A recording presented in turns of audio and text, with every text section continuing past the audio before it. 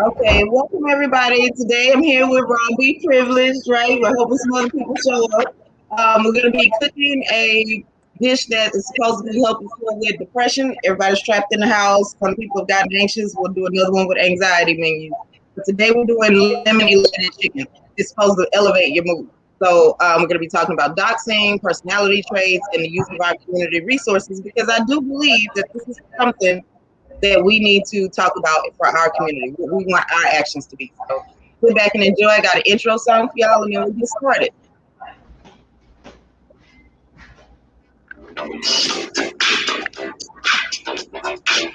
Can you hear it? Yeah, I hear it. Okay.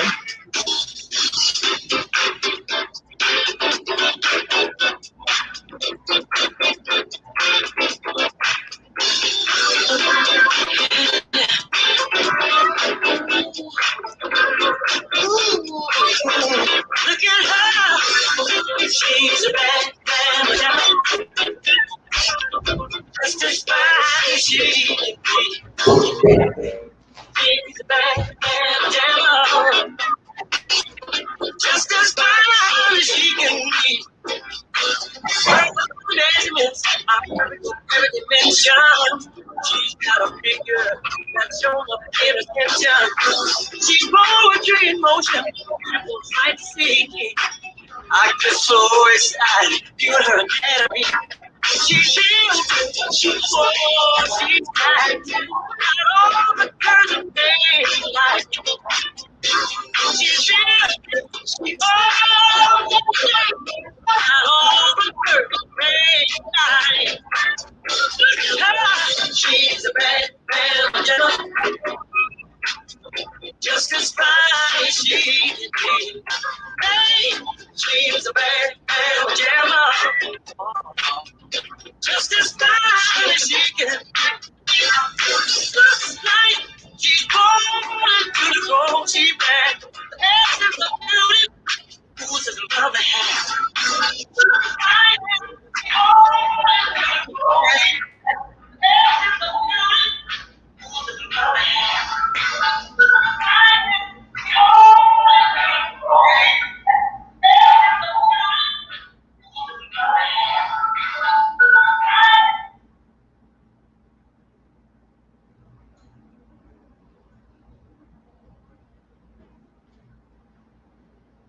Tell Pat we lost the sound from the song.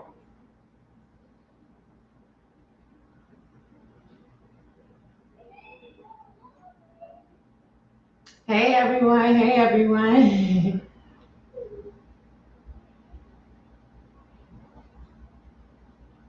Wait, let me mute me.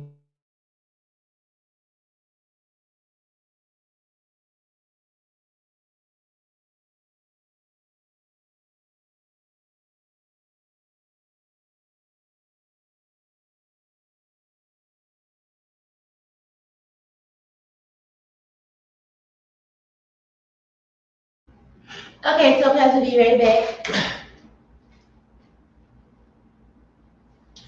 Do.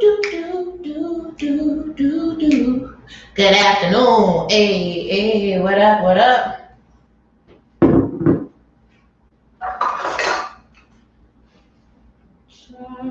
There she is.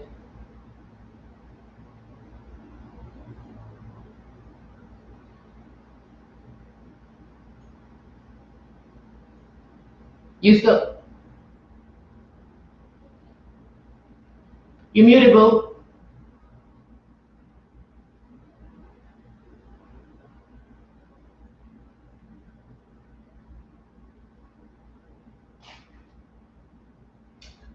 Well, while she's getting it set up, how she won't get it set up, welcome to mi casa. Just get that pasa. Let me stop. Y'all know I'm silly as hell, y'all. Y'all know it. Yes, ma'am. I'm over here trying to. Wait a minute.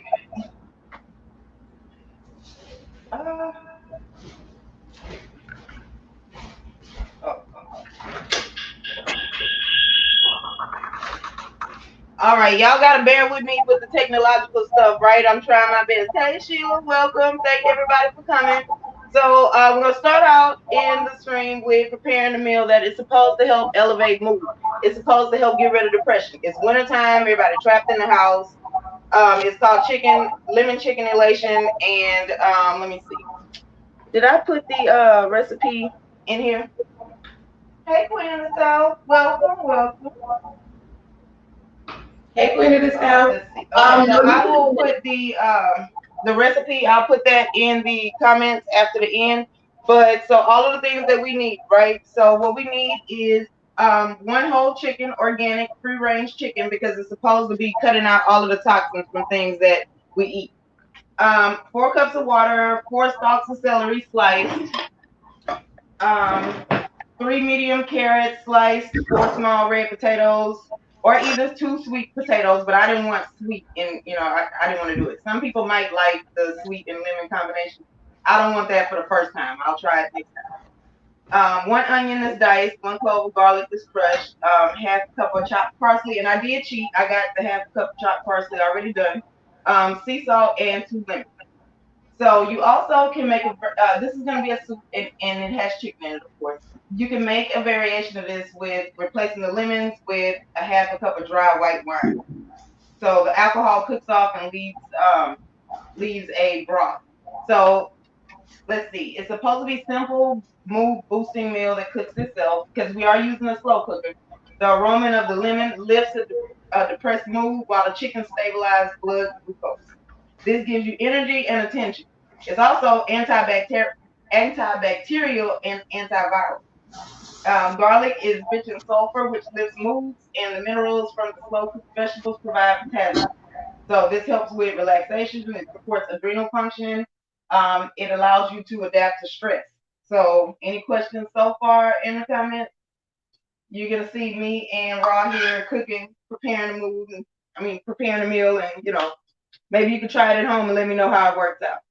So first step is to wash the chicken and put it in a slow cooker along with the vegetables and liquid. So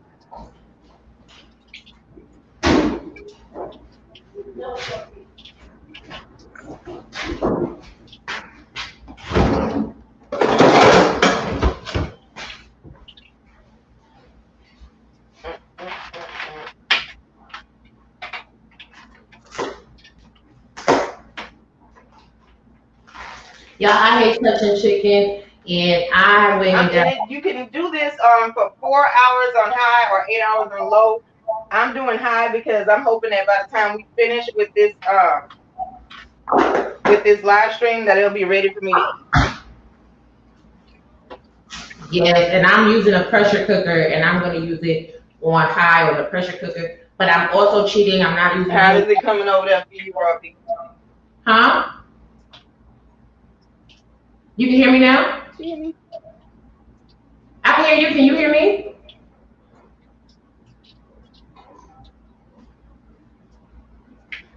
If y'all can hear me, put them on in the chat, please.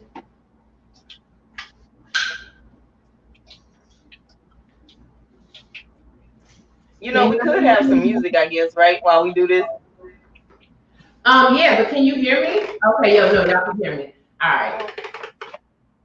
So I cheated and I didn't use the red potatoes. I'm using white potatoes. I also got a whole chicken quarter, so I'm putting that inside of the pot for my slow cooker. And I don't like to touch chicken, so I'm using the tongs.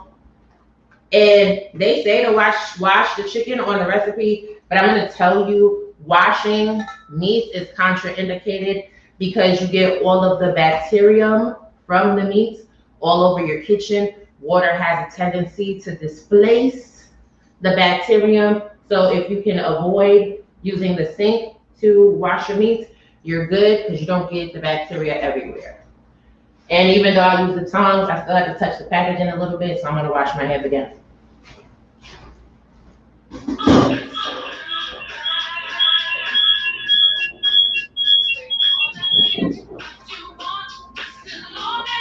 And listen, yes, my age is getting ready to fall out in all my music choices, all right? Just bear with it and put on your own music. Okay.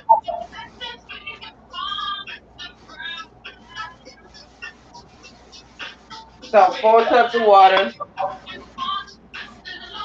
And yes, I am using tap water.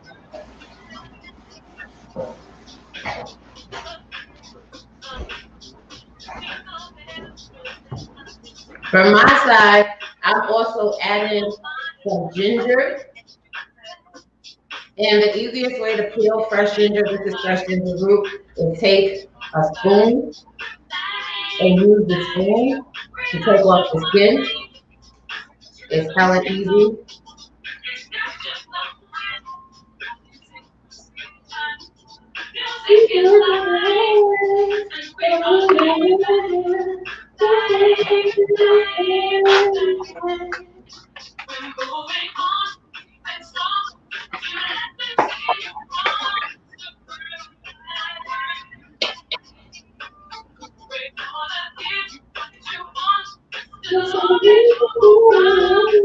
So the parsley, the salt, and the lemons are at the end.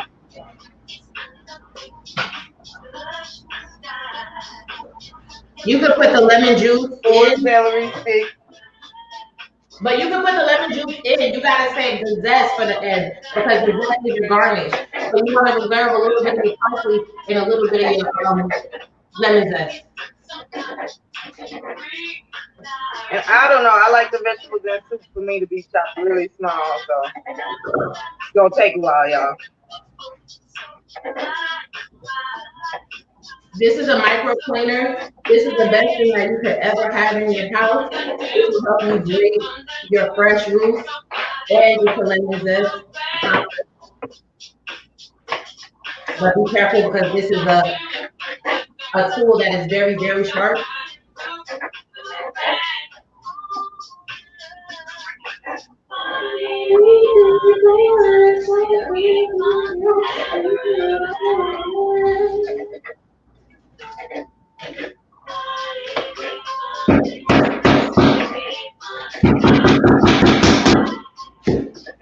Now you see the microplane comes free. They sell frozen ginger and garlic infused now. Yes, look, and I cheated too. I'm not sorry. So what? Okay, wait. What is the manual cooking? I can't touch the screen, so I can't highlight y'all comments.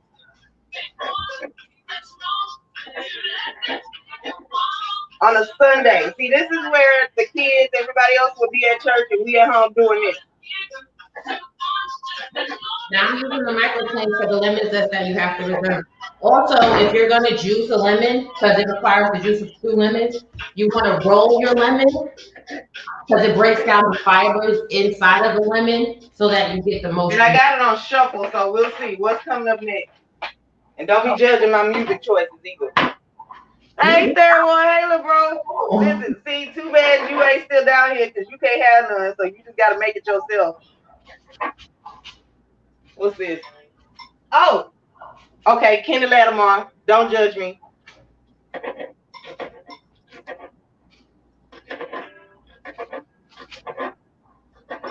And when you're zesting a lemon, you want to make sure you don't go too deep because the white is the pith of the lemon and it's very bitter. So you don't want to have any of the bitters. It looks pretty good though. I'm gonna just say right now.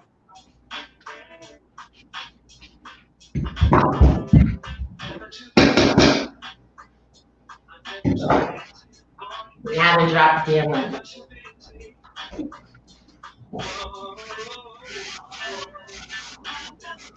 Yeah.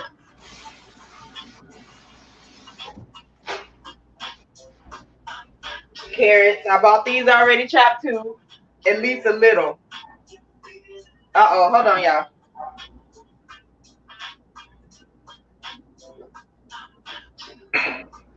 We gotta reserve the lemon for the end for the garnish.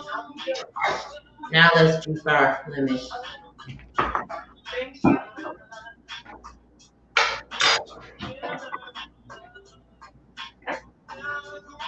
Where's my?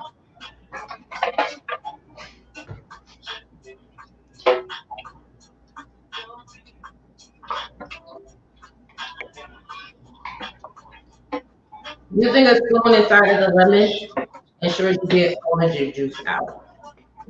As you're squeezing it against the edge of a lemon, of a spoon or a fork.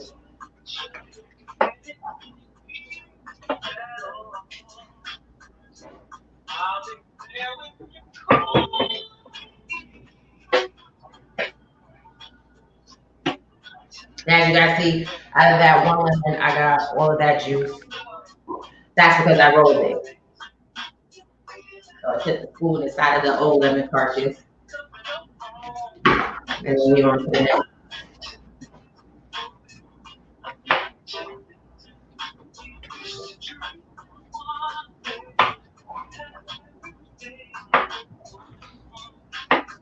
We almost done, y'all. Enjoy the musical selections. Let's see, what are y'all talking about?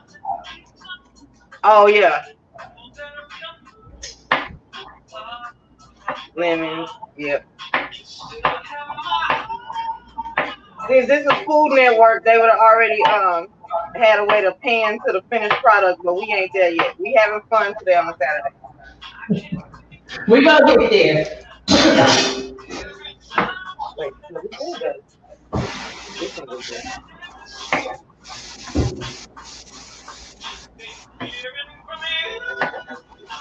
You know, I used.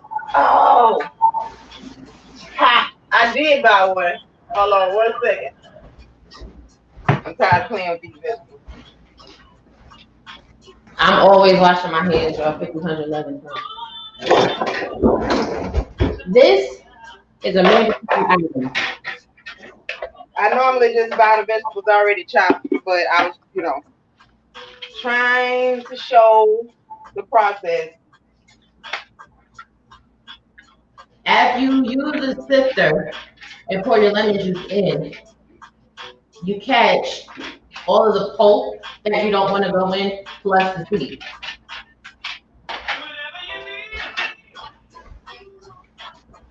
You see all that we caught from using the sifter? Always use a sifter.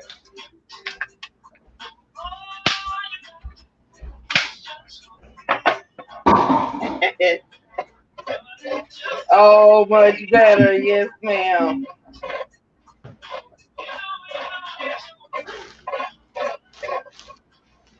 Oh, hey, Kenny. Welcome to the chat. We just cooking. Let's see. Oh, yeah, I do. I eat croutons out the bag like that. It's not okay.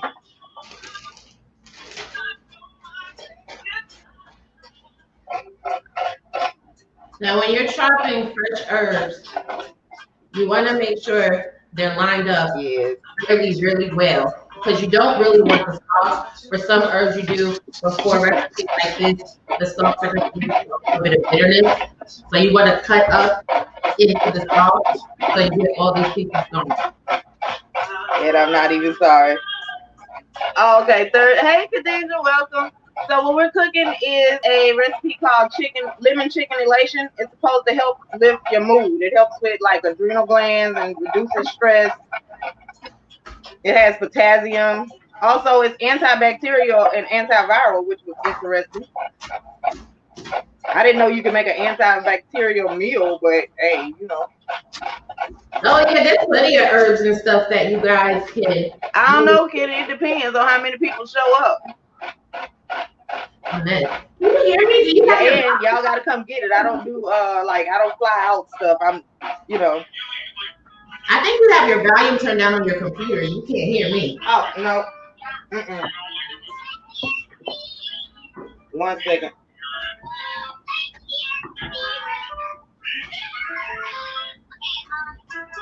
It's always good to go through on a 90-degree angle when you're chopping something that you catch everything.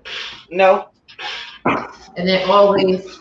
These ain't all my songs. Some of these are from the kids. Put everything back together and go through it one more time.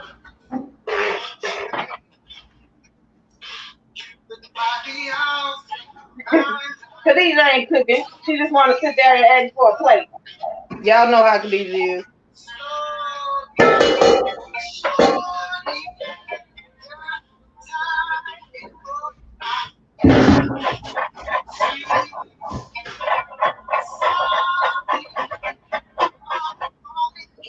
Now I'm doing my onions last because onions make me cry. Now we're going to do the potato. Halfway. Put it on the food. And halfway. Then rotate it. And go ahead and go for it. This is one of my favorite knives. I've had this actually since my externship. When I worked at the food and wine bar, and the chef gave me this knife. Any more vegetables I got? I love it.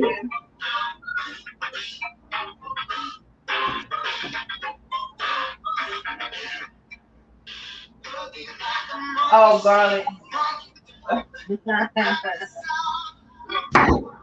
Oh, and the potatoes. There used to be a trick I knew to cut these.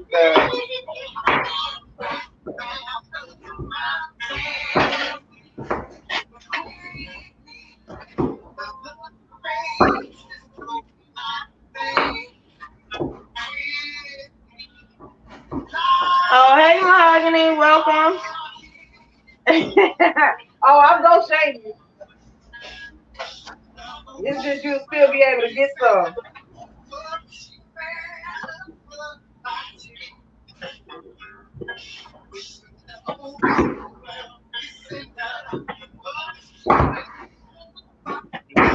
I should have got these already crushed playing with y'all. What are you doing now, garlic? You don't hear me, y'all. We having a disconnect.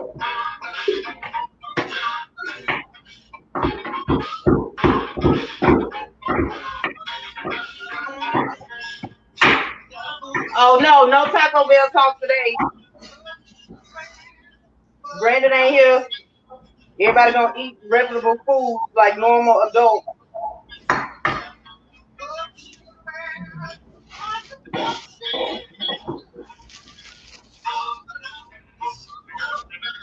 Yep, cook, clean, and listen to music. Sound about right.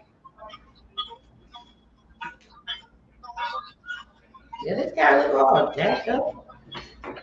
All right, so you always want to put the Well, end. it is starting to smell good.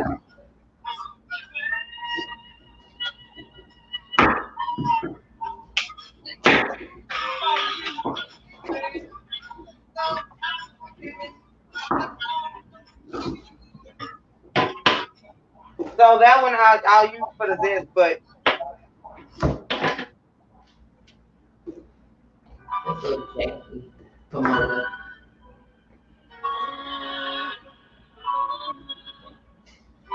oh, okay. We can keep this one on.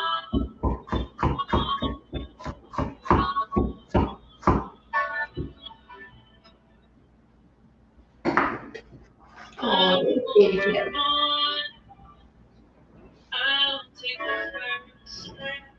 Well, maybe not that one. Maybe a different song from our best. I don't want to think about.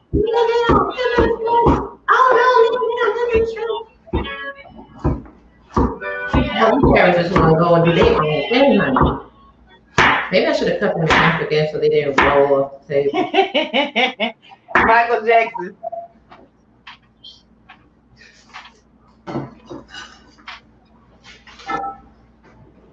And look at the dog. Get a dog. Go trying to eat the carrots. Well, it's a good thing he's still something healthy, I guess. Oh, hey, Jay Shine, and yeah, well, not a cook-off per se. This is collaborative cooking. We're cooking with each other to feel better and be happy. Okay, so mahogany is called lemon chicken elation. It's supposed to elevate mood, get rid of depression, and it's antibacterial, antiviral, a bunch of stuff. Potassium. It's supposed to increase your life. Sniper, welcome. Welcome, everybody. Please, I hope you active right in the chat.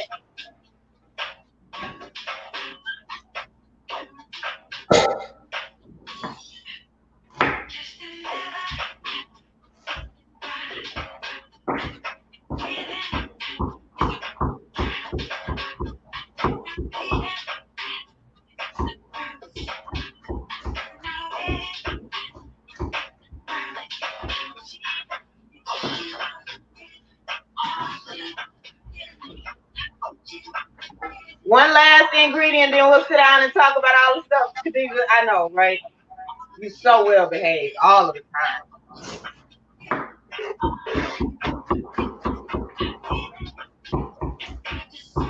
Because it's supposed to be done if we stay on the live stream for 4 hours, Jay Shine. So if we stay on the live stream for 4 hours, we get to see us taste it.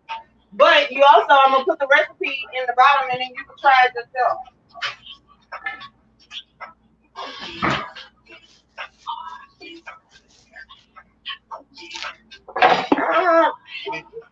And yes, normally we clean up as we go, but you know, trying to get this over with and done for y'all.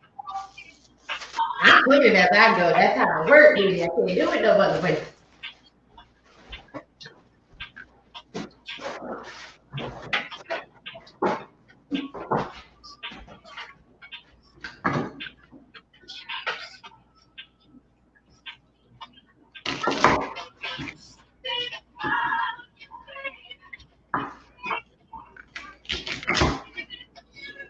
So I'll clean up after we finish.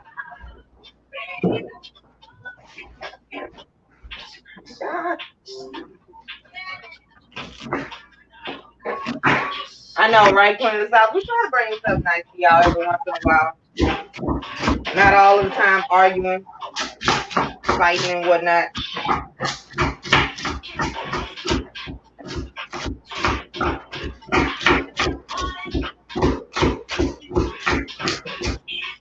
And the potatoes, I like to leave in bigger chunks. I like to know which bites have potatoes in them, so I need to be able to see potatoes.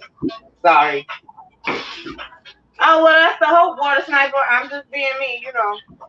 Just living life, eating. That's all we can do pretty much now during the COVID pandemic. Exactly, so be healthy. And hi, Jay Shine. Hey, Water Sniper. Hey, Queen of the South. Hey, everybody.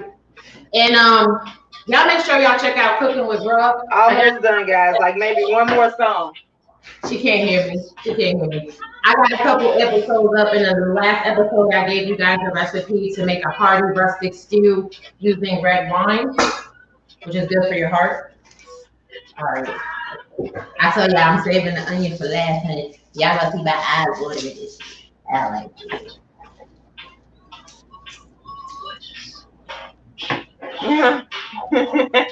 Yeah, right, Khadija. Whenever you say you don't argue with anybody, you usually in the chat arguing at that moment. And I never follow recipes, so I'm putting a little bit of extra because I know how these flavors will go together, and I want to enhance it. I usually saute on the stove, but I didn't do that this time. So we turn this out. And also, I mean, I personally wouldn't want to put the potatoes in there, but this is if I'm like going to work. I would want to roast the potatoes on their own. I don't like combining a whole lot of stuff. But I know, that's what soup is. But in the soup, the potatoes are going to pick up the flavors of everything else you put in there. So it's worth it to do it.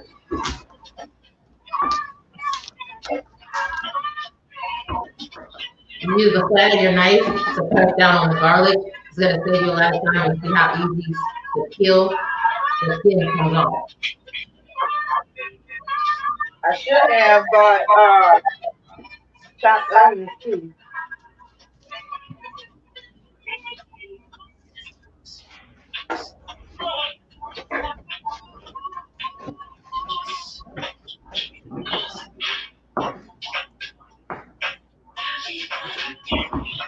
Yeah, you see, once the knife skills is up, you can cut up real quick. You just have to practice.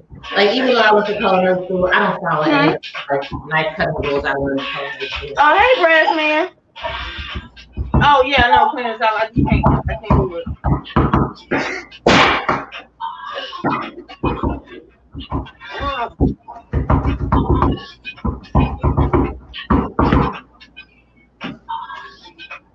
Y'all see that? That is nice and firm.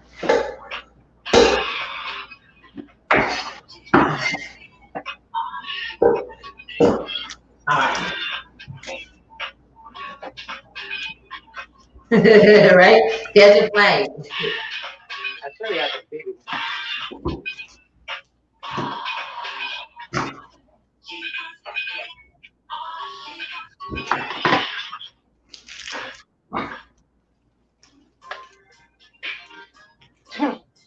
I guess we can let it play. I don't know. Y'all like this song? Y'all want another one?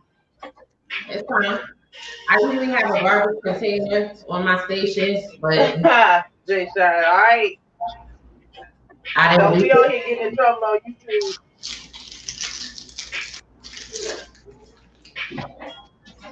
Not for me. I don't put people in trouble.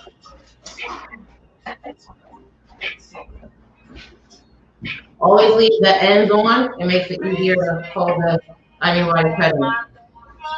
So all the extra pieces are off.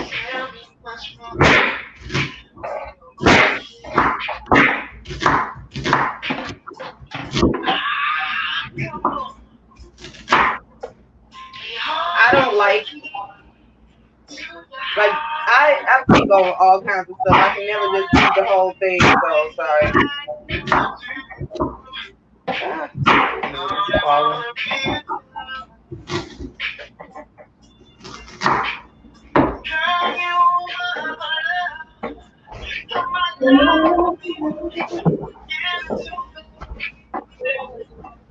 Nobody hitting no y'all. What onion tip?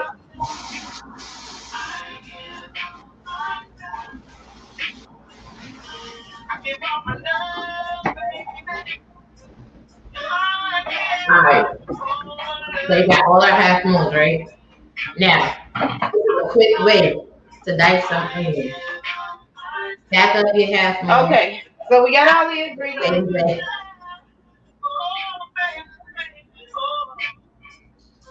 Alright, this is a good little pile. Line up the rest with your knife. Now let's go through. And I'm cleaning up here, and then we're gonna go back to the other side so that we can talk about our subject. So as we're talking, the food will be going, and then we will see if it's good or not at the end. If we end the live stream before it's done, then I'll just upload when I tasted it. Hey, Gazette Shar, I have been watching your replays. Pretty fun. You and Ruby are hilarious.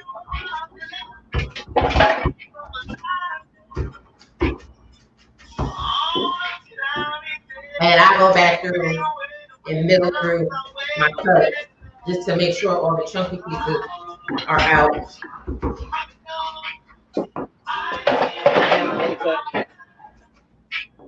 And so when it's finished, we add the sea salt, parsley that I cheated with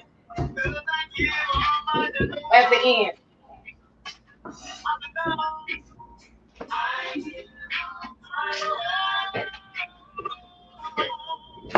Oh. Yep. Meanwhile, blackberries.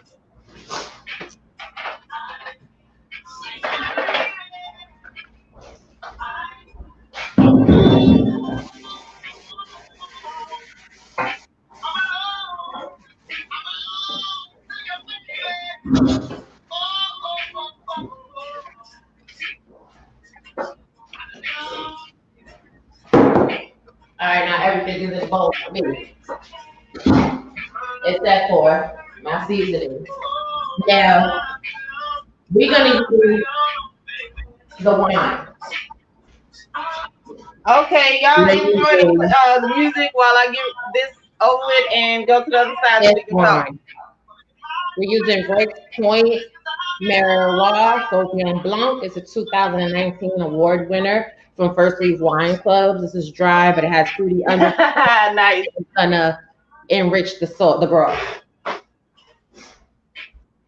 Hey, Nicole Ali, welcome. Queen of the South says, I wish they had the gold digging YouTube channels when this song came out. I would have made a kid. See, because you always got to think about where the money gonna come from. That's a good idea.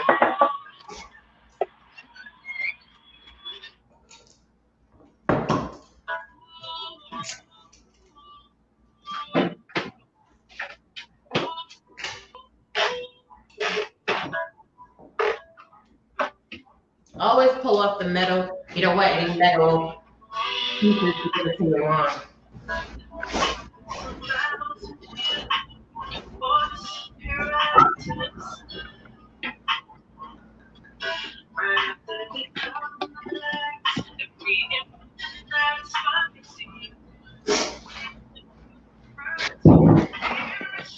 Also, you could put the wine cork upside down in your wine bottle to reseal it, and you'll be able to pull it out. Nothing will spill, nothing will get in your wine.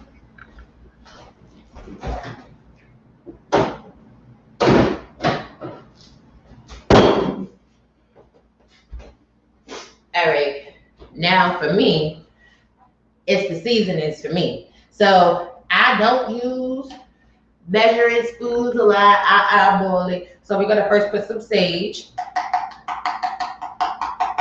I've just stepped on the flavor a little bit. Little sage. I like fresh sage, but this is all I had. We also gonna put a little rosemary. You know, rosemary and chicken, honey. If you don't know nothing about rosemary and chicken, honey, rosemary and chicken, it. I like a little spice, so does my family. If you guys didn't know, Red Hot has a seasoning, so we're gonna add in the Red Hot just a little bit, because you don't want to blow out your taste buds with the heat. It smells really good too. And I'm not gonna use black pepper. I'm gonna use white pepper. Just a little whoop whoop whoop, a little whoop whoop whoop. Love pepper, y'all. I love pepper, y'all. Oh my gosh. Hey, Third World Colombian. Hey, Dave Christopher. And then a little bit of salt, not too much, just a little light. Cool. So now, y'all see all my space is cleaned up, everything ready to cook. And then we're to pan it, but chill. So put all my spices back in. And then I just have my lemon zest, I'm gonna put it on the side. When it's finished, I'm about to add my 4 cups of water and stir it. But let me come around and show y'all. I'm gonna have to wipe this counter. So, oh, honey. Yes, I am. Yes, I am. Lord. Y'all don't judge me. Okay. So, this is how it looks up inside of there. Let me put a little bit of the water in there.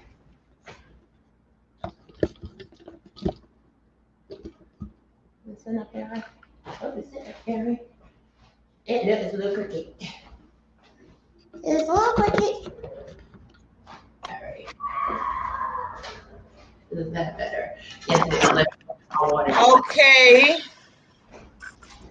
Hold on. Stop all of this music. Okay, so Robbie, where you at? I'm still here. Okay. So let me see what all I missed in the chat. Out. Okay, y'all talking about some streams and whatnot. Okay. All right. So if I missed anything up there that was like important that y'all definitely want us to talk about, then just let me know. Right. Oh, Water Sniper said we could start a cooking show for this sector over here. We can. I would like to. I would do it. Judge Stein is giving something to the Lord. It's above him now. Whatever it is, in the cave, whatever Khadijah said, it's above him now. Like, I don't even know if I have that downloaded, Khadijah. I would have to go look and see. Let's see. I want to feel like yes, because that's when I first became grown in the 2000s, and so I just felt like, you know, the world is my oyster, so the music just is automatically uplifting. Now what is? Let's see. Okay, so Nicole agrees. Let's see. Oh, thanks, Dane. You always so complimentary. Not Silk, may the Lord rebuke you. Yeah, all right. You know, y'all acting up in the chat. Okay, so I got my blackberries until the food is ready. So it's y'all job to entertain me for 4 hours, right?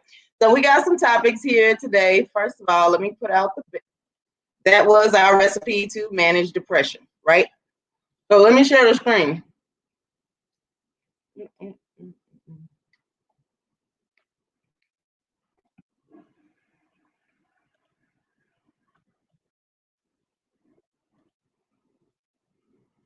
Well, I guess it's gonna have to be the whole share audio. Yeah. Got it.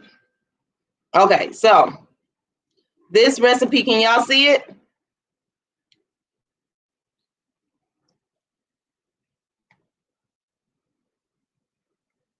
Jay Shine is the Lord's Day. Yeah. Okay, so listen, let me know if y'all can see this recipe. And so this is what we were cooking here today. 1 whole organic free-range chicken, 4 cups of water, 4 stalks celery, 3 medium carrots, 4 small red potatoes, which I used instead of the 2 sweet potatoes, 1 onion, 1 clove of garlic, half a cup of parsley that goes on at the end, sea salt that goes on at the end, and then the 2 lemons. The lemon juice is inside of it, and then we top it off with zest, but I don't like lemon zest, so I'm not gonna put that on there for mine. So you put the chicken and the vegetables in a slow cooker, 4 hours on high, 8 hours on low. Add the parsley, salt, and juice from the 2 lemons, and grate the teaspoon of lemon zest on the top before serving. Never add salt or lemon until the soup is finished cooking, right? So if you guys want that recipe, just email me. I can send it to you. Hey, look, George Macon. So you could, okay, see how, like, good, look, great minds think alike. We did not even tell George Macon that that's what we were making, and he somehow is just making the same thing. See, that's, people don't want to be depressed during the summer. Yes, exactly. That's why it's mood elevating. It has a lot of positive characteristics.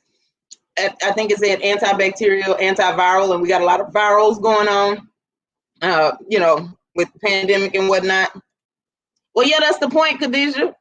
So you put it on before you leave, and then when you come home to a whole meal already being cooked. See, look, a man in the kitchen on a Sunday. That is amazing. Keep up the good work. The George Macon experience, right?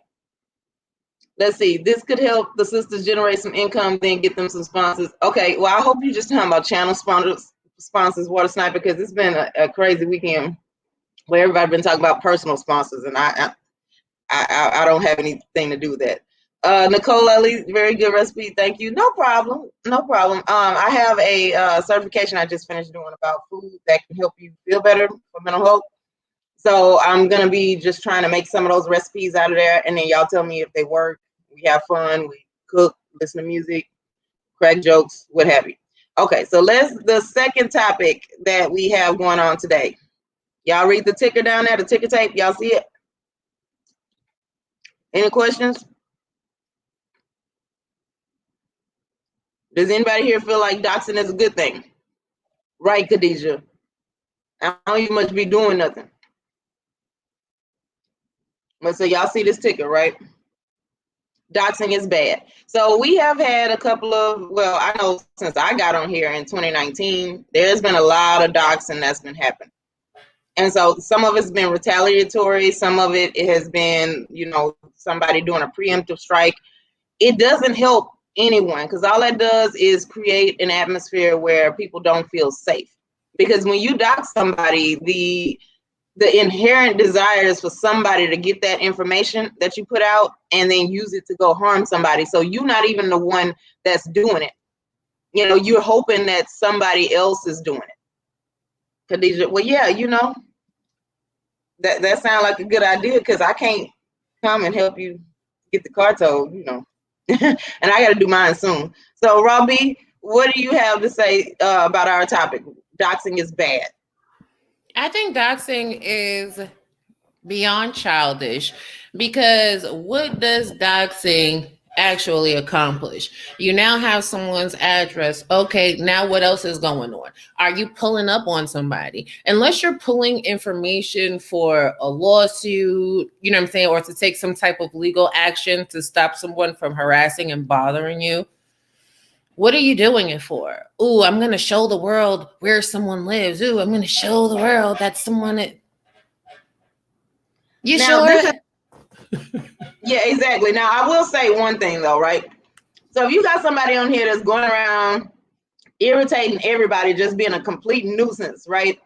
And then they are looking down on other people for having a normal life. Like you do normal people things. You have a normal house. You don't have a big, huge mansion. And this person is going around lying, saying that they do, and looking down on other people and getting paid because people feel like, oh, well, maybe if I listen to them, I could have that same lifestyle. Now, if you dox them, I understand why, right? It does accomplish the goal, but I feel like we have to make sure you don't go too far. Like you tell the community enough, and let's just be real. Doxing happens outside of YouTube too. Doxing happens to celebrities. So, you know, if you're accomplishing a goal like warning the public, that's way different, because we as the public want to feel safe too. But once you do extra, once you go beyond that, now you're a doxer now. This is the thing though. Anytime you're putting someone's family in jeopardy, like if you feel like somebody's lying to you and they're not living the lifestyle that they claim, it's always on you to just maybe not watch. Like people should be careful about what they invest their money in. Anybody can sell you a bill of goods. I was taught since I was young, believe none of what you see and half of what you hear. So what? Just because somebody says, "Ooh, I live in a mansion," "Ooh, you should listen to me." Well, listen, sure, pick up game, get some knowledge, but paying all your money for what? Mm-hmm. Exactly. Queen of the South is funny. I don't understand that either, because it's supposed to be. Yeah, I know, because you know. What it's supposed to be is that the whole reason why you get big numbers of subscribers is because until you hit those huge numbers in subscribers, you can't quit your day job. And so if you get all your subscribers to give you like $1 per stream, if you get 1,000 subscribers, then okay, cool. Right? It's supposed to be like crowdfunding. You know, it's supposed to be like a timeshare of information. And if you haven't done that, like you got people paying you $200 and $300. I mean, you know, more power to them if they're not gonna miss it, but that technically is not how it's supposed to be used. Well, this is my thing too. I see a lot of people putting money into platforms that have no changes. If you don't see someone that you're giving money to, buying better equipment, you know, investing in some streaming software, giving back to their subscriber base, like doing giveaways and stuff like that, if you don't see them getting exclusive interviews, exclusive content, then what have you really put your money into? Because most of these content creators on here, they take your money, they go get the turn up, whatever they turn up is, they partying, they buying wigs and nails and outfits, and you over there in the struggle. Right? Exactly. And then they talk down to you if you ever like make a suggestion or make a request. They talk down to you after they're living off of your money. Exactly. Like this video today, this video is sponsored for me. One of my subscribers, a sense of I was telling her that, you know, you and I were going to be cooking today. She couldn't come because she had some other stuff to do. But she said, here, let me sponsor the video. She sent a couple dollars. So you guys make sure you check out A Sense of I on YouTube. Her channel is lit. But it should be things like that. Like, oh, I want you to do X, Y, and Z, but you may not have X, Y, and Z to put into it. Or even if you do have X, Y, and Z to put into it, let me invest that into you. Right. That's not what's happening on this platform. And I think it's going to start to be regulated. A lot of platforms are not letting people say, hit my Cash App, hit my PayPal. They don't want that anymore. Exactly. Like it's a lot of people that like they expect you, like they get mad at you if you don't give your all into their channel. And I'm like, okay, well, first and foremost is your channel, right? So even if I don't get $1 in Cash Apps on here, I'm obviously on here because I feel like I have something to say. And let's say you never got any Cash Apps from the public before you get monetized. If you do a good enough job, if they at least like the video, share the video, subscribe, they give you watch hours, eventually YouTube will pay you to be on here. You know, you could get also sponsors from other places. Like let's just say, you know, somebody decided that they wanted to, well, let's say I was talking to a business in my area, right? And they decided, oh, okay, well, we want you to do this stream, you know, highlighting us, and we're going to pay you to put it on your channel. That doesn't have to come from the subscribers. These are like, this is the thing. People are subscribers. They live their life. They have their own bills. They have stuff they want to do and party and turn up, right? So they don't owe me their entire check. I don't like when I see the content creators on here every 5 minutes. Y'all ain't hitting the Cash App. I'm going to drop the stream. Okay, well, then you should have never started the stream.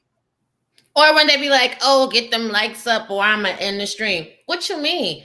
You shouldn't have to be begging people for likes. You shouldn't have to be begging people for money. What were you doing? That mean you're not doing a good job. That mean they don't care. Right. What were you doing before, you know what I'm saying, you came up on here to take care of you and your family? Do that. Hey, Right. what a sniper boobs. You know what I'm saying? Like, I don't know. I think that people see YouTube as the quick come up. Like, Right. ooh, I could talk some shit and I can make somebody else look bad. And the people that are watching is gonna pay money because they don't like that person either. And it's a read and it's a drag, so they're gonna throw money. No. Even memberships, quite frankly, I think channels that have membership and they have people sign up for their membership, but they're not doing any content for their members should also be removed from YouTube. Because some of these people are charging ridiculous ass prices for membership, especially when they ain't doing nothing. And you know what? And offer a tier, because let me start out at the smallest amount to see if I even like your additional content, and then I'll move up. Don't try to shame. I heard one content creator that has like a tier, right?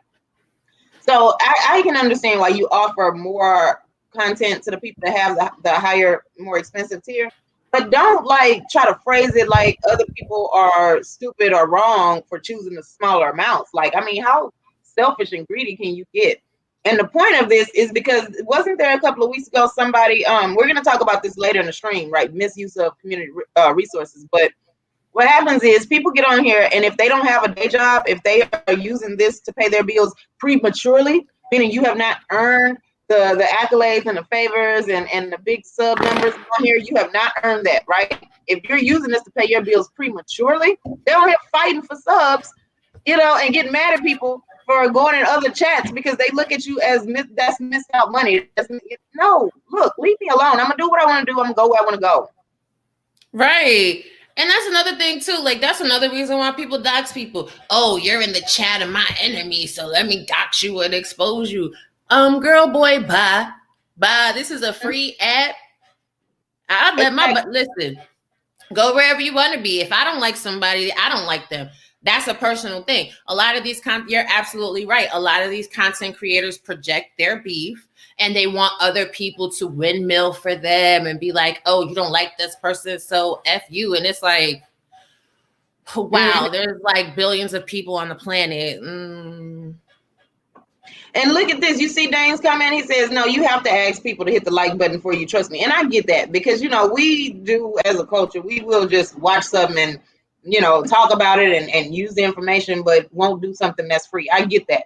So I'll ask y'all to like, share, and subscribe and all that. Anything else you do above that is just out the kindness of your heart, and I truly appreciate it.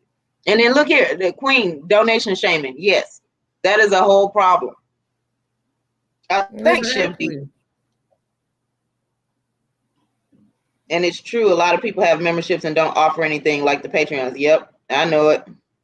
Oh, Liz. Well, people are getting huge super chats and cash apps, so they definitely will not stop the generous handouts if people would do. Yeah, now listen, if the person wants to, right? If they want to give you $300 for a stream for their own reasons or whatever, I'm not saying that that's bad.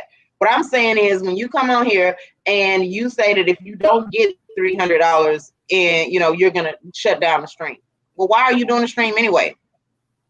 But my thing is, yeah, it ain't nothing bad if somebody want to give you money for your stream, but then what are you taking it in turn and doing with the money? Because Super Chat, Cash App, Patreon, Teespring, it's a function of, okay, your community is supporting you.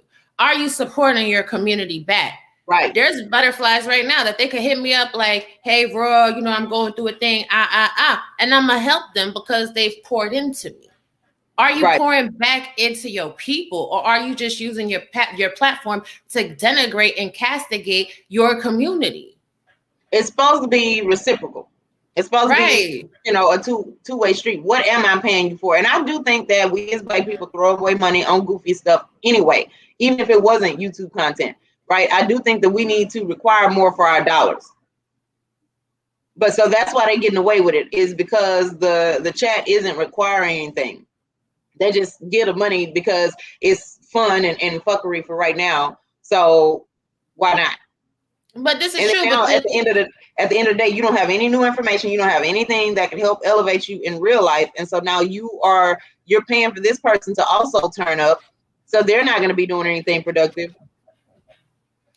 But I think it also speaks to integrity in journalism. if you're going to be here on this platform, regardless to if the people that you're viewing demand anything from you, just for your personal, you know what I'm saying, edification, just so you can, you know what I'm saying, put your shoulders up, look at yourself in the mirror like I'm doing something great. You should be trying to offer something back. And then that speaks to content creators, because if they don't have enough integrity to want to do something back, then should you be listening to their opinion? No, because this is a person that's going to use you and throw you away, which essentially is what's happening. But because there are other people in the chat, people don't feel that way. They don't get it. And I know, it sounds like I'm hating, right? Well, technically, I mean, I don't think that I'm hating. All I'm saying is require more. And if you got ideas and suggestions for this channel, then drop them in the comments. At least I'll be the one to try to actually do it if it's reasonable. Reasonable, because, you know, y'all play too much. Right, but Queen of the South is right, because quite frankly, I'm gonna keep it gangster with y'all. I'm gonna give y'all a little tea. I know plenty of content creators that got one or two people that they have come in there under troll accounts that they send them money and then they put it in the super chat, or they give them a $20 and the person sends it back to them on the Cash App, $1 at a time, so that you are psychologically triggered to donate to them because you hear that Cash App thing going off. And another Social engineering. Social engineering. Right. And that's another thing too. I feel like, for me, I don't like my phone making any noise while I'm live. I feel like it interferes with the sound that I have going on, and it's a distraction. So if you hear somebody that's letting their phone go off with the Cash App, please know they are playing in your face to make you feel pressure to give them more money. Just like when you donate to someone via super chat, that super chat button gets to lighten up so that anybody that's looking at their phone, their eyes are now drawn to the super chat. Oh, let me send a super chat. Exactly. Hold on. There was this other comment, Kenny. He says, not trying to pocket watch, some content creators are getting upwards of 500 and more just from one person, let alone the other contributions in the chat. I'm not mad at it. People will support whatever. Yes, but what I'm saying is, first of all, we started off this part of the conversation with doxing is bad, right? Because that's what's been happening. And so you are responsible for where you support. When you support a channel of somebody who is petty and competitive for no reason, you are going to see more of the fuckery that we don't like that everybody's complaining about. It's going to be, you know, a contribution to doxing and roasting and all that. But with roasting ain't that bad. It's just the doxing part when people get attached to that money and that big money coming in. So I'm just saying, support the channels that you want to see more of, or either don't complain when the BS happens on here. So that's kind of the point of this, is doxing, and also, you know, what content we support as a community. So, I mean, I'm not mad at they hustle. They can support whoever they want to support, but then it's their fault. They're literally adding their the definition of contributing to the fuckery. Oh yeah. I know what you were saying, but if they saw your comment, then I wanted them to know what the end of that conversation was. Let's see. Oh, go ahead, Rob. Yes, and then too, like, I don't like content creators that will ignore their whole chat and only pay attention to the questions in the super chat. What are you talking about? What if there's somebody in your chat that is faithful? It comes through every single day, every single stream. You mean to tell me you just gonna gloss them over because they ain't put their question in the super chat? Get out of here. That's also playing in people's face, playing with that self-esteem and their need to be accepted and seen and recognized. Like if I write in the chat 2-3 times and nobody don't say nothing, girl, right, peace out, and you might get a thumbs down playing with me, honey. Well, yeah, because why can't you get anybody else's attention? Now, listen, if I'll give, now I'm a little bit more forgiving than you, Raw. I'm nicer than you. So I'll give him 1 or 2 chats. If I go in there and I don't see anybody, I'm not going in there either, because that means your content has touched nobody. So that means, like, other people on here, if they've been here longer, they probably know something I don't know. Like, maybe you lied. I don't know. Who knows? We'll see. Look, Jay Shine says some of these YouTubers are virtual panhandlers who don't even use clean water on your windshield. See, you know, that is so annoying when that happens. Let's just say I've been there before, and yeah, that was annoying as hell. Hey, Professor Black Ops. We're just in here talking about what we want YouTube to look like for the black sector. We're gonna start having some we're gonna have some gatekeeping and some some codes of conduct for the sector. That's what we're doing. And another thing, don't be coming up on here like with your sob stories, trying to get a pity party and manipulate people. I'm sorry to tell you, but I could have been on anybody's hard time the whole entire time I've been on YouTube. Where is the personal pride? I wish the hell I would ask a whole bunch of strangers to handle something for me and my family, especially these people that got like wives and husbands. What is your partner doing that you have to come on social media and beg? You've been bragging about having a partner. Here, I wish I would. I wish I would disrespect. Can I care first? Like, can the first time you go live not be about what you need from us to pay? Can I care first? Can I get to know you to see if I, like, maybe I feel like that's what you're supposed to be. Like, nobody ain't supposed to help. So,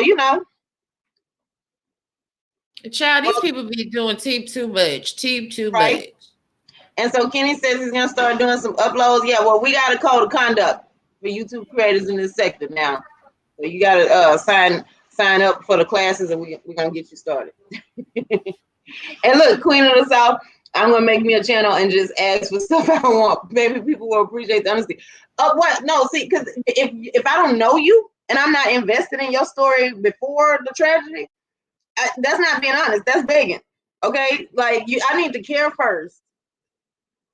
And even, like, these people don't even know the art of the hustle in the game. See, if there's an art to dry bagging, I can kind of respect the dry bag a little bit because you just kind of dropping it a little bit like, oh, I don't know what I'm gonna do. But when you dead ass like, oh, we coming to you in the need of a blessing because we can't. Oh, I hate that. Don't say the word blessing. Don't say, I want God to put it on your heart. Jesus be a cash app. Like, that's gonna annoy me. Don't play with my religion like that. Like, just say you on here begging, because I don't think God helps with lying and using his name in vain like that. I know you didn't say Jesus be a cash app. See, if I'm ever in somebody chat and they say Jesus be a cash app, I'm going to say Jesus paid it all and he will supply. Get up on my Facebook page. Right? Like, come on, man. Like, don't do that. That is, like, to me, that's manipulation.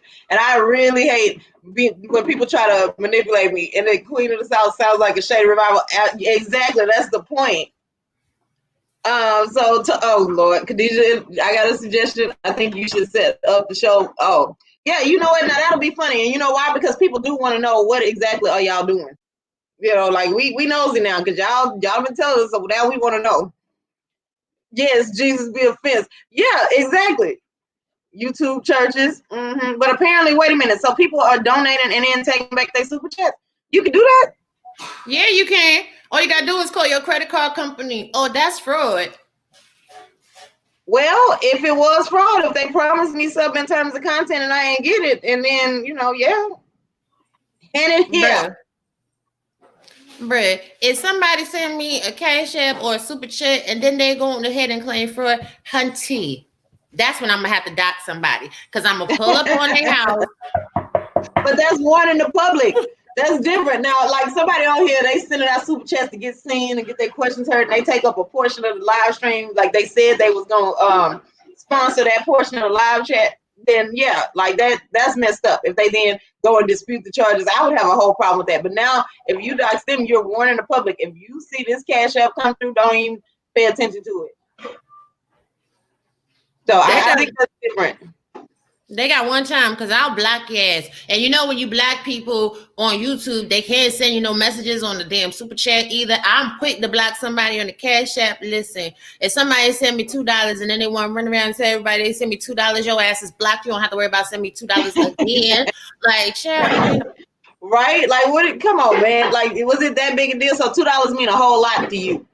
I just basically at this point is doxing, is bad content creator behaviors. There's bad chat box behaviors. Can we just all be normal people? Can we all just do normal people's stuff. Why is that? Because it's new money on YouTube. You got to understand that.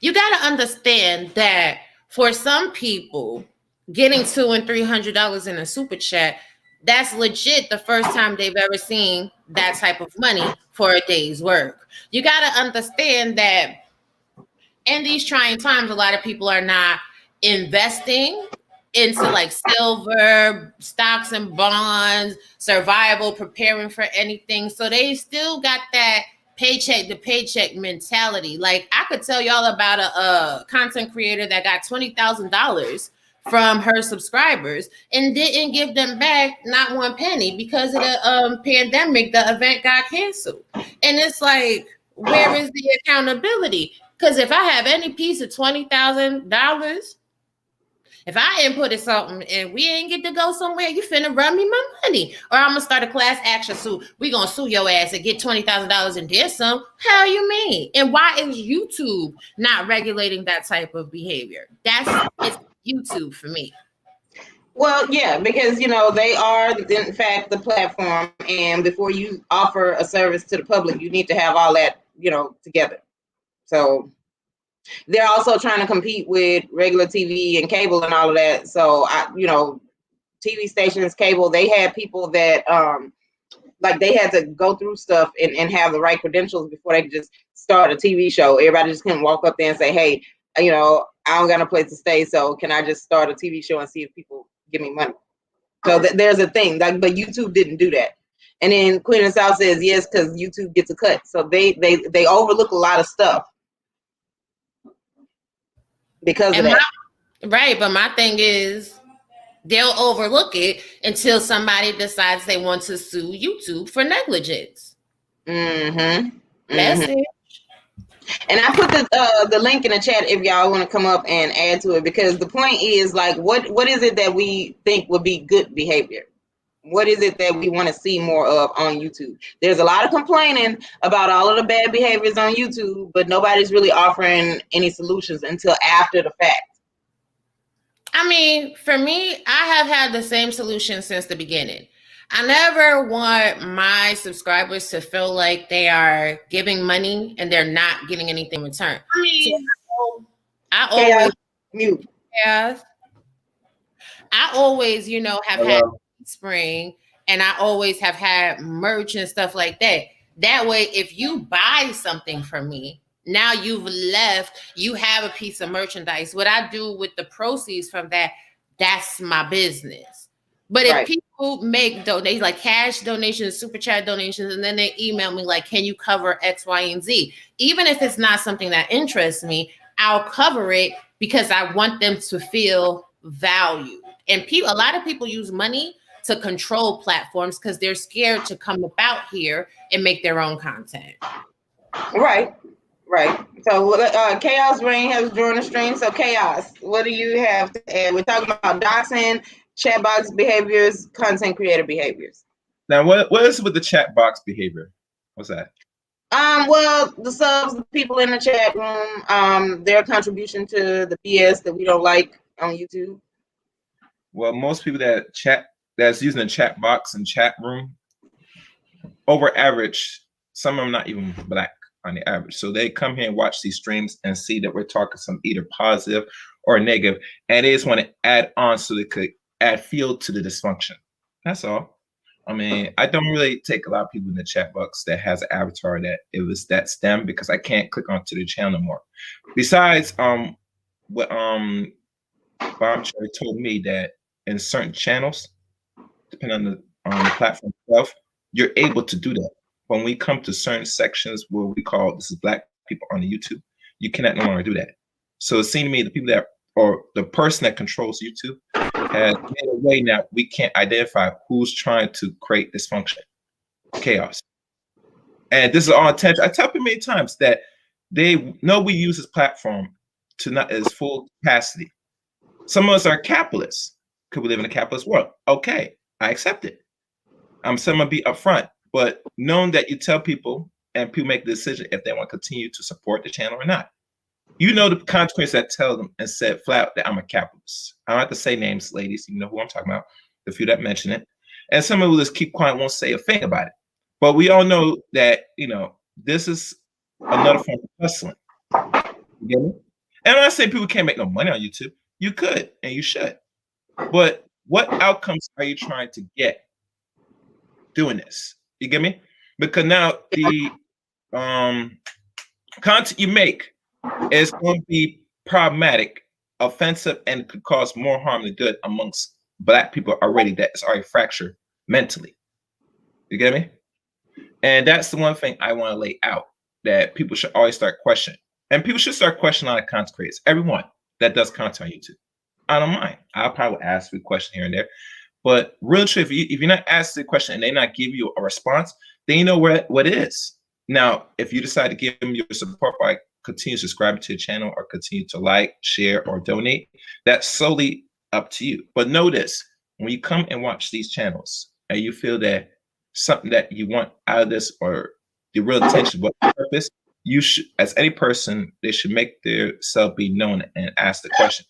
Now, in regards to super chat, where people that ask questions for people to see it, that could vary depending on how much people is in the chat room. If you got more than 1,000 people and it's going fast, then obviously you're not going to catch the question.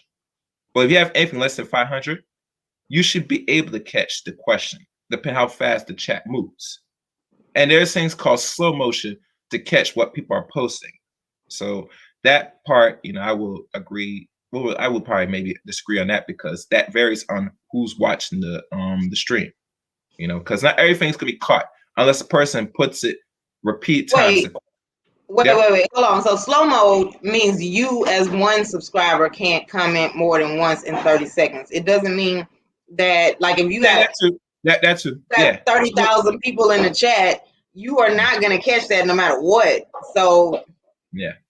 But most of these people only have a couple hundred people in their chat.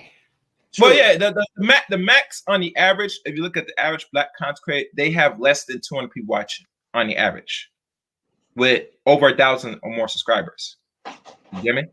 So it's not that you get like 500 to 1,000 people watching on a live stream. No, you're not getting that. So, like I said, in regards posting a question and they're not going to catch it, it might happen, But like I said, for people to super chat it, that's the best way to see it if it's something important. So if you have it on your platform. Now, most people that got 1,000 subscribers don't require super chats. They don't like it because they want to give YouTube their 40% cut, which I don't like. But like I said, this is a business. So if you put out a certain subject and you want people to listen and they have question, you have to make it known present that, if it's something very urgent, then you tell people up front. If it's something that's regular, then, there's ways to be known. You can highlight their name in bold letters. If it's something that's just a regular question, or if it's something that you really want somebody to read it, then that's when the super chat should be put in play. But other than that, okay, so now wait a minute, Chaos, because what you're doing right now is giving out like the stuff, the technological part of running the stream and what to expect and all that. Okay, so the point for this part was the behaviors that we've seen out of content creators that set a bad precedence for Black culture and Black behavior. So when we dox people, like there have been some people that have done doxing because, they got doxed first and stuff like that. I get it. Yeah. But what I'm saying is going forward, we need to not, because it brings bad energy over here. That means anybody that's watching, they're not going to participate. They're not going to comment. They may or may not even super chat. Like some people were getting doxed when they super chat somebody and the content creator got mad at them. And then they put all the, financial information out there. Now that's crazy. The point for all of this is just like, what can we do in the space? What can we require and say, like, this will lessen the chances of those behaviors continuing? Well, that's going to depend on the user themselves, the person that's putting out the content. They got to really be up in ante of how they structure their their chat rooms. YouTube has a way where they could limit certain words, maybe certain names of people, but it has to go beyond that. There has to be a certain consequence that, let's say, if people are going to be expressing their thoughts through chat rooms, to let them know, say, if you have moderators that are on point, to let them know, say, if you say this or mention anybody's names for any reason, there will not be a warning. You will be automatically blocked. And the only way you can come back, if I deem to unblock you, you're going to have to write a paragraph and apologize and why you did it. You get me? Okay, And- so and chaos being a nun, the stern nun at Catholic school, you get popped on the hand with a ruler and write a paragraph on why I should well, forgive you. I heard I got this from another consecrate, which it would make better sense, but the average Negro ain't gonna write no fucking paragraph on the email and say, why you dox me? Someone will email depending on their favorite consecrator. They'll write email saying, why you block me? Why this person? And then, okay, who's the person that blocked you? Matter of fact, I don't want to know who the person. Why were you blocked? That's what I know. You get me? And you have to be in detail. But most people nowadays, they're not being specific in their information of why somebody will block a moderator will block them. And like I said, it has to be let known right now that people, when they do a stream, it should be emphasized when during the middle of the stream or during the beginning that people are coming in. Usually they should wait till people that there's like a good certain set of audience. Then you let them know. Now after that, you repeat yourself after certain parts during your live stream. But after you had to let people know because repetition is the key, ladies.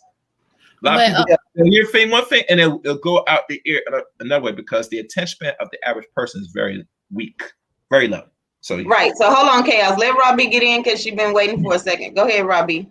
Now, in the case of me, people hate it because I'm sitting here showing our people how to create businesses and keep your business in the black. And I did a lot of stuff for my business online. And what people don't realize is you can have your business established and set up. When you do it online, it takes it takes a minute to get in the system. So people doxed me and doxed my business and said my business wasn't legit. So now that takes away from people supporting someone. But in fact, my business is legit. Even when I showed people, my business license and, my EIN number, oh, she just created that document and that's not true because I can't find it online. What a lot of doxers don't realize is a lot of the information that you find online is outdated. It's not valid. And then you're out here spreading narratives, which is why I'm taking people to court for defamation and slander. A lot of people need to get up on their big girl panties, handle their business like the business people they say they are. And that is how you stop a doxer. Start taking these people to court. And because that's what we were getting ready to go towards next. Like, so if you are in danger of getting doxxed, like you recognize that you have some haters, you recognize that you're doing something good and some people are already upset about it, right? Then what do you do? Now, this comment from Kenny Conjo. So everybody knows he works in IT, right? So if he's doxxed for malicious reasons, that person will pay a heavy price. And he has like the skills to do it. He has the skill and the resources to be able to do it. So I think, right, that would be a bad idea. But what about those of us who don't have all of those resources? Well, we got to go through the legal system. And so as much as I hate involving the legal system in Black culture, well, I feel like sometimes we do need to bring it in and let you go and testify your story, in front of people who aren't going to care, right? Because, you could have just not done anything wrong against the community. So you could have chose that. But since you didn't, I do believe that no, go into court and you tell the judge all of this stuff and see if they're going to care, right? Or are they going to help me throw the book at you? And I think that we should, because we have to shape the behavior that we want for our community, online or otherwise. Exactly. Like tomorrow, every reason is a malicious reason.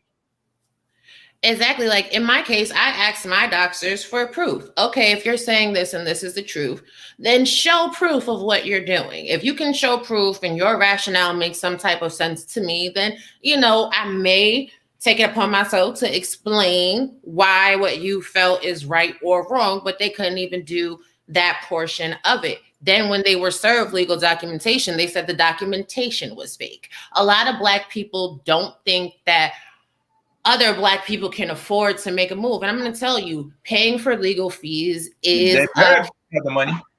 Huh? They better have the money. Because that's the world we live in now. I told us what Deidre, but finish what you about to say. Yeah, like, if you're doing dumb stuff, then you need to be able to pay for it. And if you can't, then you got to do the time. So, like that, them not having the money to pay for it is immaterial. Now, the content creators, I'm sorry to say that we're getting ready to live in the type of world where if you want to be online, if you want to do business with people in general, right, you're going to have to set aside some money for legal, defenses and fees because, look. Wait a minute. Hold on. Just sue, look, Man of Tomorrow says just sue YouTube. That is the way to quickly get the information you need. Well, yeah, because they, like people think that they so slick, right? YouTube is going to be able to find out what the IP address was and where you are and how to get in contact with you. One thing I would say, because I know you said about your business on Robbie. You still do the trucking, right, Robbie?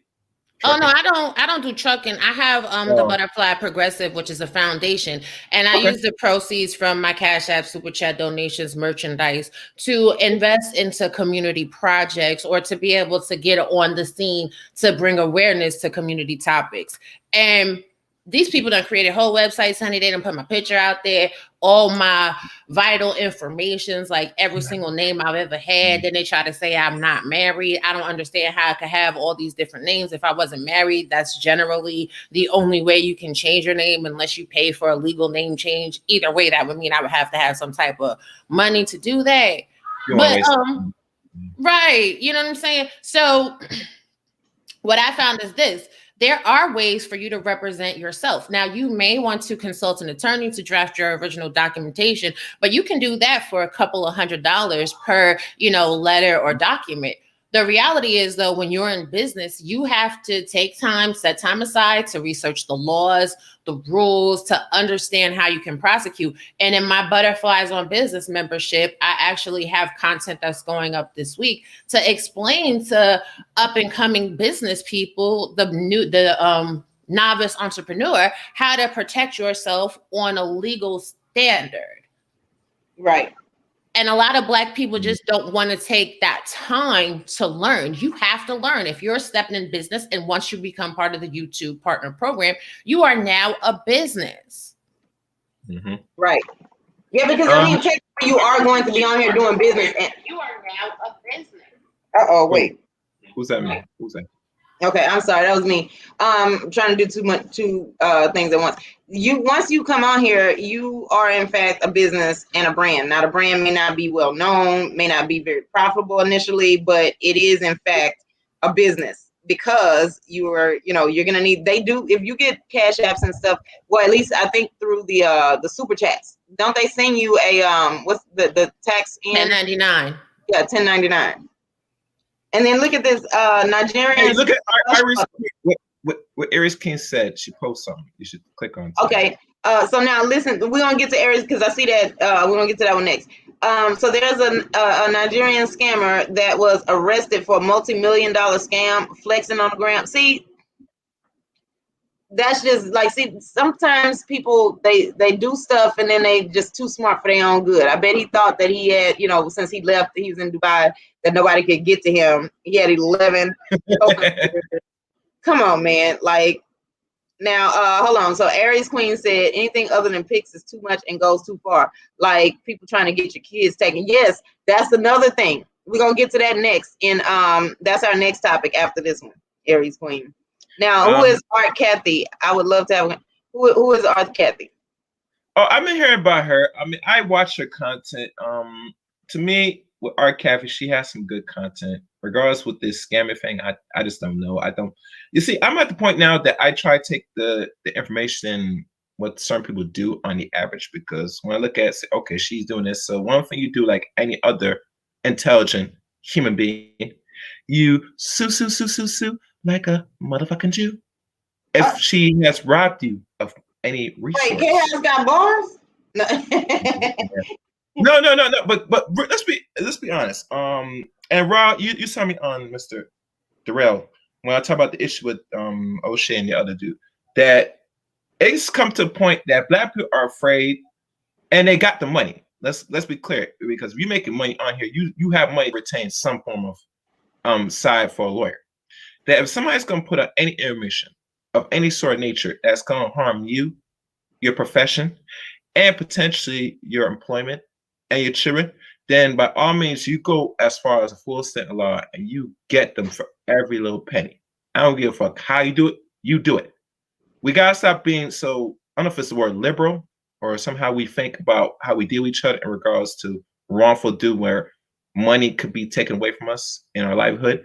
It should go as far as that I don't care. I will file that paper and have somebody come to your house with papers saying you're gonna be sued for this. You get me? And put the pressure on. And some people say they're daring and hoping that other black people say, I wish they would try to sue me and see if you're gonna go all the way to that full extent. And like I said, we're not being serious, especially if people have the time and energy to go put out people's children images so they can get their children taken, especially children. When it comes to children, now it tells you just don't really give a fuck at all. You really don't give a fuck. Because now you don't attack the person. I say, I just want to attack not only you, but everybody that is close to you. That tells me you have no heart. And really, I should go as far as to, not the evil laugh. I'm gonna laugh, because how we are. And I'm gonna say this. I'm gonna say this in response to Mike. I know, right? Cerulean said his best. He said, I advocate black on black violence. So I told the brother, yes, I agree on that. Totally. You know what I'm saying? For the right reasons.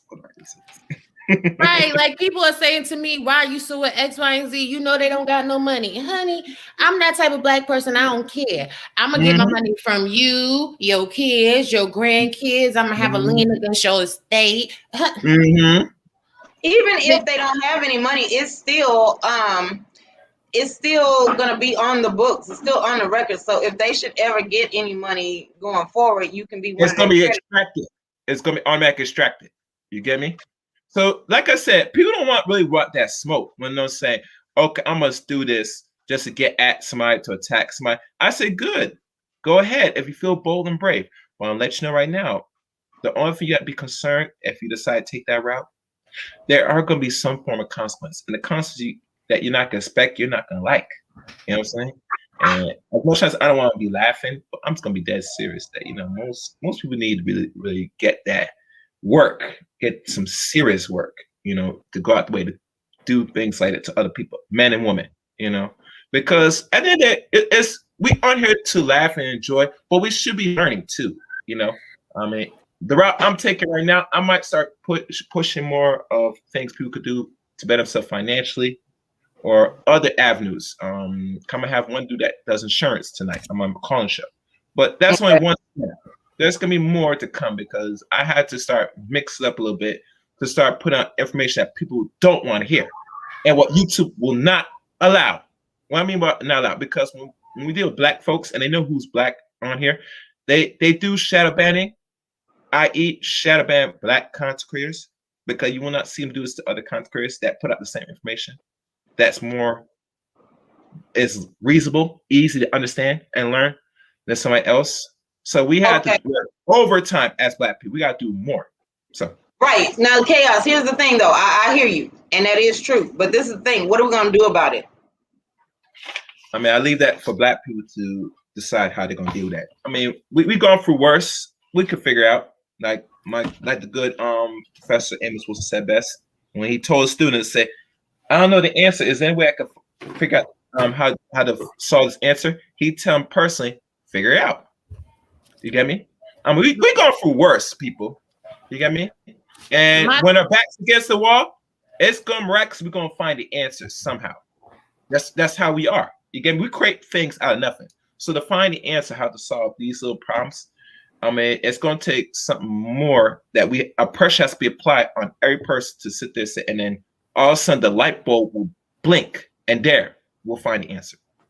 I can't answer because I can't answer everybody, but like I said, you got enough pressure has to apply on each of us to come with the actual. I can answer that. One, like to acknowledge that yes, there is a different double standard that we have in Black content creators.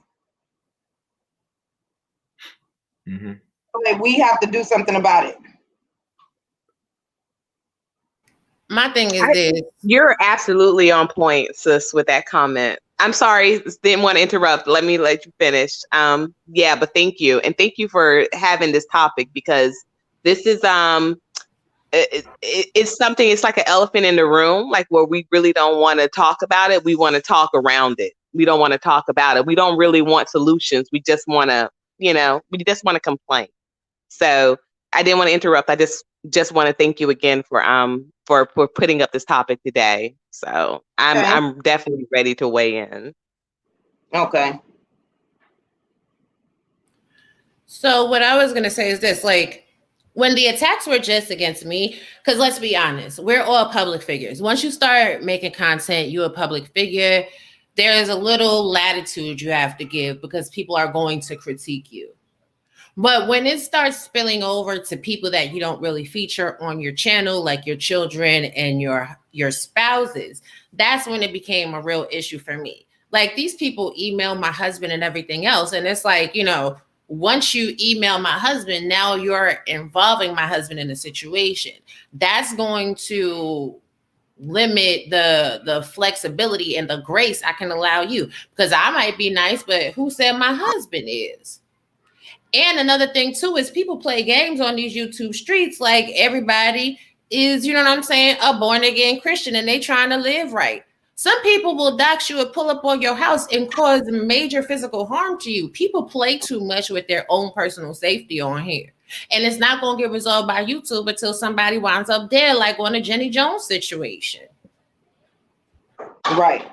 And so now I do have to and one, I want to give a shout out to the Cash Apps just sent, Clue, as well as Janice. Thank you so much. We do appreciate you guys supporting the channel. And then Omega Courtney, I need you to check the back chat real quick. But go ahead, y'all.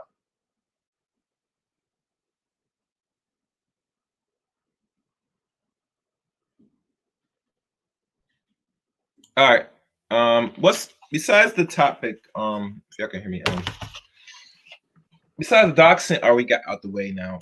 And really, truly, like I said, most people need to stop doing it. But like I said, most people have agendas when they do it because either they have a issue with you or they just want to really hurt you in some way. Wait, is my mic okay? What else that we should be talking about? That's on the table. Topaz. Well, we're just getting ready. Oh, one thing I do want to mention, because I was able to find the thing with the Cosmopolitan newsletter from Lady that talked about how she created propaganda for women.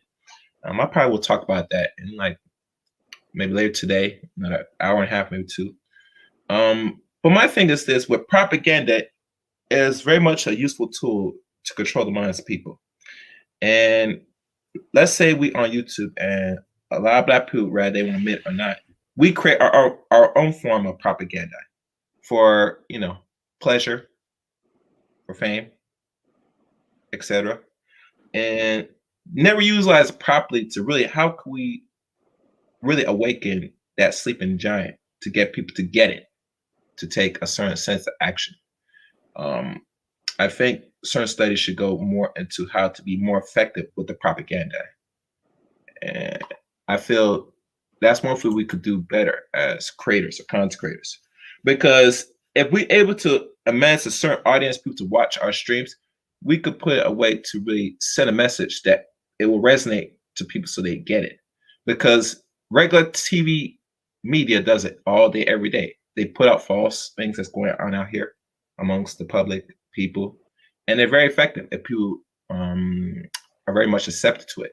So like I said, we should utilize it properly to get the message across, to really change the narrative on how we view each other and how we could utilize to empower ourselves better. So that's one thing I lay out. I don't know if anybody else want to respond on that, what I just said.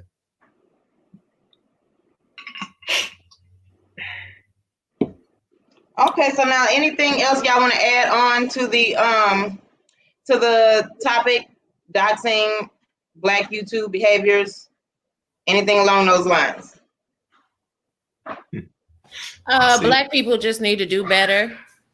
Like, it's easy money on YouTube, sure, but don't just give easy money. Do things that really speaks to you. Do things that's going to bring you joy and going to enhance the community. I'm not saying don't have fun, but don't add toxic emotions and toxic negativity to a space, because irregardless to whatever, well, not irregardless, that's a made up word, regardless to whatever, each Black person is being looked at by a multitude of cultural groups. We're being studied as a whole. And if this is what is presented about Black people on the whole, you now making it rough for me as a Black person. You now making it rough for Topaz. You making it rough for Chaos. You making it rough for our children because they looking at all of us like we're monkeys, like we have no couth, like we don't know how to comport ourselves. And that's not the case for every Black person. Right. Yeah. Yes. Like I said, I have faith in Negroes, but I just don't know, man, nowadays. I can't really see who's on here watching my stuff to identify, but I know this, that when persons go all the way to doing that, there's always an agenda, you know. And to be honest with you, the real intention why they do it is to stop and slow people down from doing the content on YouTube anyway, to be fair, honest. Because think about this. Okay, you do this, now what? Because I've been hearing about a lot of frauds out here, and mostly it's only focused on Black people, Black men, Black women. And I'm thinking, say, damn, every Black person here that you support, put money, is a fraud. I mean, that's a scarce mentality overall, you know. When you invest, you throw your money because you found some value into the information, to the content. You get me? Yes, Right. I want people to take the money and do something more constructive. We all do. But at the end of the day, you know, people, when they put out information and like any content that draws your attention, it's probably worth the money for you to pull out your credit card, your money out your wallet to support them. Now, I cannot buy anybody that is effective doing it, but knowing this, that you can't ask much if you're not really ask the question, what's the purpose and what outcomes you're trying to expect? Because by knowing that, it'll facilitate and further let you know that this is what the content is, that's what it's going to be, and then you're not expect anything less. So if a person is not going to do no better with the money you give, don't expect no better. You get me? All thing is that you come here because you enjoy the content, nothing more. You know, and that's the reason why you support it. Because, like I said, I see people now lately, ladies, spending like $100 on one stream, like, you know, giving super chats that's greater than $50 now. So it tells you, you know, people do have the money and they're spending more. So it tells me, as a content creator, you're doing something real good if you let people spend that much money on you. So at the end of the day, if they're spending off the goodness of their heart and not question, then I leave it be. I mean, I'm not gonna shame nobody what they do with their money. Like I said, don't ask for anything if you're not really asking from the start, you know. Because most likely people not gonna be honest with you why they doing content, you know. I mean, that's why if you look at it, some of us that don't got 1,000 subscribers, some of us might monetize our channels eventually, you know, to make something out of this. I don't expect to be rich on here or make a lot of money on here because the opportunity to get that has passed years ago. You get me? That's why I look at now why YouTube starts to regulate certain things, because they're becoming more commercialized. They're becoming more like TV. The only downside is they have not figured out how to be more commercialized officially. So that way they could push out and help build their platforms from the start. And I hear feedback. Right. Okay. So I think in terms of the wait a minute, hold on. I'm not saying it. Yeah, well, no, that's why I put it up there, is because that is the case. We are gonna have to separate from certain people. If you tell people not to do something and they do it anyway, and now there's the actual consequence that you follow through with. It can't just be, you know, oh well, it's fine. Nothing happened. It's okay. Because then what's to stop anybody else from doing it? We have to say that certain behaviors are unacceptable and we're not going to tolerate them. So no, I get exactly what you were saying, Queen of the South. And so Chaos, you know, so what was the actual question? Because you gave a lot of information, but I didn't hear the question. The question I said earlier, if I can remember, let me think. It'll come back to me. Just talk a little bit. Okay. Good on it. Okay, so I think it's time for us to move on to the next part of this discussion. So with that being said, right, doxing is bad. I don't think anybody has Well, now remember, propaganda. How we're not utilizing properly to not only convey a message, but change the direction of how people think and how they take action. You know, how the media use propaganda to put an image of who's bad, who's good. You get me? Example. Chaos, I think that's going into our next topic here. So let me introduce this real quick. So community helpers, right?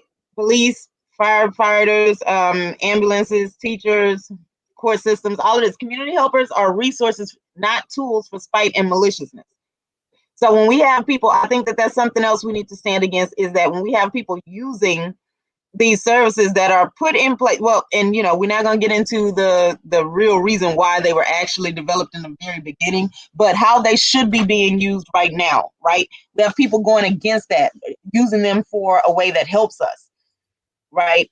When we have people who do things that, like, if there's a CPS caseworker responding to a call because you're angry, there's a child somewhere being abused or neglected or what have you, and that CPS caseworker can't be there for them.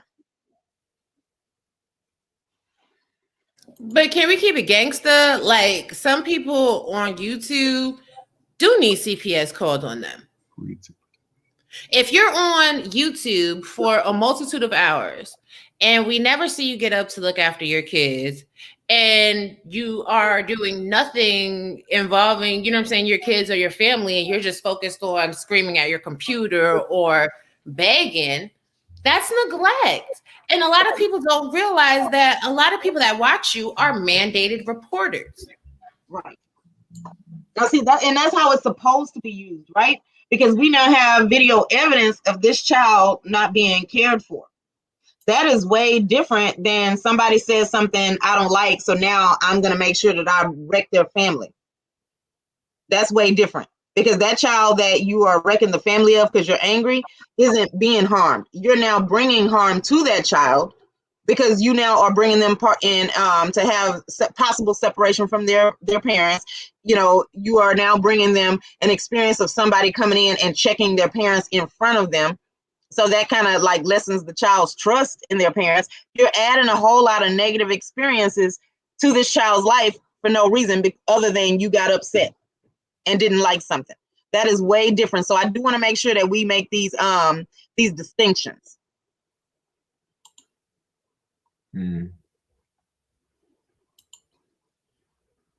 Girl, I steady be muting myself and steady talking. But yeah, you know, like, because if you hadn't been talking and you get sidetracked and then you think that you're on mute, I know it happens all the time. Yes, but like, if I see somebody that's on here and I'm watching you do drugs, even weed, and I'm watching you being drunk, but I know you have small children. Can I live with myself if you come on the stream a week later talk about some, oh, y'all, my child done got into the bleach and the Ajax and ate that? Yeah, your child did that shit because you was high and drunk on YouTube. Right. We got to have accountability in that regards. And I'm not sitting there watching somebody for hours on end being, you know what I'm saying, getting light. And I know they got kids, because that is co-signing that behavior. You're co-signing neglect when you do that. Let's keep it above. And let's just be true. Like, mandated reporters are people whose jobs and ethics code require them to. If you are a concerned citizen who is not legally mandated to report, if you see it, you still have the possibility to report. Now, Aries Queen says, unless that child is being abused on camera and you can't determine if they are being neglected because the mom is on YouTube. That's true, but we all know that there are some people that their kids are screaming in the background. Like, because we have it on social media all the time. These parents that their kid is in the background, I'm hungry, or either their kid is in the background, you know, too little to make their own meal, and they are rifling through cabinets and stuff. We do see that, because you can't tell people, hold on a second, let me make my kid some food. How about you fed your kid before you come on here? Right, and I'm sad to say, but I mean, that's when they do that, and they be laughing, and you see the kids crying, screaming. I don't really say much about it because, you know, it is what it is. But, you know, every woman's different how they parent. I I mean, I can't really chastise. Yeah, okay. So, but chaos, there are ways to know whether this is an actual parenting decision that this person is making, or is they doing it out of their own need for convenience. Way different. We know the difference. Listen, I am all for parents having free time, but you got to make sure your bills and your responsibilities are taken care of before you have free time. You don't just get to have it just because you're an adult. And it's too many people that have children that believe that being a parent should be, just kind of mediocre, lackluster. They do the bare minimum. That's not okay. That's a problem already for our kids, right? Yeah. I mean, like I said, a lot of women, because I don't know how average women raise their children, but I see that as the norm. That's why I don't really talk too much about it. But you're right, it's way of parenting. But it's like this: the average Negro today doesn't know how to really socialize and deal with their children today. You get me? It's like you have them, and depending if it's the gender of the child, you could neglect them. It could be a burden, because psychologically, a lot of us are really not really there yet to the not only for ourselves, but even the children we bring into the world. So when you see things like that, I mean, it's reflection. Mm-hmm. I mean, think about it. If she's raising these kids and she's not even doing the bare minimum, that tells me, I could tell that, the man's either around or not around the house, that, you're getting something out of this. Because if you're doing bare minimum with the kids you have, that means if you're getting something in regards of a child support, I had to even question, and I don't want to go there, what are you doing with the money? You get me? Because there's some things you see a woman takes pride in their children that should be already taken care of right off the bat. Priorities, But I don't really want to talk about that because this is triggering. So I don't go into these things, just the little things. I had to question everything. But like I said, I leave things alone after a while when I see those things. So, yeah. Exactly. And can we stop normalizing neglect in the Black community? I'm sorry. Children do scream and cry. Yes, this is true. But like how I said in the chat, if you don't see somebody say to y'all, hold up, let me go see. Because you never really know why a kid is crying or screaming or what they got going on. You could think that they just making noise because they making noise, but they got their foot caught up some type of way and they about to really hurt themselves. You understand what I'm saying? And here's the thing. Everybody has the right to call CPS. CPS is a government organization. When the CPS workers go out there, if they determine that there's no neglect, they determine that there's no neglect. But when we sit there and say, oh, well, somebody drinking and driving with their kids, but that's okay because that's what I went through. Oh, somebody smoking an ounce of weed in their house with their kids, that's okay because that's what I went through. Are we breaking generational curses or are we reinforcing them? I'm confused. I saw one chick. Hold on 1 second, Kaz. That's kind of what I was trying to get to, is because this is the thing. Like, I didn't get the most active hands-on parenting in my childhood either. And I also, as an adult, realized, where the impact that was as I, was a young adult, and now when I was raising my children. So I could see the difference. And so if we want something, like all of these behaviors that we don't like, everything that we complain about, if we do something different when raising our children, we won't have this going forward. It's going to take time, but it's going to also take the work and the effort. So just like I meet too many Black parents that feel like once their kid comes home from school, they make them some dinner and then they can sit on the couch and just watch TV for the rest of the day or argue with people on social media. I feel like your kid would do better with you paying attention to them, engaging them in conversation. But a lot of parents don't want that because then they don't want to have their kids tell somebody something that happened in the house or to act out something they saw in the house, and then now everybody's judging them. So I've seen it in action. And even though those people aren't YouTube content creators, they're still doing a whole lot of social media stuff instead of being actively involved and engaged with their child. And so Aries Queen is saying she came across a white beef page and they were arguing about somebody calling CPS. Yeah, it's not just us. But see, they can do their dysfunction as long as it's in their community. We don't have to be like that for ours. We don't have to do everything that they do. We can do something different. We can do something better. Right. And I mean, I get the fact that some people are being messy when they call, but are we going to shame everybody because some people are genuinely concerned? Oh, look, there go my kid. Let me go check what's going on. Hold on, y'all. God damn, Robbie. Supposed to happen. About That this. right there. God damn.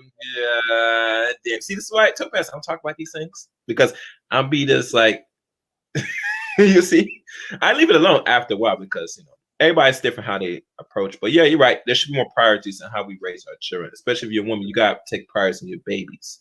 I saw one video, this is like 2 years ago, of a woman putting she rolled up a blunt and smoke it and let her child smoke it. I mean, this is some weird shit I'm seeing nowadays. I mean, dysfunction is dysfunction at the Black community at the end of the day. And like I said, we gotta be very mindful of who we are around, period. That's why you think about Topaz, the issue with the trauma with our children is that we're around people that we don't have really business being around with. You get me? Mm-hmm.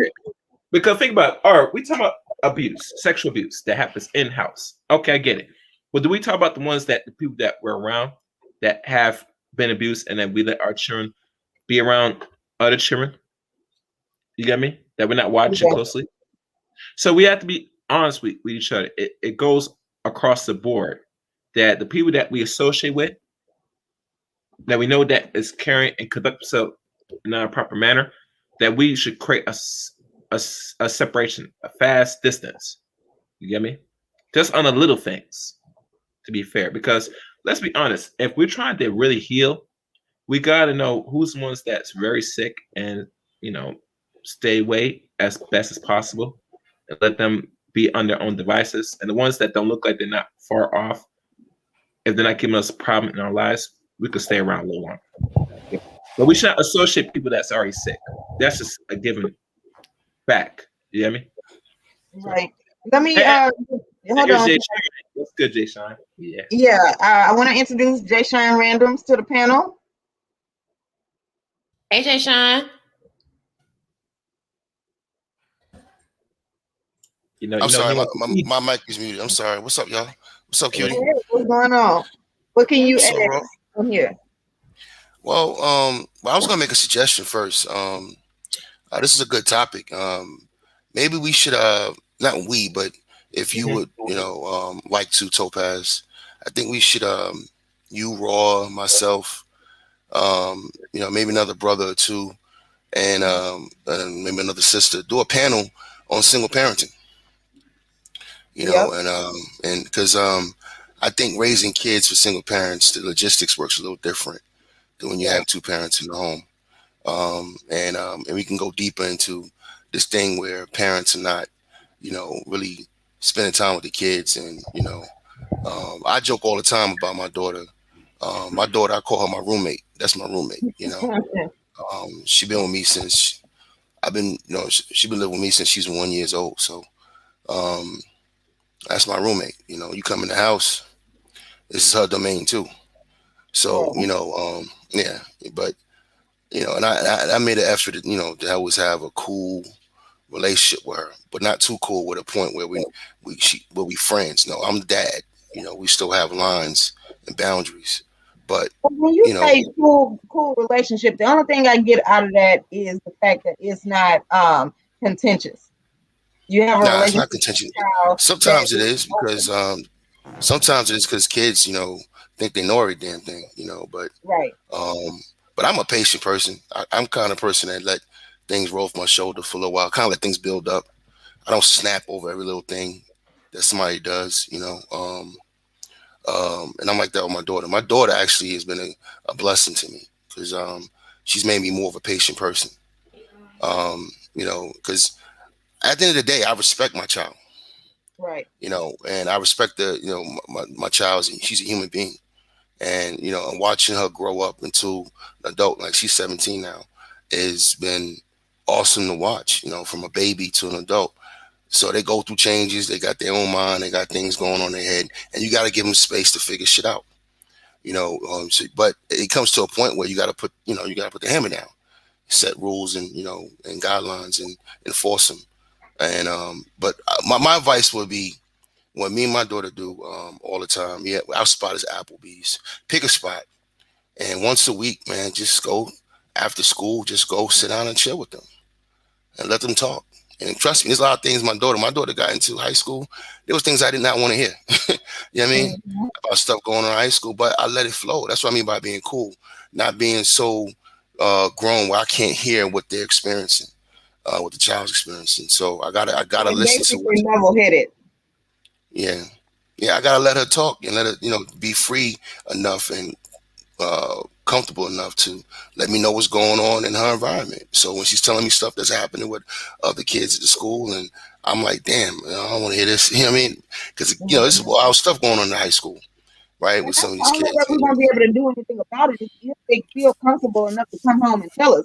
We don't want to create an atmosphere where it's the kids versus the adults, and then we have no idea what they're doing when we're not there. And this is my view on that is like there shouldn't be a whole lot of time where there isn't at least one adult around. That's the point. It doesn't like maybe their teachers can be considered to be around them at one point, then other family members, but at some point the kids should be able to get to the nearest adult because you don't know what could be happening. What if somebody gets hurt? Whenever I say that, everybody always think that I'm saying that the kids are going to be misbehaving. No, but if they're behaving themselves and they're doing something mature, you have to be in earshot to hear that so you can reinforce it. If you hear your child being the voice of reason, you need to be around, or either some adult need to be around and have the energy and the care to go over and reinforce that. That's how we get kids that become well-rounded adults. That's how they know when they're on the right path. If we're not ever telling them nothing, we're not never giving no feedback. That's pretty much the job of a parent. In childhood, the child's job is to learn, whether they do that through school or play. They're always learning and watching and mimicking and practicing. That's the whole point of childhood. And one of the worst things you can do is show your kid like the frustration of being a parent. What I mean is, there's times when I'm in the middle of something I want to do. I might be in a phone call. I might be talking to a sexy sister, whatever. And I don't want to be bothered, but she's in their room cutting up. She's 4 or 5 years old. And I hear something. I can't run into the room and then be like, what are you doing? You can't do that to your kid. Don't treat them like they're a burden to you. You know what I mean? Treat them like, like they matter. Like you love them. You know what I mean? Because when you do that kind of stuff to them, you might not mean anything harm, and it might just be a natural reaction, especially if they doing too much. But they take that energy in, and it makes them feel a certain way. You feel me? But let's keep it. Oh, okay. Well, I'll be real quick. I'm just put this out there, and then we're gonna go to Robbie. So, this is my thing, right? Black parents do have a history of raising your kids like you doing them a favor. I feel like that's backwards and against the natural order, right? Because those kids did not ask to be here, and you engaged in an activity that brought along kids, no matter what the frustration you have is, like you don't like the other parent, whatever. All of that is your problem, right? So whenever you are interacting with your kids, you need to be able to put that aside and do what you're supposed to do. If the other parent ain't participating, do as much as you can without always complaining and whining in earshot of the child, because the child did not make that decision. That's literally the one person in the equation that didn't have a say-so. And so then if you want them to grow up and understand, right, like that there is a job when you have a kid, like, so this is what I see, right? Parents who, for whatever reason have that attitude in terms of Black parenting, right? You owe me because I'm the parent and I'm providing for you. Look at all I do. Look at all I sacrifice, right? Oh, woe is me. My life stopped, all of that, right? You have that attitude, then so your kid is going to grow up and feel like, okay, well, maybe if I have a baby, I'll have somebody I can make do stuff and they have to love me. And then it's just going to keep going. And then now what do you get is a bunch of people who just out here freelance having babies, and they don't understand that it is a job. It is a role and responsibility, because if they see all of the things that you're doing, like, you wouldn't have to talk about it. If they see everything you do for them as a parent, they're going to realize, man, maybe I shouldn't do certain behaviors if I don't want to have to stop my life at 18 and then start raising kids. Maybe I do want to travel, but I should probably do something to make sure that I don't have kids. Right. Exactly, because I was going to say, let's not act like all these people love their kids or they wanted their kids. Right. And why are we not pushing this narrative that people should wait to have children. I'm sorry. I know there's a lot of young mothers out here that they are phenomenal mothers. They do, you know what I'm saying, the best that they can. But from when I was young, people would be like, oh my God, you old and you don't have no kids. I didn't have my first kid till I was in my 30s because I knew I needed to live my best life. Because once you have kids, your best life is over. Not to say that you can't have It's just happy. on pause. It's on pause. And the better job you do as a parent, the more independent your child is, and the sooner you get to be able to live your best life. If you teach your kid what all they need to know and how to care for themselves so that they can be okay, then you can get back to your life, your best life. But why do you look at it as stopping your life? It's just that this part of your life is about raising a child. So I think the attitude that people have in terms of parenting is what makes it so miserable for a lot of people. If you look at it like this is an interruption, then yeah, you're gonna feel like counting down the days, doing the bare minimum. Like it starts with your mind frame. How do you feel about having kids? Right, exactly. Because you gotta know, like once you have children, you may want to go to the mall and ball out. You may want to be fine as fuck every 2 minutes. But when you got some kids, honey, you could be dressed down to the nines. Somebody's gonna come and put a Cheeto hand on you. You ain't gonna have no money to spend $500 on no Red hot Cheetos, yeah. right. You ain't gonna have $500 to put on Complete no violation, yeah. wig because your kids is gonna have unexpected expenses. You need to make sure your kids is looking fly. And I'm sick and tired of seeing mothers that is dressed down to the nines, but their kids look like the struggle. I'd rather look like the struggle and my kids look fly as hell. And it's not about shaming moms. It's about if you're gonna be a mom, do it right, because at the end of the day, when you're lackluster to your children, you're creating a group of people that are lackluster. And then when they have children, they are going to do less for their children. Well, you know what, Raw? Can I say something real quick? It's dads too. Let's just be clear. Yeah, I was about to say that. Since Raw is going to hold females accountable, I'm gonna hold the fathers accountable. You know, brothers, if you shooting up the club, man, like, you know, both sides got to understand we bringing life into the world. You know, and I would say to black men, you know, yeah, there's things we can complain about with some of the women and how they parent. But my thing is, I don't want to hear your mouth if you're not stepping in to do nothing about it.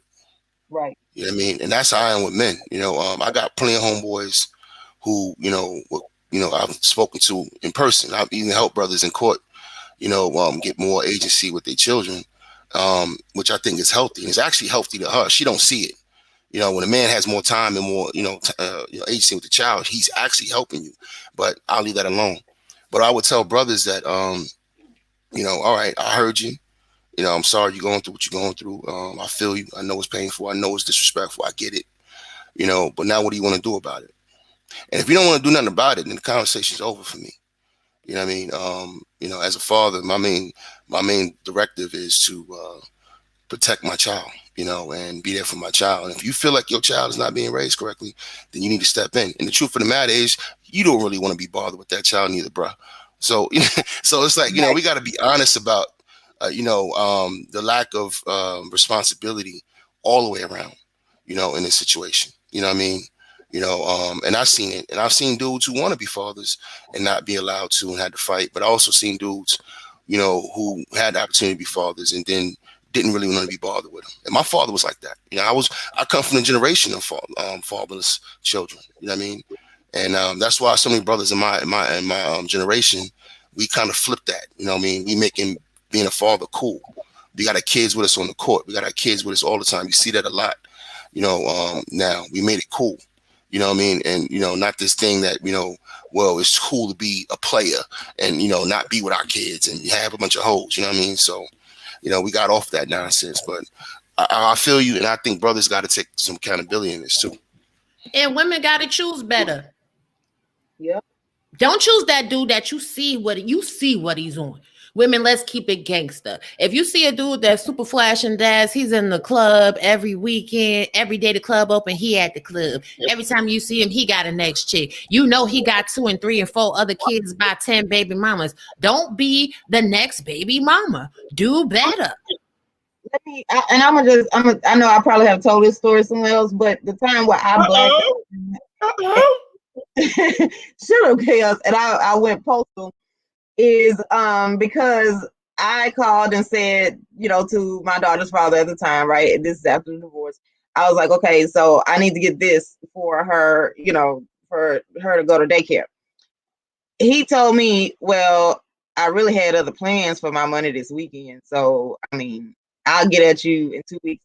So where is our child going to be in 2 weeks? So I did. I went postal, and I'm not sorry, because here's the thing, right? He needed to understand that when you was enjoying all of the benefits of being an adult, now all of a sudden you busy. No, you're not busy because you're not going any place. I will come out there and make sure that no vehicle in your house is able to take you anywhere other than to work, so that you come over here and this is before the child support. See, this is the attitude. Like, now he was fine, right, when we were together, but after the divorce, he just acted up. So I'm telling that story is because, yes, people do change. And so, yeah, you can choose as much as you know right then. But we do still have a responsibility to try to work it out. So if I need to go postal, if I need to try to sit down and mediate with him, or whatever that answer is, for us to get that, for us to still be raising this child. Because this is another thing about parents. Divorced, right? Or breaking up, or if you never were in a relationship with this person, none of that is the child's fault. You still got to work through it. That's just the hand that life dealt you, and how skilled are you at being able to mitigate that, right? Man, So, listen, go ahead. my advice to all women is, I don't care who he is. I don't care if he your husband, unless y'all living in the same house. If you got a baby with somebody, even if you get a divorce, child support is a mandatory requirement. Because like how Sis Topaz said, you will have those moments where a dude will put his knees over top of the child. And your child can't live off hopes and dreams and aspirations. Another thing, though, is women, if you are in the position that you're raising a child by yourself and the child support is not consistent, even if the child support is consistent, don't be dependent upon that child support. That Right. child support should be a bonus. It should be an addition to the income that you got. Because I'm so tired of women that depend on their child I'm support asking the ladies after this. Go ahead. and then that becomes a stress and a burden. Well, I can't pay my bills because you ain't paying no child support. Well, I can't feed the kid because you ain't paying no child support. Always, women, always be prepared to raise your child on your own. That's why the saying goes, mama's baby, daddy's maybe. Daddy is going to be in and out. Mom is going to be all the time consistent. Right. All right. Let me ask the ladies that's up here. So do y'all think that since we talk about the child support thing, that man, wherever y'all go, if y'all have to involve the man into it, and then they go for the courts, and then there's a fee the man has paid every week or 2 weeks, depending how it's structured, should she be what we call obligated to to ask to the man for, say, like, for like a summer, I think it was like summer camp or something, that the man should pay extra some feed in regards he's already paying child support consistently. You feel that she should be obligated and the man should pay extra? Yes, but see, here's the thing too that a lot of women don't know. Depending on what state you're in, there is an exception in the law where if custody is not established by the courts, like who has custody physically, who has custody, and whatever, just adding their ideas and their approval of certain things, you can put that in a custody agreement. You can break down everything from child support, medical expenses, extracurricular activities. You can put all of that into a custody order. Now, for me, when my first child, I had my first child out of wedlock, we were engaged, it didn't work out, whatever. So when we separated, actually, as soon as we had her, because we weren't married, we went to the courthouse and I put everything that I needed him to be responsible for. He put forth everything he wanted me to be responsible for. We had a meeting of the minds, and we don't really have a lot of drama in raising our child. because he does what he's supposed to do according to the document and extra, and I do what I'm supposed to do. But men have to choose better too. Don't choose that chick that's always in the nail shop, that always got her hair done, that needs to be popping and doing it. Choose a woman that has a mindset and a mentality to be a mother, to really pour into your child, especially if you ain't gonna be around. And let's just talk for a second about why, right? Because, like, just so that people who always are in a nail shop and in a club don't feel offended, right? I'm just, I'm gonna play the devil's advocate here. If you are always in the nail shop and you want to be living your best life, then you probably shouldn't be having children right now, right? So if you can't, like, there's a way for you to get a job and be on your grind to where you can do both, where you can, make sure that your kid is provided for. We're not attacking people who are living their best life. What we're saying is that when you have a child, that is supposed to take priority if you understand what children are. They are our future. That's what the life is going to be like when you are at retirement age. They're going to be the ones making decisions based on all of their experiences and everything that you built into their psyche and their personality. So you are going to end up living out, right, the consequences of the choices that you're making. And if all you know how to do is whine and complain about what kids need over you, then that's what you're going to hear a lot of when you need help being supported in your old age. Okay. And it's not about putting men on child support if they're irresponsible or responsible. It's about the fact that life happens. Right. And regardless to people being responsible or not, if it's a situation for some men, because I'm not going to put all men in the category. For some men, it's like, if I got to pay my car note or my child needs something, well, I need the car note paid so I can get this money, and I'm going to have to put my child on the back burner. When a mother has a child, there is no putting the child on the back burner because the mother is living with the child every day. So if the child is outgrowing their clothes, the mother sees that the clothes is high watering on them or they too tight. If the kid is hungry and the kid is with the mother has to deal with the child's stomach grumbling and them wanting all the snacks and all the foods and all of this other good stuff. See, fathers get the opportunity to be like, if they're not in the home, oh, well, I understand what you're saying, but that's not a mandatory action item for me.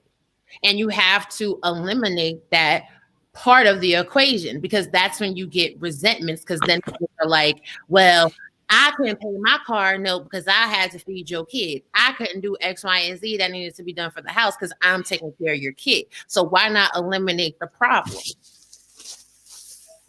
Well, my thing is, because I know. Hold on, Chaos. Hold on one second. I want to welcome Love Wisdom to the panel, and then I want to say this one thing because I'm going to go on mute for a while. I don't like the child support system. It has nothing to do with, like, just kind of pandering to men, and everything to do with the fact that I don't like bringing outsiders into our community. All right. I don't mind child support, to be honest with you. Well, it's the last resort. Right? Because to me, it makes me feel like I could not find a way to mediate things with this person. And so now I have to go get, like, outside help. And I have had to go through that. And it was, not very fun.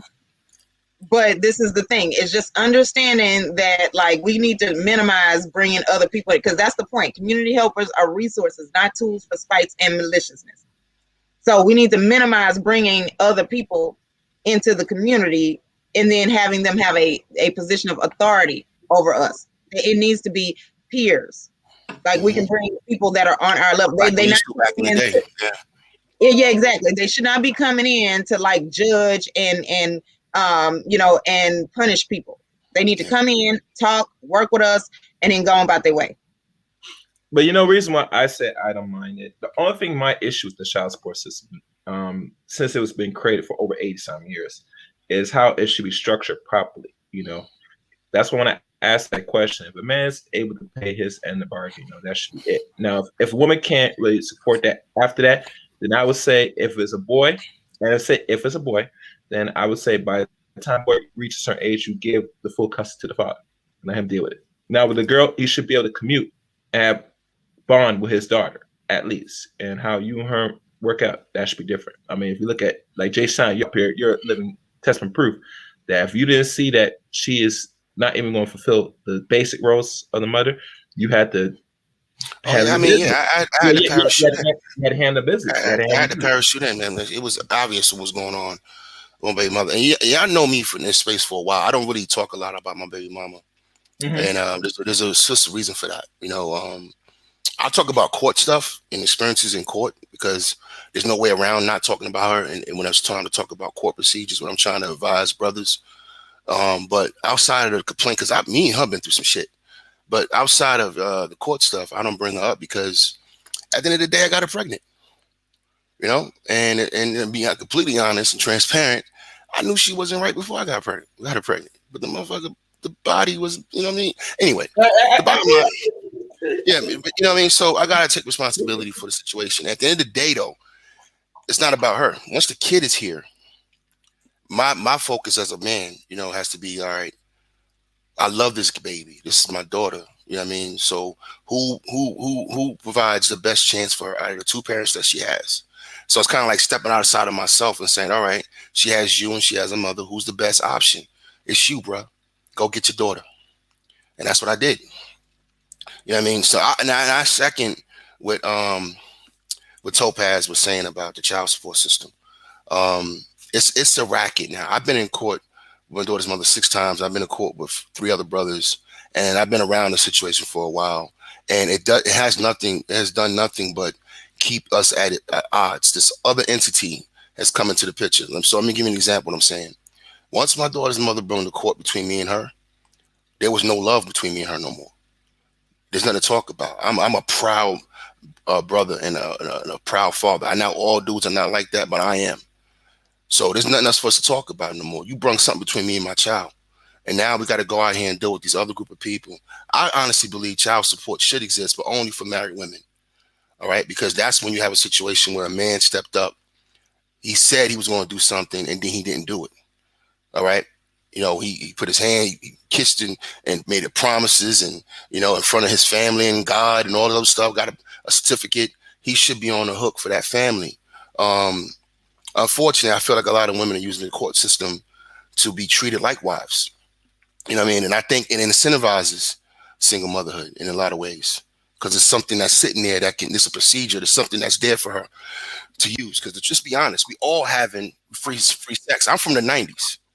Mm-hmm. You know what I mean? It wasn't just, I can't sit here and just call women hoes without calling myself one. You feel me? We was all now in the 90s. That's when my old girl put Rome on. That took me back to the barracks with the black light, laying down pipe. You know what I mean? Mm-hmm. That shit produces children. All right, let's just keep it all the way funky. So I'm gonna keep it real even with the sisters on that. You know what I mean? But I will say I don't support the child support system. Don't bring nobody in between me and my kid. If we can't do this as a community and we can't do this as a family, then you shouldn't have had your baby. And I'm gonna tell you something else. If that shit wasn't there, a lot of sisters would be more protective of their own bodies. They would be on that birth. It would decentivize it. You know what I mean? And there's a lot of situations where you got people with dudes winning game with women, and they telling them special stuff like if me and Raw B was alone, I'd be in her ear telling her crazy shit, and and then she be believing me, you know what I mean? And then she want to keep a nigga. You know what I mean? You know what I'm saying? And then Hold on 1 second. Let me just get in here. I want to introduce Mr. Research to the panel, and then Jay Shine, you go ahead. You finish. Robbie, Chaos, Love Wisdom, and then Mr. Research. So just hold tight for us real quick, Mr. Research. I want everybody to I'll tighten it up real quick. What's up, Mr. Research? I'll tighten it up real quick. So I just don't think it should be there in its capacity.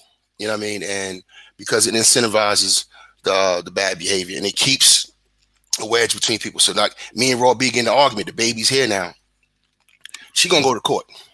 You know what I mean? She gonna keep going back to court. Like I said, I had to go through that shit 6 times. You see what I'm saying? Because every time there was an issue or a disagreement, she went back to the man, and I don't like that. That's infuriating to me. I'm a responsible brother. I got receipts going back to before my daughter was born. I still got them. You know what I mean? Because I had to have all that when I was in court. So I maintained all of my, all my proof. But anyway, I just don't like that system standing there. And I think we can move back to an old school way of being. Because I really believe in the strength and the purpose of women and their part in our community as mothers. And I think a lot of them are vacating that position when they put that entity in there and it doesn't work. Because all they got to do is, in some states, make a phone call or just go down to the office, fill out a piece of paper, and those people do everything else. You see what I'm saying? I've been in courtrooms and seen CPS lawyers standing there, and the mother was nowhere to be found, but that brother was being brung in there in shackles. I've seen this with my own eyes, and I'm like, hold up, that doesn't make sense to me. That doesn't make sense to me. And this is a brother who was working, he just fell behind. So, there's a lot of things that we gotta look at, that's creating tension and disrespect and divisiveness between men and women. If women can't look at that honestly, then we're not going to get anywhere. You know what I mean? And Jay, trying to think about this too. So this is a man that was working, that was in his kids' lives, right? So now he was. He just fell behind on his wrist, and they arrested him, and he lost his job. And I'm sitting in the courtroom like, damn. Then I saw a white dude in uniform, and his wife showed up, and then she's going in on his alcoholism and other stuff that ain't really got to do with parenting. And I'm just I'm in the courtroom like, it's just one hit after another. I'm like, this is bullshit. How can we be fathers and have respect of ourselves in a system like this? And all of this about making money. See, these people that stand up in that courtroom, that judge, that CPS lawyer, all those people are there to get paid. That's their job. And their job is to make you look like shit. Right. You know what I mean? And they're not trying to come to a mutual agreement. Their job is to smash you to win for the benefactor, which is the mother who happens to be the custodial parent. And the funny thing about it, it did not work that way for me. I've been a custodial parent since my daughter's been legally since my daughter's been 3 years old. But she's been with me since she's been 1, and I did not have that support in the court system when I went in there. You know what I mean? So this is something that we really have to look at as people. When you do that, it takes one of the productive members out of Black society and leaves more of the unproductive people. Because if they can't get the money, they can arrest you, but then you'll just stay in jail, which is costing them money.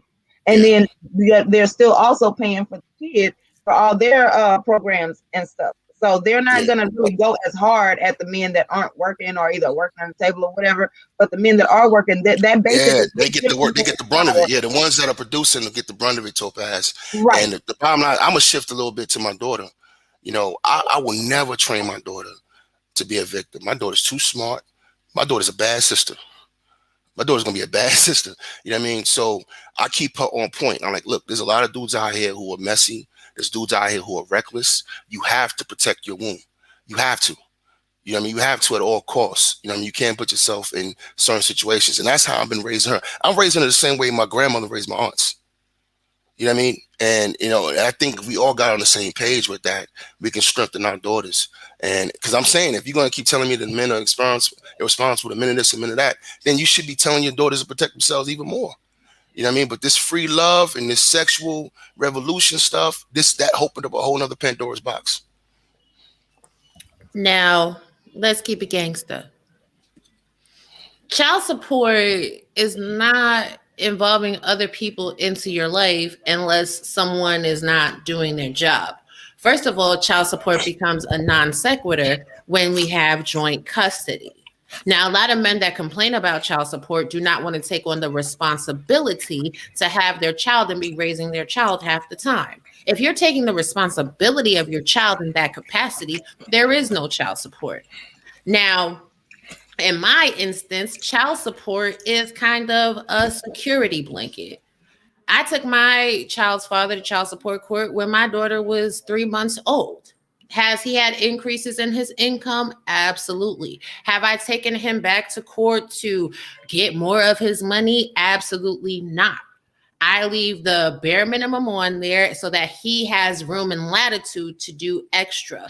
Another point that I want to make about child support is based off of both parents' income. So if you're a man that has money and you're sleeping with a woman that don't have no money, of course he's gonna try and get all of your money. Like I did, yeah. Pick a woman, right? Pick a woman that is going to be bringing in some income. So if you don't want to take on the responsibility of joint custody, you also will not be hit as harshly and severely with financial responsibilities. And it's not, I love when people say, Clue, me and you was going to have a fight. Child support is not just a threat to freedom, his credit, and negative energy for the family, because Most people have to pay like $200 every couple of weeks. So you talk about less than $500 a month. Now, them same brothers will go on ahead and spend more than $500 a month at the club. If you have a fiduciary responsibility to a life that you created, that should be the priority. Now, if men fall behind, if they're not making the same type of money, you can go to court and ask for a modification, just like a woman can go to a court and ask for a modification to get more of your money. When your income changes, you can go and have your child support modified, and they will retroact it to the date that you filed the paperwork. Again, we're speaking to Black people not knowing the legal system, but just living fast and free. Mm-hmm. Now, I got a question for you, Raw.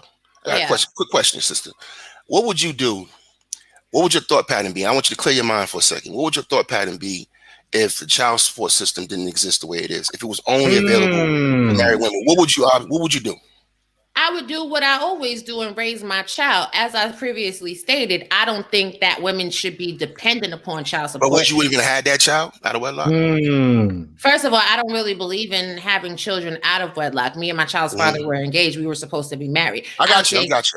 I don't think that any women should have children out of wedlock. I think that a woman First of all, Bro, I'm not judging. No. I had my daughter out of wedlock. I'm keeping it all the way even. I'm not on holding you down. I had a kid out of wedlock too.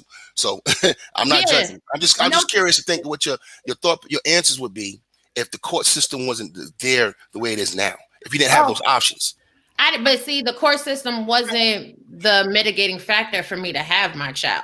I had my child because I don't really believe in abortion like that. Like, I think there's some instances where abortion is necessary, but I feel if you lay down with someone and then you have the responsibility of life, you have the responsibility of life. Because if child support doesn't exist, you still have to raise that child. And if you are getting child support and then the other parent dies, you still have to raise that child. Can I ask a question real quick? Queen, exactly. That's what I mean for divorced women. Because if I don't care who filed the divorce, I'll give even women the advantage on that one, Queen. If y'all get divorced, and there was children created in that marriage, I feel like the man should be obligated to pay child support.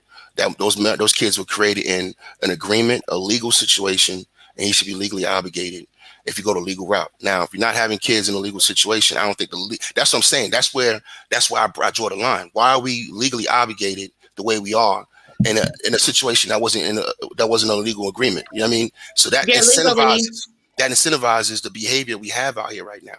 Because every time you look at Maury and somebody finds out they're the father, child support. You see what I'm saying? It just is what it is, man. And I've seen it with my own. I've been in the intake office and I've seen women standing in there with trying to get a dude on child support and didn't even know his government name. They only knew his street name. But this is the thing, though. There is a legal agreement when you have a child. That's why there is the establishment of paternity. When I was making love to you, I didn't feel nobody else in the bed with us, baby. I didn't feel nobody pull my leg. What are you talking about? We wasn't in a threesome. It was one-on-one. It was a slam dance one-on-one. What are you talking about? But see, this is where we get into the minute details of the law. When you sign those paternity documents, you are now entering into a legal obligation to take care of the child. And conversely, let's be pro-woman for a second. While men always say if child support wasn't on the table, women would protect themselves.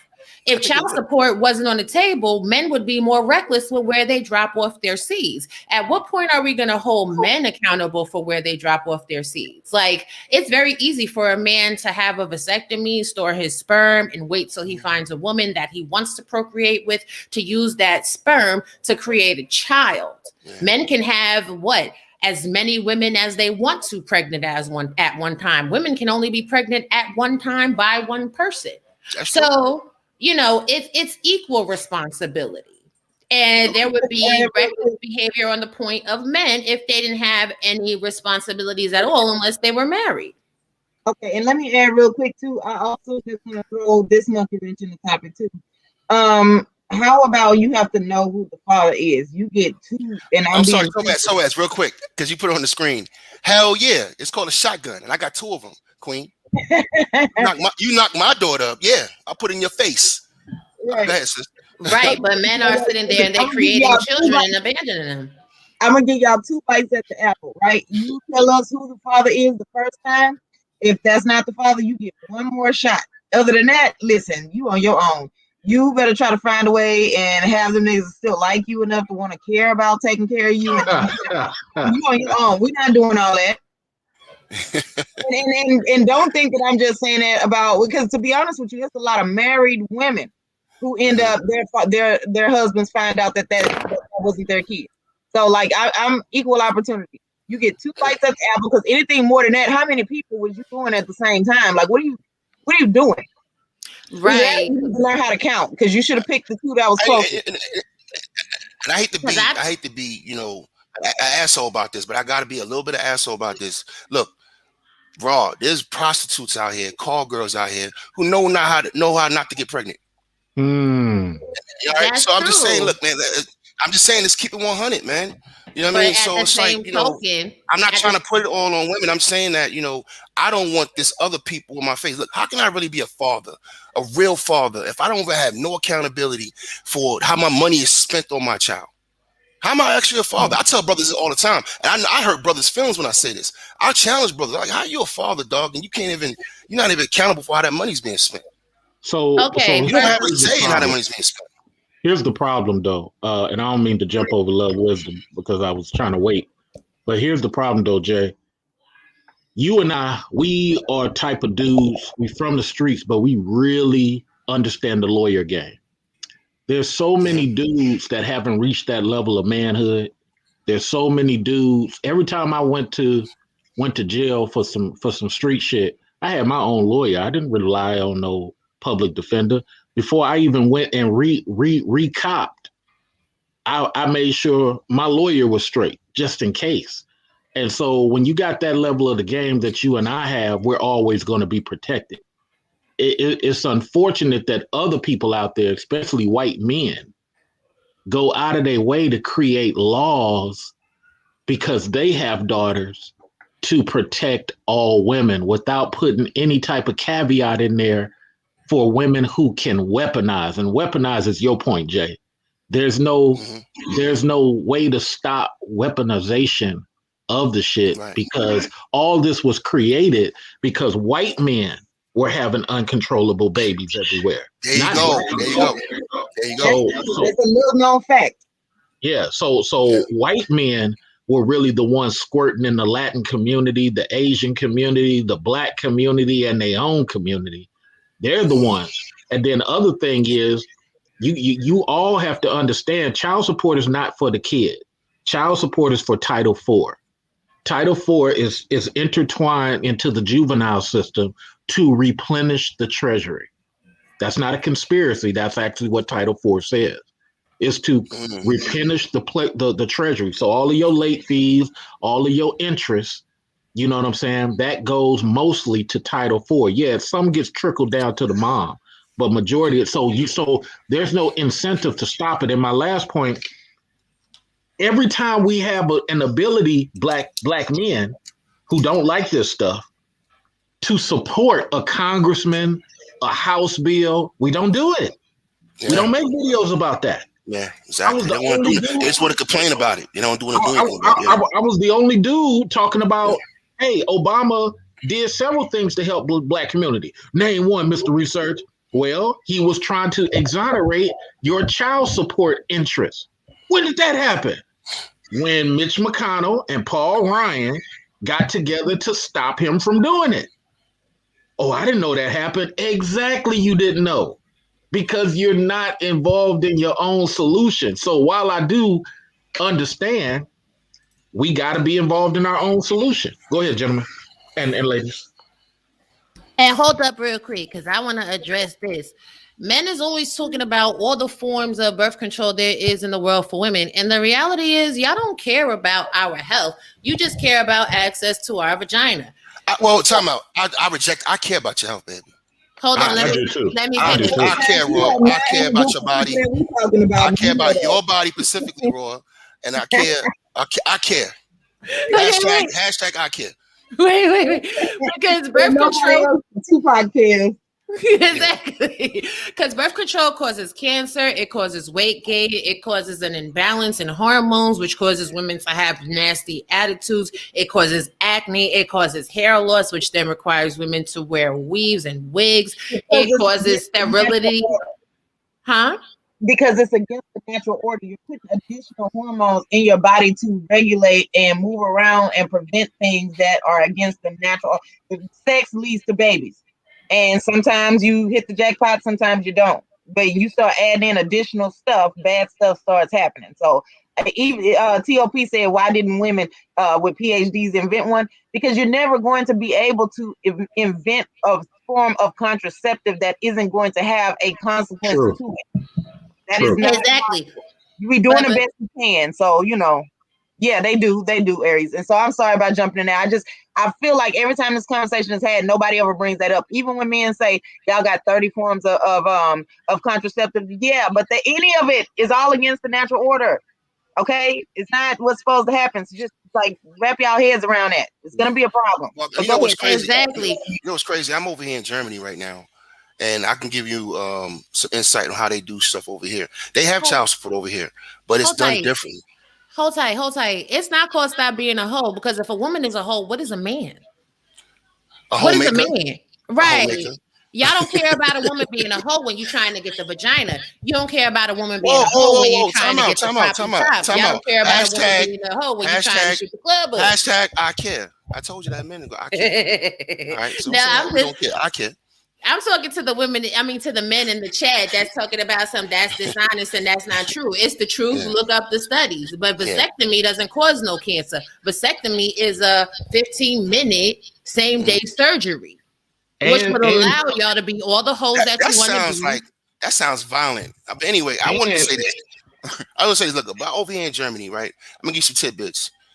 At 16 years old, the age of consent in the whole country is for sex is like 15, 16 years old. At 16 years old, they're allowed to smoke over here.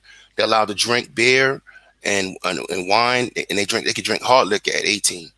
Also over here, they put their kids, especially their daughters, on birth control at 16. They don't even mess around with it. Also, prostitution is legal over here. So when a woman gets pregnant out of wedlock over here, and she happens to go to court and files paper on a German man, what they give him, they automatically give him paternal rights.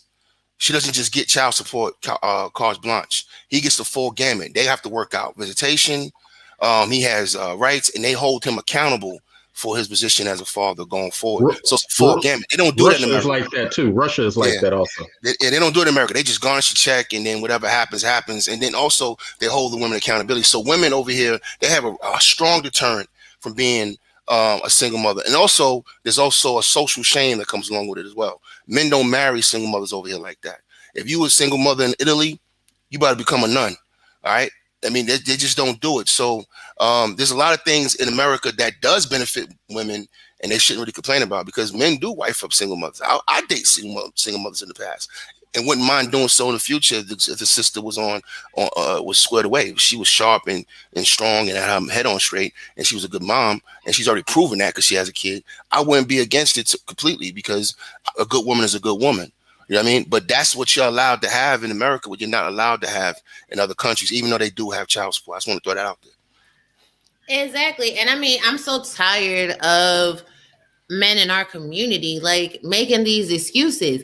And I'm gonna say this, and I'm gonna get a lot of backlash, and I'm ready for it. Men are supposed to be the leaders of the community.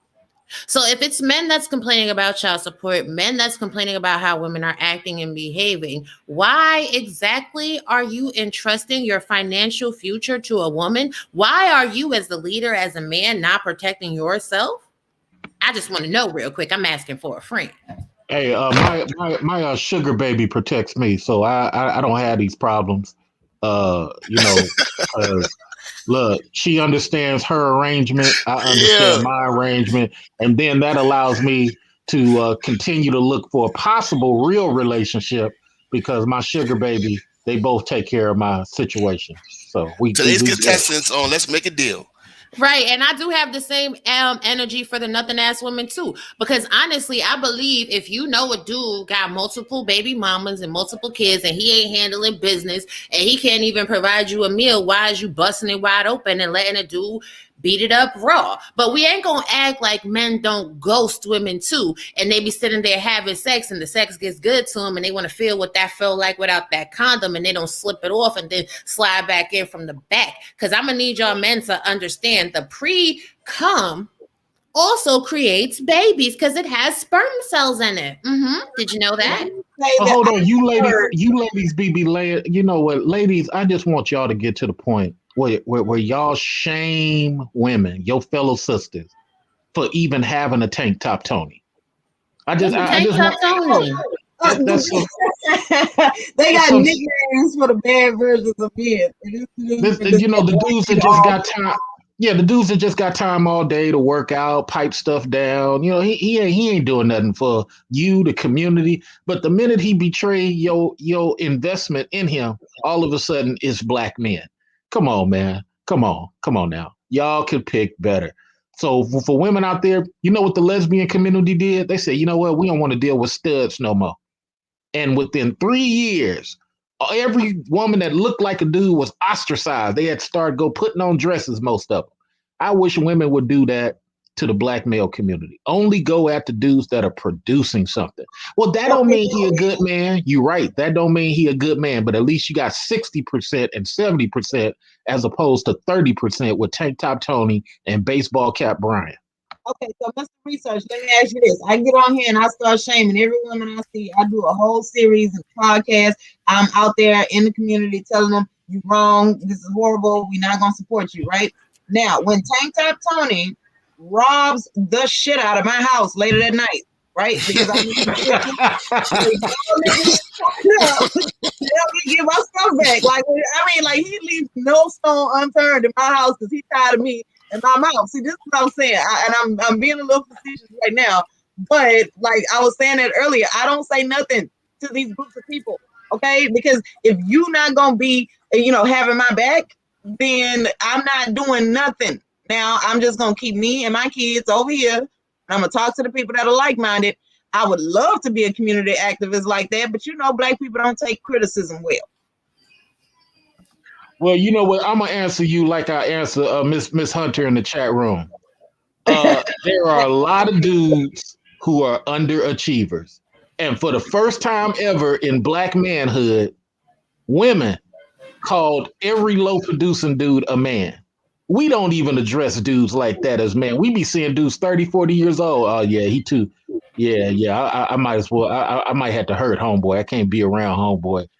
He like to flip off at the mouth, or all this type of stuff. And for some reason, some woman will go out of her way to get with the same dude we as men refuse to hang around. Yeah, those ones are stupid. Let me tell you something. I know. I think I know what you're going to say. Go ahead, Robbie, because it's going to be good information that people don't realize. We do watch. We pay attention. Yes, men have a code. If you want to know something about the man that you're sleeping with, that you're involving yourself with, look at his friends. If his friends is a bunch of ain't crap doing nothing ninjas, know that he's an ain't crap doing nothing ninja. Right. Or soon to be. Right. Soon to be. Exactly. So, and don't get it twisted. I hold men and women accountable. But again, at the end of the day, attitude reflects leadership.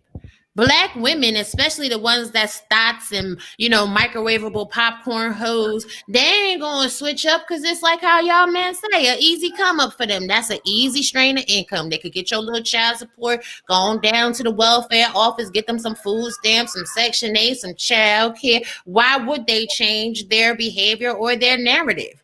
But men, y'all are men. Y'all stand up to pee. Y'all are the captain of industries. Y'all are the leaders of the community. When you sleep with these microwavable hoes, what do you think you setting yourself up for? Do you think you're going to sleep with a prostitute, a thotty body, and then if something happens, she's going to do the right thing? She's not. So why are y'all not responsible for who you stick your penis in? hold on. Right, let's get Love Wisdom in here because y'all have truly been ignoring her, and I know she's gonna drop some fire. So go ahead, Love Wisdom. Hey, Oh, Love Wisdom. Come on, sis. hey y'all. What's up, Hey, girl? Love Wisdom, thank you for your Hey, patience. boo. I know everybody just got so worked up, even myself. I'm guilty too. So go ahead, Oh Love Wisdom. no. Very passionate. Say with your chest.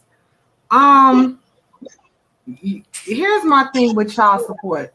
I don't have children, so I was a child of the child support system. Put it that way, and I'm not a fan of the child support system. I think at the end of the day, children don't care about the money. They just want to see that absentee parent. You know, in this case, I wanted to see my father. I didn't care about money. So, you know, it goes to what my mother says. You have to be careful who you lay with. You have to be very careful who you lay with.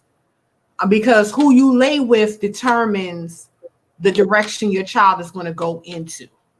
Now, my mother and father, before they had me, they was together for 11 years. You know, so in all 17 years, because he left when I was 6. So she told me, you know, that her one regret was not being a wife. That was her one regret, not being a wife. You know what I mean?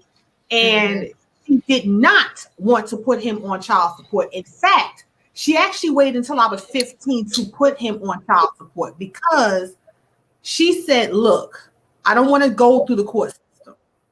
Let's do this thing off the books. Whatever she needs, I'm going to let you know what she needs. Help me raise our child. Now, Papa up here spending money on women and their children, but not his growing daughter. So my mother said, okay, I don't want to get the white man on you. But since you don't want to do what you're supposed to do, I got to put the white man on you. And he was on child support until I turned 18 years old. So I'm not a fan of the child support system. I will tell Black women this: be very careful who you sleep with. I prefer you be married first before you start having children. However, every situation is different, and I'm not here to judge nobody. But you have to make sure you are very aware of who you are sleeping with. And to Topaz's point, know who your father is, because we really got to keep it real. Sometimes Black women want to play this little game. Some of y'all, you know, your coochie like Stretch Armstrong, and you sleeping with everybody, and you don't know who your daddy is, and we got to watch you on Maury at the Plum Duck Food. Know who you are sleeping with. All right? If you out here having sex, if you out here tricking, I don't judge nobody. I would say you have to protect yourself and keep your sexual health at 1,000%. No reason why you out here being naive out here in this game. Keep your sexual health on top. If you're the type of woman you don't want to have a family, you don't want to have a child, protect yourself out here in these streets. And I'm going to say it for the men. I'm tired of hearing y'all talk about women should choose better. Now, I give Jay Sean respect. He said he knew what he was getting into. Some of y'all know exactly what y'all getting into, but then y'all want to play the victim. If you know for a fact you don't like that girl, you don't see yourself being with that woman, okay? You can't even look at her in the face in the morning. Don't impregnate that woman. Like, put your protection on. Like, how do you even impregnate her? If you can't stand looking at her, how do you even, like, I never understand that jump. Go ahead, Love. Right. And it's like, if you say, man, my pull-out game strong. Now, we about to get a little raunchy for just a second. I'm going to be clean with it. Do it, sister. Do it. Do it. Oh, just a second? Do it for a whole minute. Go ahead, girl. Well, okay, fellas, listen to me good, because I know y'all lying. Go on, Janet Jackson. When you inside heaven, Come on. It ain't too loose to where you falling in, but it ain't too tight like you about to die. It's just right. I mean, every time you It go is the Lord's day. Amen. you know, The 3 years. every time you go in, every time you pull out, she pull in. I mean, y'all in motion. Technique, girl, technique. You Preach. know for a fact you ain't trying to pull out. It's a competition. Because you trying better to preach, make girl. relax. So You don't better tell preach. me your pull-out game is strong, because no, it's not. And ladies, listen to me and listen to me good. Come on, ladies. You know he got the right length and the right width. So it covers the Yes, whole Lord. thing. And he know what he's doing. He know what he's doing. Oh, he know what he's doing. Yes, I do, Lord. Yes, I do, Lord. And you gripping his pelvis with your thighs. Gorilla You don't grip. want that man to pull out at all. You don't want him to pull out because it feel good. Y'all got to stop acting like petulant children and just be grown. The thing is, Lord. put the condom on. Put the condom on. They got condoms out here that make it feel like you ain't got nothing on. Get you an Akamoto. They sure do. Extra Get thin. you an Akamoto. So what I'm collection play. Go ahead, sister. so what I'm saying is, before What's her cash app? God damn it. before the children come into play, there is fun. Everybody want to have fun until it's time to be an adult. To avoid child support and to avoid all of these, unplanned pregnancies, you got to protect yourself. I know it sounds cliche, but you got to protect yourself. Protect your neck out here so you ain't got to get caught up in the system. It's just that simple. Because don't nobody want to hear men and women down the line talk about something, well, y'all don't want to do this. Y'all don't want. No, you got to be an adult and be responsible, because these babies didn't ask to come here. They really didn't. They really didn't. Now, if you gonna hawk smash, you gonna take care of that kid if that kid come through. Now let's pray. Pass the collection plate, Lord. Pass the collection plate. Y'all silly. Oh, Wait, but no, Mr. Reese actually got that deacon, the highest deacon voice that starts off the song in church. It literally sounds like that.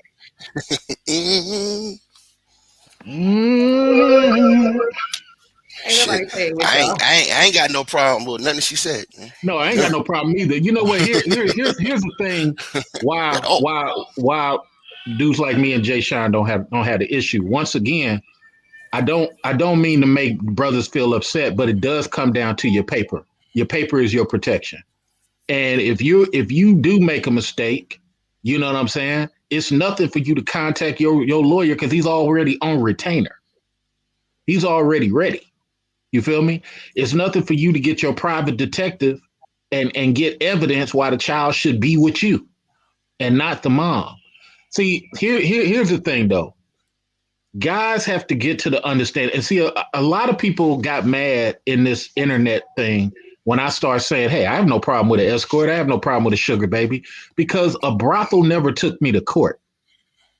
A brothel never, I haven't had an argument with a woman since 2004.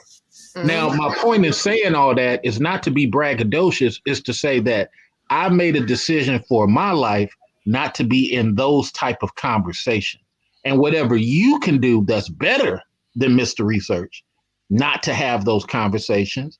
Maybe you got a better lawyer. Maybe your pull-out game has worked up till now. Whatever you got to do, don't be in these conversations, because the truth of the matter is these white men like Ronald Reagan passed these laws in 86 the way they are today. And until you go after those Ronald Reagan laws, they're not going to change. Black women are not your enemy in regards to these laws. Ronald Reagan is your enemy. Mitch McConnell, Paul Ryan, those people are the ones who keep this stuff up. So if you want anything to change, focus on that. We changed the law out here in California. It took effect in 2005, and it goes to what Topaz says. If you cannot prove through DNA This child is yours. You will not receive check one.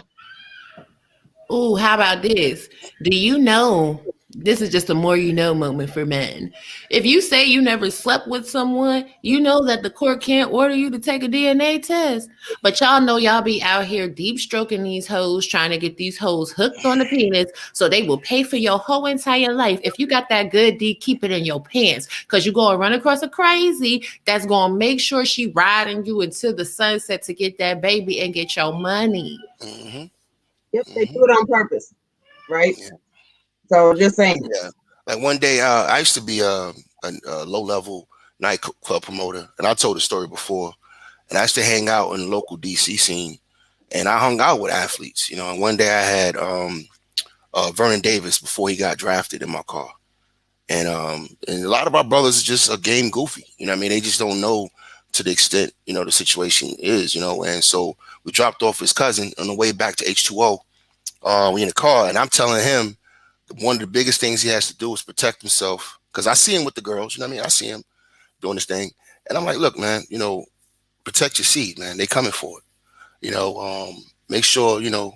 I gave him a story like, yeah, you get out that bed, go to the bathroom, she'll be in that condom with a turkey baster.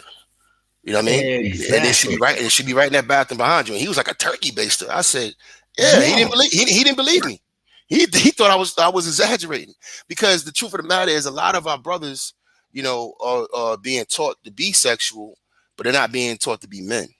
Right. And being a man means being responsible and being conscious of your surroundings, the ins and outs. What's responsibility? Knowing what the consequences could be. You got to strategize. You got to say, all right, so if I move here, I take this job, I do this. You know what I mean? You got to have a strategy. You got to have a plan and things you do. You don't just do anything willy-nilly. Now, we could apply that plan to a lot of different things. We could apply that plan against some goddamn Jordans. I need to get down to the store at 4 a.m. I need to, you know what I mean? You know, I need to do this. I need to have a folding chair. We have a strategy for that. Yep. But we have no strategy when it's time to get between the legs of a woman. You know what I mean? And the first thing you should have before you even step to a woman is have the ability to take care of the outcome. What means is I can have sex willy-nilly. Not that I'm saying I will or I'm promoting it, but I could, because I have the money to take care of the responsibility that comes with it. You know what I mean? So I always tell brothers, look, if you ain't got it like that, man, you shouldn't be, you know, playing certain games. You should be being a player to a certain level. You got to chill out, man. Protect your seed. Be careful. Be responsible, because you cannot handle the outcome. And I'm telling you right now, because if you run into the wrong sister with this system, oh, nigga, she's going to grind you into dust, fam. You know what I mean? Let's switch it a little bit, because I got a similar story that you'll enjoy. I'll keep it short. White women. And the same thing Jay Sean just said. So I'm out in Seattle. At this time, the Supersonics are still out there.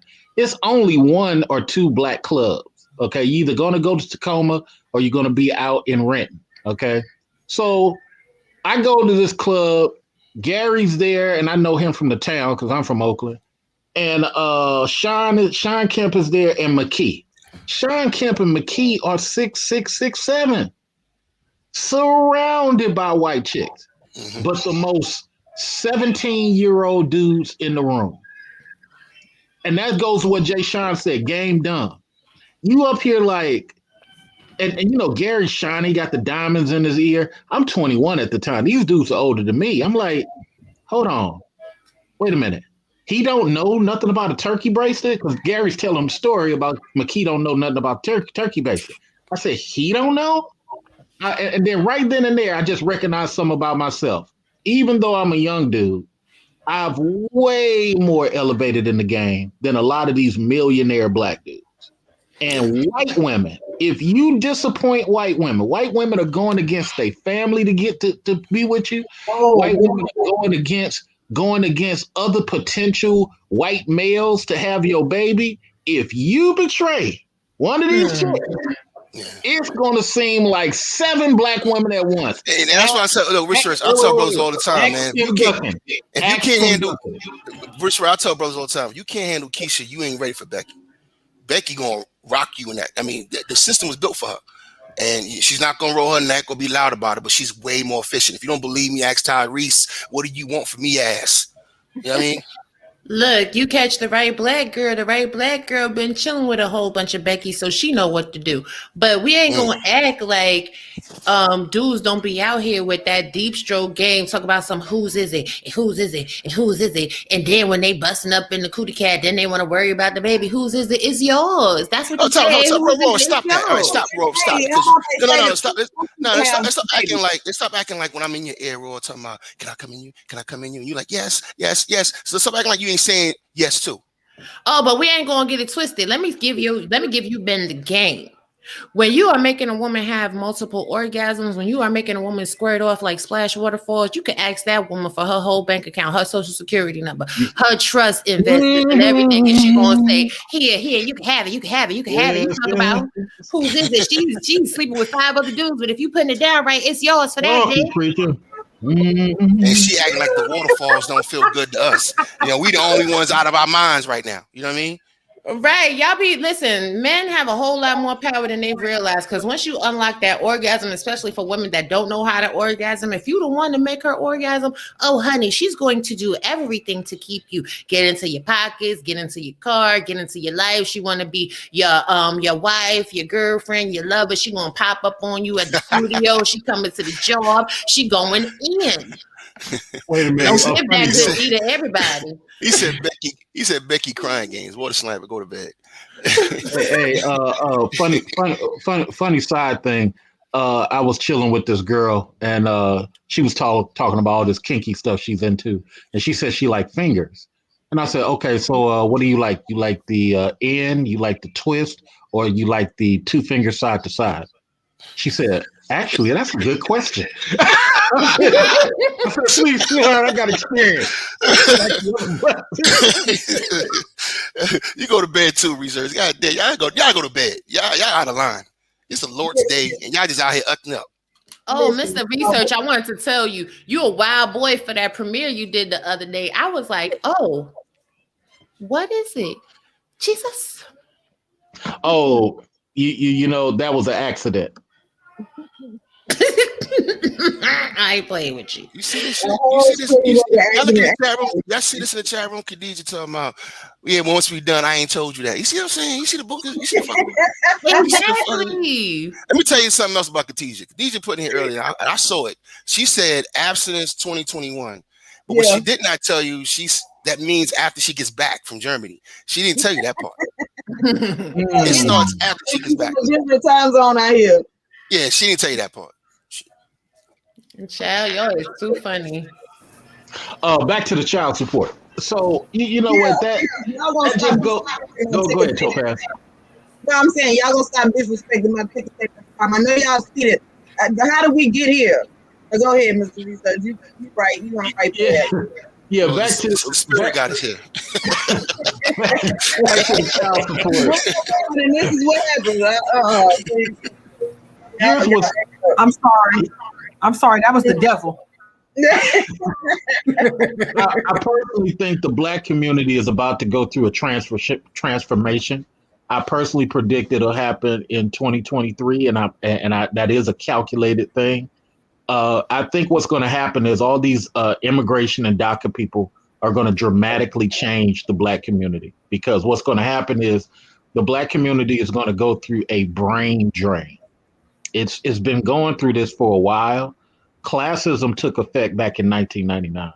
So 2000, and then especially at the fall crash 2008, what we've been seeing is the family people are getting with family-minded people, and they kind of separated from the community in whatever way they still have a empathy for the community. They still care, but their involvement is not at City Hall. It's not at the local school. It's really their particular family. And, you know, so now what I believe is going to start happening, because I saw this happen in other countries. I believe that when these immigration people come, the lowest of the low Indians, the lowest of the low Asians, they're going to seek out the top Black producer, male and female. And they're going to slowly siphon it off until there's no more financial Black protection. And then you'll see another drop in child support, because the family people are going to be swooped up. They're going to be like, protected. You got to remember, Asian girls go to college to find husbands. They don't go to college to really get degrees like other women, white women, Latin women. They go to see who they can link up with. That's facts.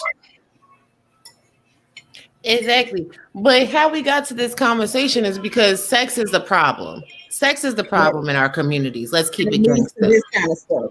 It is. It's about that good sex. And I'm telling you right now, you going ahead and have you some sex with a foreign, honey, it's over. Because them foreigners got them different type of tricks, honey. They gonna bring another level of flavor to the game. And then all of these black women and all of these black men gonna have babies with all of these kids from other nationalities because they know what they doing. They researching and they understand. See, y'all still playing around with sleeping with all these different people for this recognition. They doing it for survival. They not playing with y'all. Oh no, not at all. Exactly. Not at all. They know how to. They want to snap back. You know, like they. I had an Indian girl come. I had an Indian girl come over the house with the light tan. She had gold piercings on each nipple, and the first thing out of her mouth, I like fingers. I'm like, wow. You know what I'm saying? I mean, she's coming, and look, she wasn't there for me. I'm an ugly dude. She wasn't there for me. She was there because I'm a hospital guy. That's why she was there. But I mean, I'm glad. You're not really an ugly dude. Go ahead, love one too. But I'm glad that y'all brought this up about, you know, the foreign, you know, the foreigners coming in. Let me not say foreigners, non-black people coming in, because over the past, to me, it's like over the past 5 to 7 years, there has been a push for the interracial dating and marriage. There's been a push for that, more specifically towards black women, and they've been trying to do that for the past 20 years. But it's really catching steam because it is about survival. Because let's say, for example, like in Asia, there is a population decline. There really is a population decline. And Japan, for example, I think by 2070, they're going to be at 70 million compared to, I think they're at 150 million now. Japan and Korea, yep. And the thing is, with non-black women, the fertility rate at a certain age kind of stops. For black women, if we take care of ourselves and everything is going good, we can still have children. So it's like now it's okay, we're going to kind of shift the focus from being exclusive to being more inclusive. And I think society is going in that direction across the board, because right now it's really about survival. Can some of it be about love? Of course, some of it can be about love. But I think the overall picture is people are doing this for survival because their numbers are declining. Yeah. And you know what's sad about what you just said, Wisdom? There's a sad part about all of this. If I know it's not rosy, but just have a rosy picture for a second. If black people were getting with just other black people in America, producing solid families on a mission, clean up our community, getting rid of a lot of the dirty nonsense and the disrespect, we could actually be a powerhouse in America. We could be. We actually could be that. That's not like, me, trying to create some false reality. No, if we got off the nonsense, we wasn't indulging this fucking gender war and all sorts of stupid shit between black men and black women. If we got off the nonsense, we actually be a powerhouse in America. White people on decline. Look at the politics on the right now. They gotta take in, straight up white nationalists and QAnon. You know what I mean? To keep themselves politically viable. You know what I mean? This is what I call an opportunity. And look what's happening on the left. They gotta hinge themselves to LGBT and immigration, because they're trying to replace it. They're trying to create a new voter base. So who's in the country for 400 something years that has 32 million to 40 million people strong? Black people. But we're the most destructive, divisive, self-hating. We can't get along and we can't work with each other. But if we got off that and we fixed all of that, which I know is not going to happen overnight, we would be the strongest group in the country, bar none. And we need to recede from some of these other spaces. We need to move back down to the South in some areas. We don't need to be in California. You know what I mean? We can retreat to Arizona and then back to the South and boost our numbers and be with each other with a purpose like we used to be. Quick story. My grandmother moved from Savannah, Georgia to New York. My father and my aunt, their two children that my grandfather had were born in Georgia, but they were raised in New York. Well, I'm actually first generation born in New York. Now, my grandmother took me back to Savannah one time when she was visiting family. And we happened to be in downtown, the white side of town, if you will. And she needed to get some things, you know, and I'm trying to be a helpful grandchild. I knew she needs some olive oil and stuff like that. I saw it in the store and I pulled my grandmother's jacket and I said, Grandma, you know, olive oil. And she said, hush, boy, we'll get it when we get back to the other side of town. Now, my grandmother's not no RGB revolutionary, you know, pro-black. She's a old school, down south Christian woman. We got back to the other side of town where our family was, and it was an old man with an old store, and that's where she bought all her other stuff that she couldn't get from that store.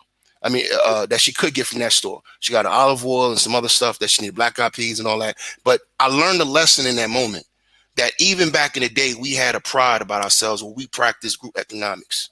We didn't spend money with other people. And you didn't need to be some straight, you know, radical RGB or militant person to understand that. You understood there was power in your group. It was power in your numbers. You understand community. And we need to get back to that. That's the only thing that's going to help us. That's the only thing that's going to save us. They are pushing these other people on us for a reason. For a reason. There's multiple reasons. All right. But at the end of the day, you also got to keep in mind, historically, black bodies have been used for pleasure too. And that's what I always stress to black men. You know what I mean? Look, go out and have fun in life when you're young, but don't forget the historical, you know, aspects of that. You don't be a fucking bedbug for these Beckys or these Maylings. All right. Make sure you maintain your respect and your dignity at all time. And I would say the same thing to our sisters. You know, Ghetto Gag has been strong. That's been a strong website for 10 years. And you got a whole, you know, generation of white boys growing up on that. And they coming at you now. You don't know what's in their head, but you don't want to know what's in their head because you told yourself Brad is better than Jamal. Let's speak on that real quick. I'm gonna go a little deeper real quick. When she say this, I gotta say this. I got a 17-year-old daughter. And when I hang out with her and her friends, her 17-year-old friends and 16-year-old girl, I got 3 black girls, teenage girls in front of me, and they telling me 2 things. They telling me how the black boys only want to be with non-black girls, and the white boys are coming at them crazy and talking to them like hoes. So for all my swirlers out here, acting like Brad is so much better, and these white boys out here talking crazy to our daughters right now because they look at them as sexual objects. You got to remember the historical context of being black in the Western world. We've always been sexual objects to them. They've always had their way with our bodies. But are we gonna act like Queen of Spades is not a real thing? Are we gonna act? No, it is. We gonna act like these white women ain't just trying to F with y'all so y'all could breed and they could get wonderful light-skinned children that have curly hair. Y'all better understand Becky ain't no better either. She don't love you. She just wants your penis. And as soon as she get in an argument with you, she gonna call you an N-word off the gate. Whatever, N-word. I don't gotta deal with you. There's wonderful white men that want me. Yeah. You know what? Look, it's like this. All those is true on both sides. But time is ticking. You're dealing with arranged marriages now. You're dealing with white women willing to do arranged marriages now. It's just what it is. This whole thing, you know what? Matter of fact, while I do love sisters, and y'all know I love the very, very dark girls, but women also got to be a little bit appreciative. The same way guys got to be appreciative. Y'all don't have to be with each other. Y'all don't. So when you guys are with each other, somebody getting in trouble. When you guys are with each other, you guys got to start taking note in regards to love. That matter of fact, let me be quiet. Let's see what Love Wisdom doing. So she hurried up and muted her. Everybody putting their ears close to their headphones, like, oh, what's going on? Because look, I didn't know. was something going on, and it sounds interesting. It sounds real. Hey, look, I thought it was a tiny Ti moment. I was like, what's going on? Don't play Love Wisdom out like that. I'm sure it's something over there real moving. So stop research. Stop acting like that on the You see, I'm up here playing around. See what I mean? Yeah. Hey, let's get these likes up. Yay. This is about to be a classic live stream, man. Right. Why y'all working? Now, see, we over here. Wait, hold on. Why y'all work See, Love Wisdom. Y'all See, play. Love Wisdom. I don't get down like that. I'm just your friend. See, you know what? Go on mute, Mr. Research. I know you was talking, but no, you on mute. All right, go ahead, y'all. All right, I'm on mute. Let me just say. Go ahead, Mr. Research. No, you go ahead, my dear. You, because I don't know how much time you got. So you. It ain't nothing, y'all. It's all right.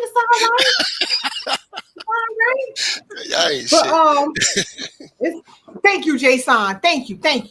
But you know what though? I think at the end of the day, I said it last night on For the Record. When it comes to IR dating and marriage, to be honest, I don't care, because I mean, at the end of the day, people choose who they want to be with. You know what I mean? That's nothing. You can't do anything about that. I think when it comes to the fetishization of Black men and Black women globally, that is something that's not going to go away. There is a fascination with Blackness from other groups of people. It's kind of like what I think W.E.B. Du Bois had said, something to the fact of how other groups of people see Black people. It's like three phases. Number one, you're in awe about Black people, different complexions, different shades. You're in awe about them. Then the stereotypes about them start popping up. And then you act on the stereotypes that's been presented from them. So, for example, for Black women, we done had the cucumber challenge last year.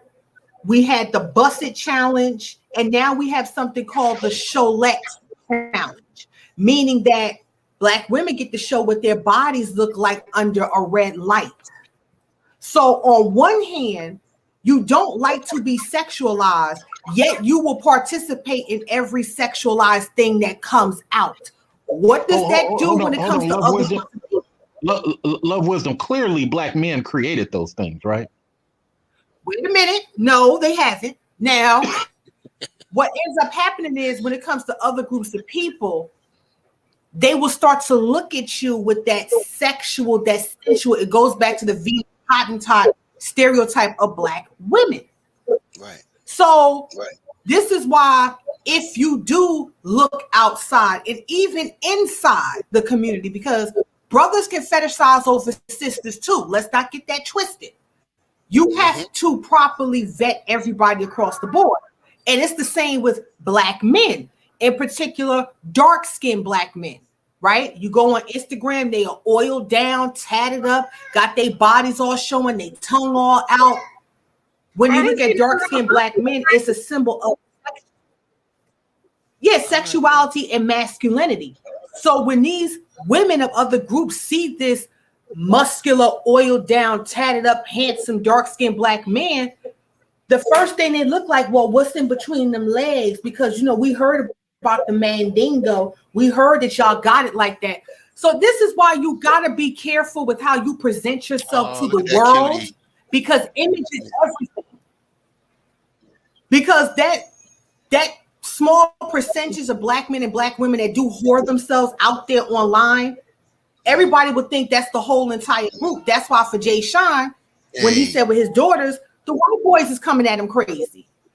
Yeah. They're coming at them crazy because it's what they see. Yeah. So you got to be careful. Yeah, and that's something a lot of these promoters and swirlers are not being honest about. See, look, when I pushed back against Cisbem, and brothers got mad at me about it, you know, there was a reason why I was pushing against it. It was twofold. It was one about brothers not understanding how the world actually works. We can't fall into these misguided, savior, constructs or ideas. I could just go get between the legs of somebody else or go lay down with another man and I'm saved from everything else. That's not how it works. These other groups of people Not at are all. very mature when it comes to this. There's a long history to it. A white woman could lay it with a brother and go right into a school as a teacher and practice white supremacy. You see what I'm saying? And this is the reality that we don't want to deal with. Same thing with, remember that girl that got thrown across the classroom? That little black girl in South Carolina got thrown across the classroom. That white officer is laid up with a black woman. His girlfriend's black. You see what I'm saying? So yeah, we gotta start looking at shit the way we need to really look at it. We gotta stop thinking about, running from ourselves and trying to run to these other people. It's a weak thing to do. And not thinking that these other people are not going to harm you. You know what I mean? Or they're not going to use you. We are known across the world for our sexual prowess. Not just black men, brothers, our sisters too. She's a sexual object out there as well. You know what I mean? So, we got to keep, and I push our sisters like, look, you got to be careful if you're throwing yourselves out there. Because I agree with me and Cluster B had this conversation. You know what I mean? And she agrees with me. She's the one that told me that women shouldn't be throwing themselves at no man, let alone another man outside their race. You know what I mean? And that's what's being promoted, with the scrolling. Let me just, as much flack as she get on here, men just don't like the way she says it, but she's literally saying the things they, want us to say, but then they got an attitude about how she say it. But we gonna move on. Exactly. Look, we gotta learn to chew. We gotta grow up, Topaz. Right. We gotta learn to chew the meat and spit out the bones. Right. I'm not, me and Raw could disagree, but you see, me and Raw would never fight with each other because it's respect. That's a black mother. It's not that serious. It's not that deep. You know what I mean? If we disagree, we disagreed. She still got to raise that beautiful girl that just came on the screen, and her mind needs to be straight. And she needs to be good to do what she needs to do. And we can disagree and walk away and still be a community and be a family. We still got things we got to take care of as human beings. So we got to stop getting on this high and mighty shit where we disagree with each other online, and then I hate that person because they think this way or that, whatever. This is supposed to be an arena of ideas anyway. So here's where I think I think it's really going that way, because finally we got women addressing women. We never had that on YouTube. We had women saying to men, why don't you go address these men? But like we kept telling a lot of these women, it's only 15% of these dudes even speaking. It's BGS's clique, Angry Man and Obsidian's clique, and O'Shea's clique. That's it. Everybody else don't care. Anytime you get somebody making videos, whether that's C Boogie, he's from Obsidian's clique. Whether that be from whoever, they from BGS's clique. It's one of those cliques doing all the talking. The rest of us don't care. We are driving past those problems. Now we got women confronting women on, girl, get out of here with that white man will save me nonsense. Because white husbands have never risen over 4% for the past 50 years. Yeah. It's not a black man problem. I would say this. Remember that girl got arrested in California, that black girl she was in Django. She was an actress, and she was allegedly having sex with a white boyfriend in public. Yeah. I don't know if y'all listened to the full audio when the white boy was talking to the police officer. He threw her under the bus. He's like, yeah, I know she's crazy. Yeah, he didn't care about her. Yeah, he didn't give a shit about her. You know what I mean? And it was women coming to her defense, and the zaddy worship was happening, but they clearly didn't listen to the audio clip. He didn't defend her at all. He was trying to get himself out of trouble. But wait, I want to address something real quick because I had to take the sound off because, my child was over here doing the most being nosy and shit. That cucumber challenge started amongst the sisters because, brothers is always saying that white women got the best top. And I mean, at the end of the day, if I know how to do what I know how to do, why do I need to do a challenge so that everybody can see that I know how to do it? If you let Machine Gun Kelly tell it, he says black women give the best top. At the same time he said that, he called another sister a nigga bitch on a black BET carpet. So I just want to throw that out there. So you see where I'm going with the zaddy shit? You know what I mean? Yeah. He threw black women under the bus. He elevated you as the best cocksucker, and then when a black woman didn't like what he was saying, he called her a nigga bitch when she walked away. And let me say this, I am that person that talks all the time, so I think we all know this right by now. So I have been in conversations with white women, and I've asked them. I was like, "Oh, so are y'all offended?" Because the first time I even started this, I played that Plies song for white women, and they were like, "No, we're not offended. That's what we do. They need to know that coming in. So now you know what you're getting, and you show up with what you're supposed to have." So I was like, "Oh, okay." So they are not sorry about it. They like are proud and happy about it. They feel like that's one of the things. But see, that's the key. It's one of the things. So black women, Right. if you're gonna argue, if y'all gonna compete with white women in that category, you got to compete with them in the other categories too, or else it's just like then Machine Gun Kelly is correct. Yeah.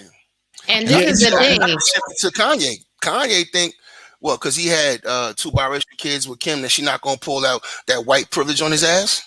Mm-hmm. White Right. girl privilege on his ass. You know what I mean? Like, yeah, look, we gotta be conscious about how power dynamics work. The world works in power dynamics, and everybody's power stems from their group. All right. I love Asian girl, the Asian girl that had her black boyfriend murdered in California.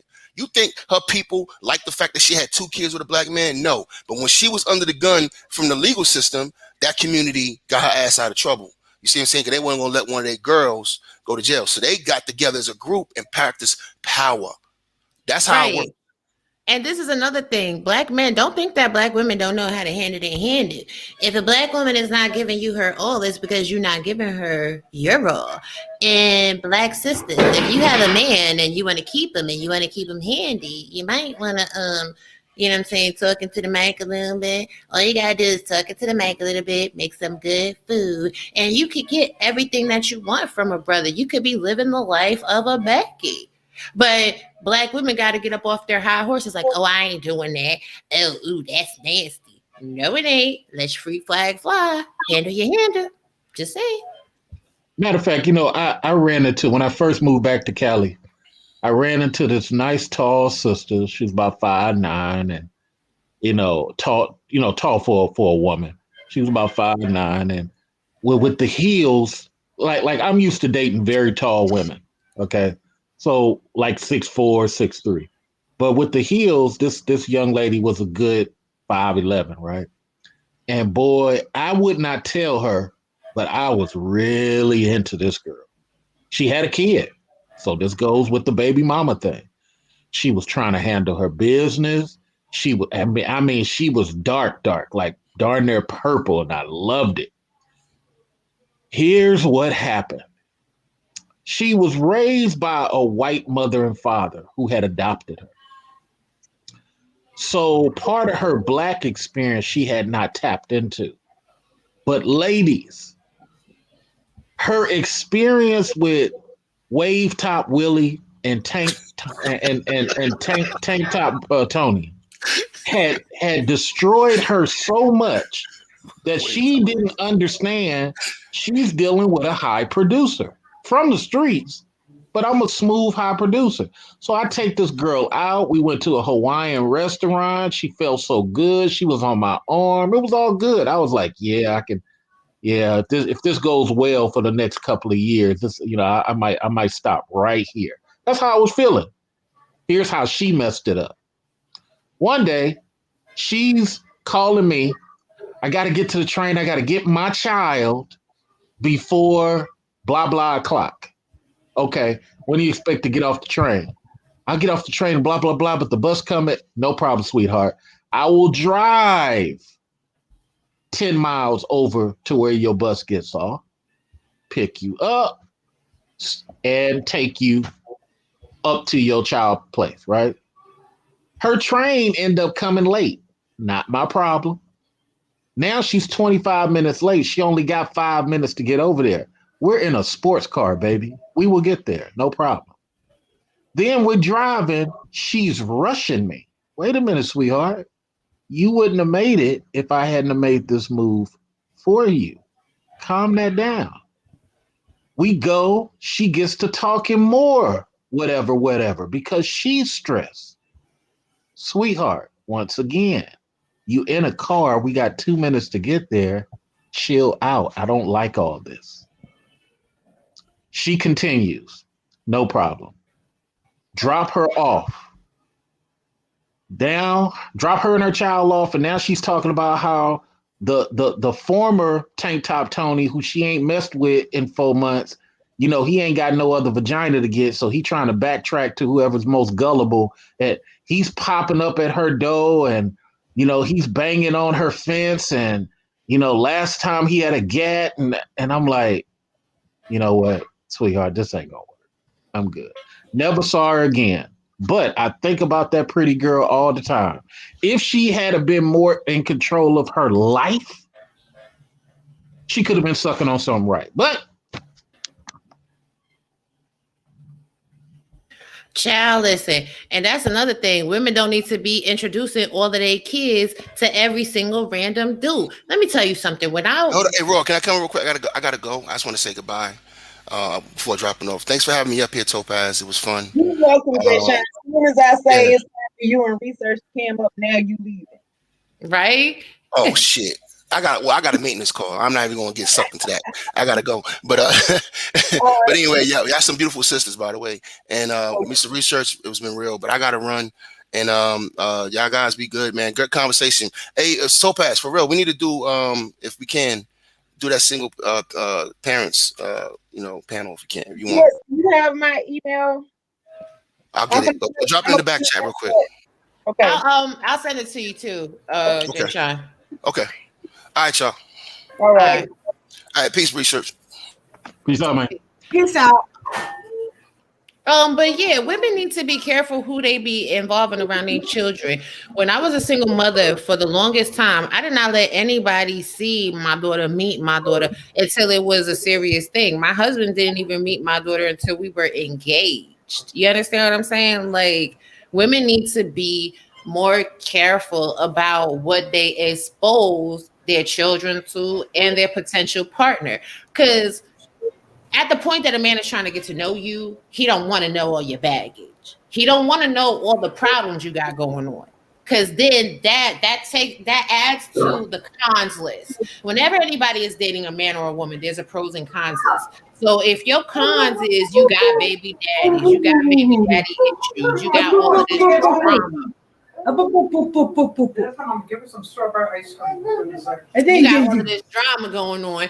Why would a man want to now attach himself? You are a headache walking into the situation. You need to be able to show a man, if you are a single mother, that you kind of have your shit together. That you're not looking for somebody else to come in and be a Captain Save-A-Ho. I know that may be offensive to some people, but it is what it is. When you are sitting there and you're asking a dude for money to get your hair done, to get your nails done, to put groceries in your house, this, that, and the third, what you're really doing is saying to a man that you are not able to manage yourself and your personal needs and the things that are important to you. You have won a trip. Correct answer. Be able to handle your own shit, ladies. Like, everybody can do whatever they want to do, but don't think that everybody that comes into your life is gonna be the person to shell out that money and make everything right. What do you bring to the table?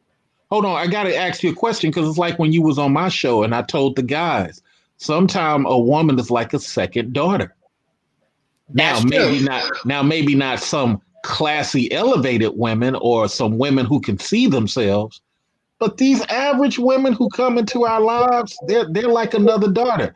Daddy, look at me. Daddy, validate me. Daddy, I need help. Daddy, here's an emergency. Wait a minute, sweetheart. Hold on. Can you do anything on your own? No. Why are you here?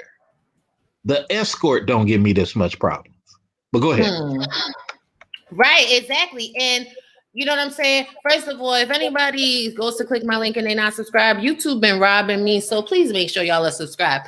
But men pay prostitutes, escorts, hookers, whatever to go away. You don't want to be that burden to a man where he feel like he got to leave you alone, the traditional woman, to go deal with a sex worker. Like if you that level of a headache that a dude got to go to a sex worker, you might want to reevaluate yourself. At the end of the day, the woman should be that sexual, you know what I'm saying? Everything that your man needs. Get you some wigs, get you some outfits, get you some shoes, put some makeup on. You know, sometime when he come to your house, instead of being Keisha, be Sabrina. You understand what I'm saying? Get into some role play. Fulfill a man's sexual desires. Keep his belly fed. Don't be a leech on his wallet, and you'll be surprised how much you get from a man. Because what I have found as a woman is when you don't ask, when you don't need, when you're not needy, men will pour into you with abundance. If you got to ask a man to do certain things, here's a clue. He's not that into you. Let me say this. I know y'all noticed I changed the ticker tape at the bottom because we just inadvertently went into the next topic, unhelpful personality traits.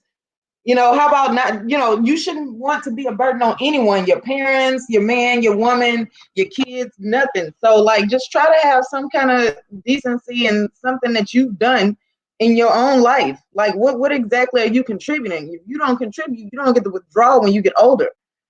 So I went ahead and changed the ticker tape, but that's where we at. Unhelpful personality traits. How are these children benefiting from these parents since 1980? They not. They're not. They ain't benefiting. They just becoming bills and burdens because people are not really thinking about the consequences of raising a kid. Look, hey, you careful, Topaz. That can hurt somebody. Don't. Right? I was about to say Me too. Yeah. Listen. Look, I know I noticed only on the camera, so I had to fix it. But you know. Hey, be careful. YouTube will hit you. I know. I just got mine terminated. Yeah. Here's the thing. The funny thing is to ladies. Nobody hates. You know, look, when you a dude that's trying to achieve something in life, the last thing you want to do is be having extra conversations with the person at home. It could be your son. You don't want no extra conversations with your son. You don't want no extra conversations with your daughter. And let alone a grown adult who says that they want to be with you. It's like, why are you here? Hold on. How much? Wait a minute. Let me do some calculation. I can get a Mexican maid once every 2 weeks, maybe matter of fact, once a month. I can let this house go to crap. Look, I can let this house go to crap. Okay. Throw stuff on the floor. The maid will pick it up for $100 for the entire month. Okay. Sex. $40 for top, $200 for some Egyptian chick. Okay, I can do that. Why are you here? What purpose is being served? And you know what? Sometimes women be like, but she's a woman. You're supposed to respect her just because she's a woman. No, I'm respecting her because she's an earthling who has no benefit toward what I've created for my life. That's fair. That's just like if you a established woman and you dealing with some low-level producing dude who can only provide pipe. At some point in time, you're going to look at this dude and be like, why are you here? Yep. I mean, more people, I feel like we need to, it shouldn't be a bad thing to ask the question, why are you here? People only get offended when they don't have an answer to that. Like, you have to always know why the other person is there. You know, that helps you to understand what the relationship is based on. And if you got some unhappy answer or you don't have an answer to that, then you're going to get offended. Like, I'm here because I exist. No, you could exist anywhere. Why are you existing next to me? That part. Listen, and I'm gonna tell you something about that pipe game. Mr. Research, you wrong. Because with women, if you lay that pipe right, you could be ain't shit. You could be on Xbox City all damn day. But if you making her bust right, she gonna suck that shit up. She could be like, you know what? wife beater Tony, I'm gonna have to go on ahead and get him an Xbox game. I'm gonna have to go on ahead and improve his season pass because I need that ping.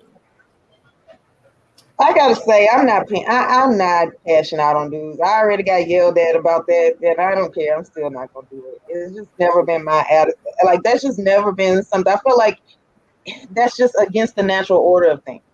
I say that a lot, and I truly believe in the natural order of things.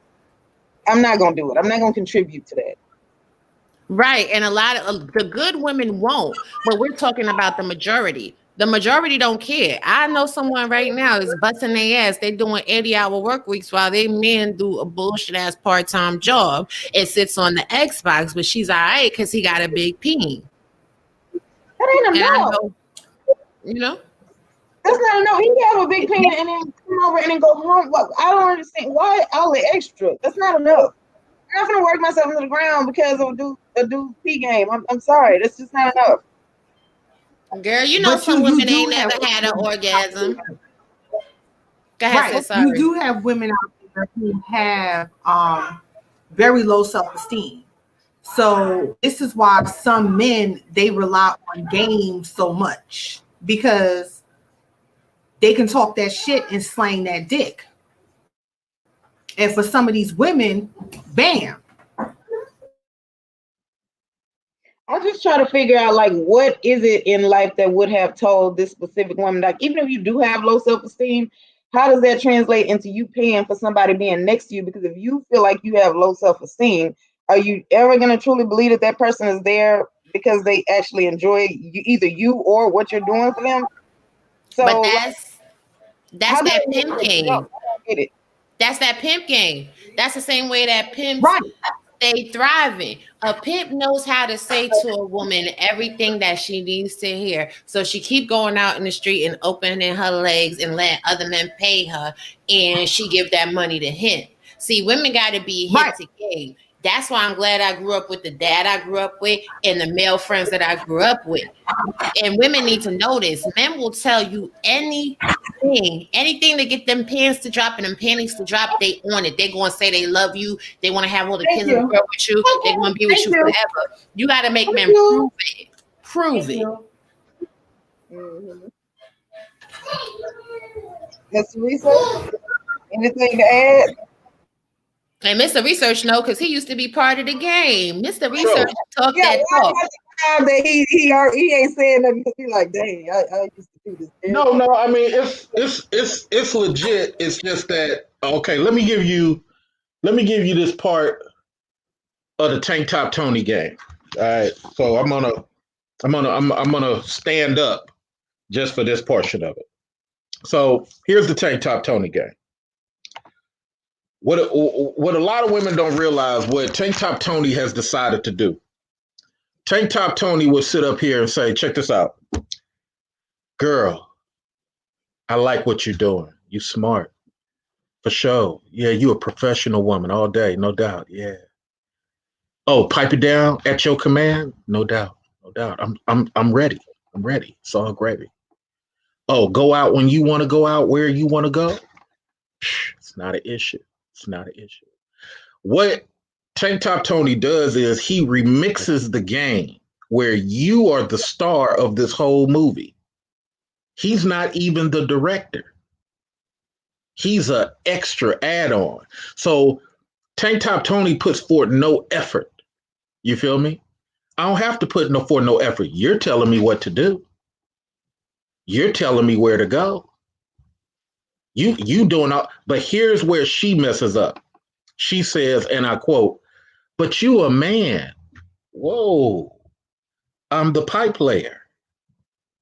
You put me in this position. I'm the pipe player. I lay pipe. Well, I'm going to tell my girlfriend Topaz that you ain't shit. But what you not telling Topaz is you initiated this whole Dungeons and Dragons situation. You initiated this as long as I was given the pipe, doing what you wanted to, blah, blah, blah. But what I've decided to do is kick back and let you do that. Go ahead. Mr. Research, we ain't gonna act like when you then tell your girlfriend that you tired of Tank Top Tony because he ain't doing what he's supposed to do. That's the same girlfriend that you've been telling how Tank Top Tony done been tickling all the ivories, done been eating the booties, done been laying the pipe. So she already know what she getting into, and she don't care that Tank Top Tony don't got no money and he ain't gonna do shit. He real ain't shit. All she trying to do is get her booties tossed like groceries, get her ivories tickled, and get a nut. Because most women, like about, I think it's what, 80% of women don't even know how to orgasm. And I'm sorry, but women will sell their firstborn child for a nut. Hey, look, why you playing? That's a classic from way back when. Women have this thing, the famous Iceberg Slim. Iceberg Slim grew up with a stepfather who was a business owner, and dude had his money right. He had a group of trucks. But his mama loved this dude who was a no good street dude who couldn't keep a job. And mom left it. Iceberg Slim wrote about how he started in the pimp game. His mom left this good ass stepfather, the only father he's ever known, and only came back to that guy to get more money. To the point where she would come in the house, steal, and she took so much to where he had nothing left, and he died broke and penniless. And you know what that boy Iceberg Slim said? I'll never be him. And that created the birth of Iceberg Slim. And see, look, ladies, I understand the divestment community wants to blame men. I get it. We're not that smart. We're just not. And here's what I mean by that, so none of the guys get offended. Look at the gender stuff that happens on YouTube. And I remember when Love Wisdom was coming on my channel way back when. What has really changed? Nothing for either side. When it comes to the guys, let's keep this 100. Many of the guys, you got BGS. He's 65 years old, about to be 70. I think he's 68 by this time. But he's 60, 65, 68 years old, about to be 70.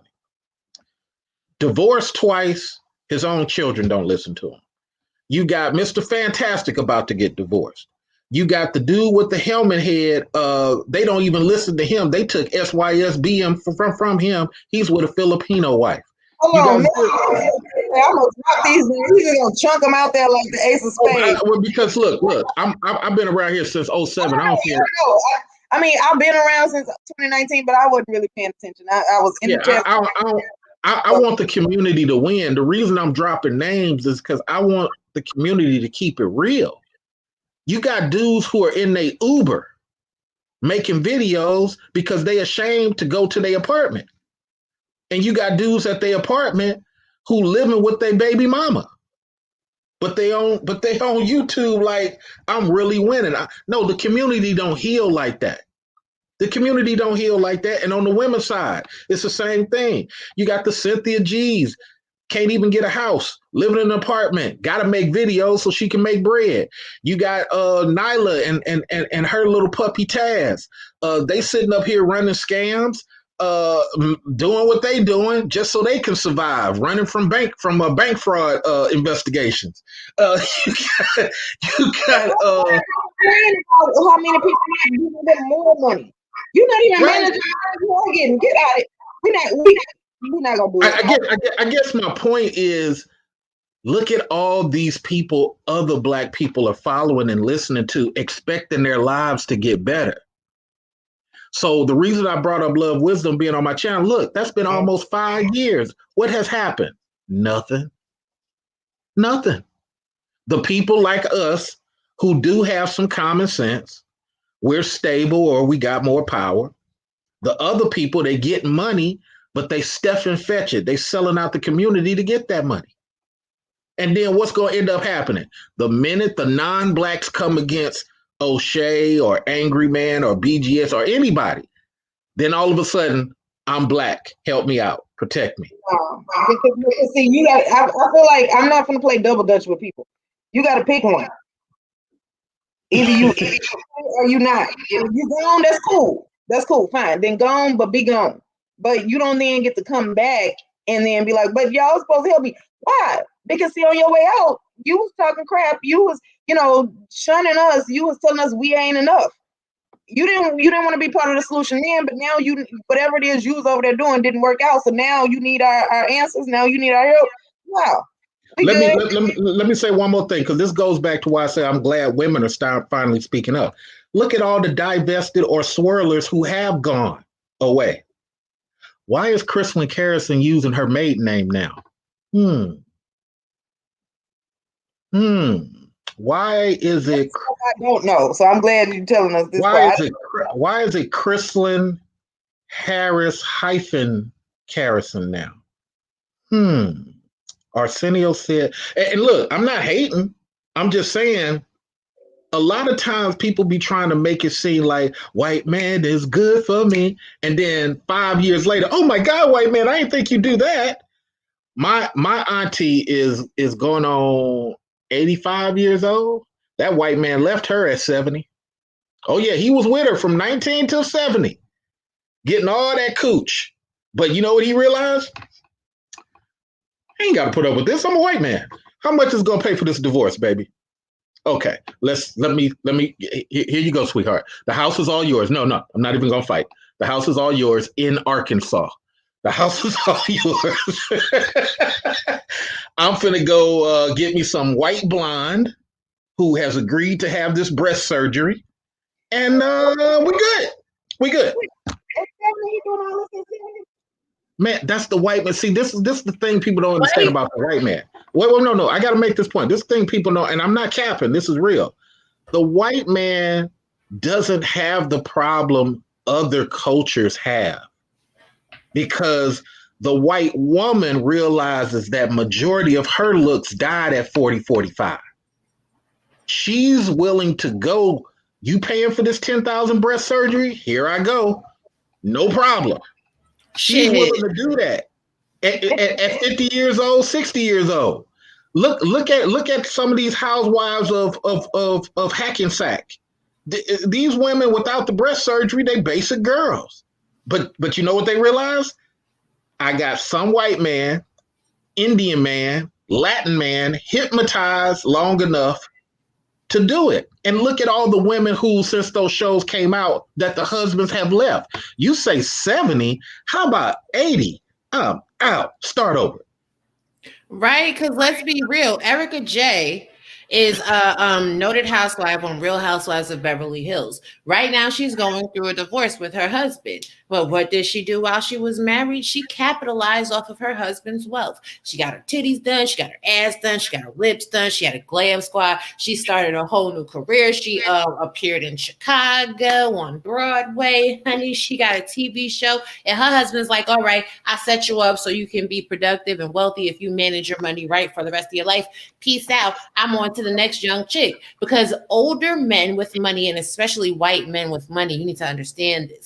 White men with money love control. So they want a woman that they can control, that they can mold, because they know that money will make a woman acquiesce to their position and do what they want them to do. Ain't gonna be no talking back. It's gonna be, okay, honey. Oh my God, you're having your boss come over for dinner. Oh, I need to make a last minute dinner for 8 people. No problem. I'll just call. No problem. Yeah, no problem. But when your husband is wealthy, you ain't got a problem with a last minute. Okay. Let's take wealth out of it. How about just sustainable, with the ability to have your credit good enough to just go get a $30,000 car because you can. I mean, look, I know dudes who only make 50 a year, but their credit game is at 80. Okay. And the white woman understands, we in a condo, I'm going to suck this thing. I get to go out in this convertible car. I'm going to suck this thing while he drives.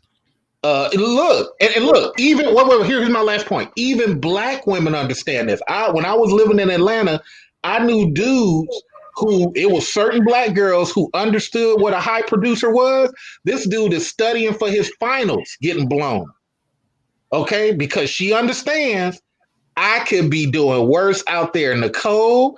I am snuggled up with a false fur, a queen bed sheet. I ain't got those problems. Bruh, take for instance today. My husband been asleep for the majority of the morning because he works very hard 6 days out the week. As a Black woman, I understand my husband is producing a wonderful home and a wonderful life and me the ability to stay at home. Would I have preferred for him to be up and looking after the kids? Sure, I would have. But do I understand that if I make sure that he can get his rest so he can go out and do the things that he needs to do during the week, it's better for the family? Absolutely. And a lot of Black women want, they want to be catered to, they want to be upheld, but they don't believe in catering to their men. And as a wife, I'm going to tell you, Black women, suck it up. Sometimes you're going to have to be uncomfortable. Sometimes it's not going to go your way. Sometimes you're not going to have what you want to have. But when you invest into your Black man and you are building into his comfort and building into his security, and he knows that he's going to come home to a home cooked meal and the kids is going to be taken care of, that Black man is going to give you more. Stop thinking that, you are above reproach, and because you are the cornerstone of the home, that means that the man is beneath you. I'm not going to say a Black man is a prize or a Black woman is a prize, but understand reciprocity. Because when you're pouring into your Black man like that, there's going to be random days where he's going to show you nothing but appreciation. But you got to be on a certain mental level in order to get it. It ain't about what you want all the time. It's about what's best for the family business and the family hustle. It's just my 2 cents. I think a lot of people don't understand life. Like, life is going to have ups and downs in it. You are going to have sometimes where you're uncomfortable if you're working towards anything, because that's the point of putting in the effort and the work. Life is not always going to be peaches and cream. And so if you get something that, like, that person, let's say you get into a relationship where that person is already built and you wasn't there with them through the struggle. Okay, well, then you need to be able to show why you should be the person that just meets them at the finish line. Who wants that? No one is happy about that. They'll deal with that. But then when you get there at the finish line, you need to have something going for yourself. And so Aries just asks, Black women don't do that. No, Black women do. But there is a movement of like ain't shitness that's getting started. So the problem is, I want us to not go down that path. I want us to understand the problem with that path already. We already saw the problem with that path in the most recent generation. Do we have to keep doing it over and again? So I want us to make a different choice. So, Little Wisdom, you haven't been able to say nothing in a while. You have anything you want to add into this? Well, hold on 1 second. Ari. Oh, Robbie. So I think. Go ahead.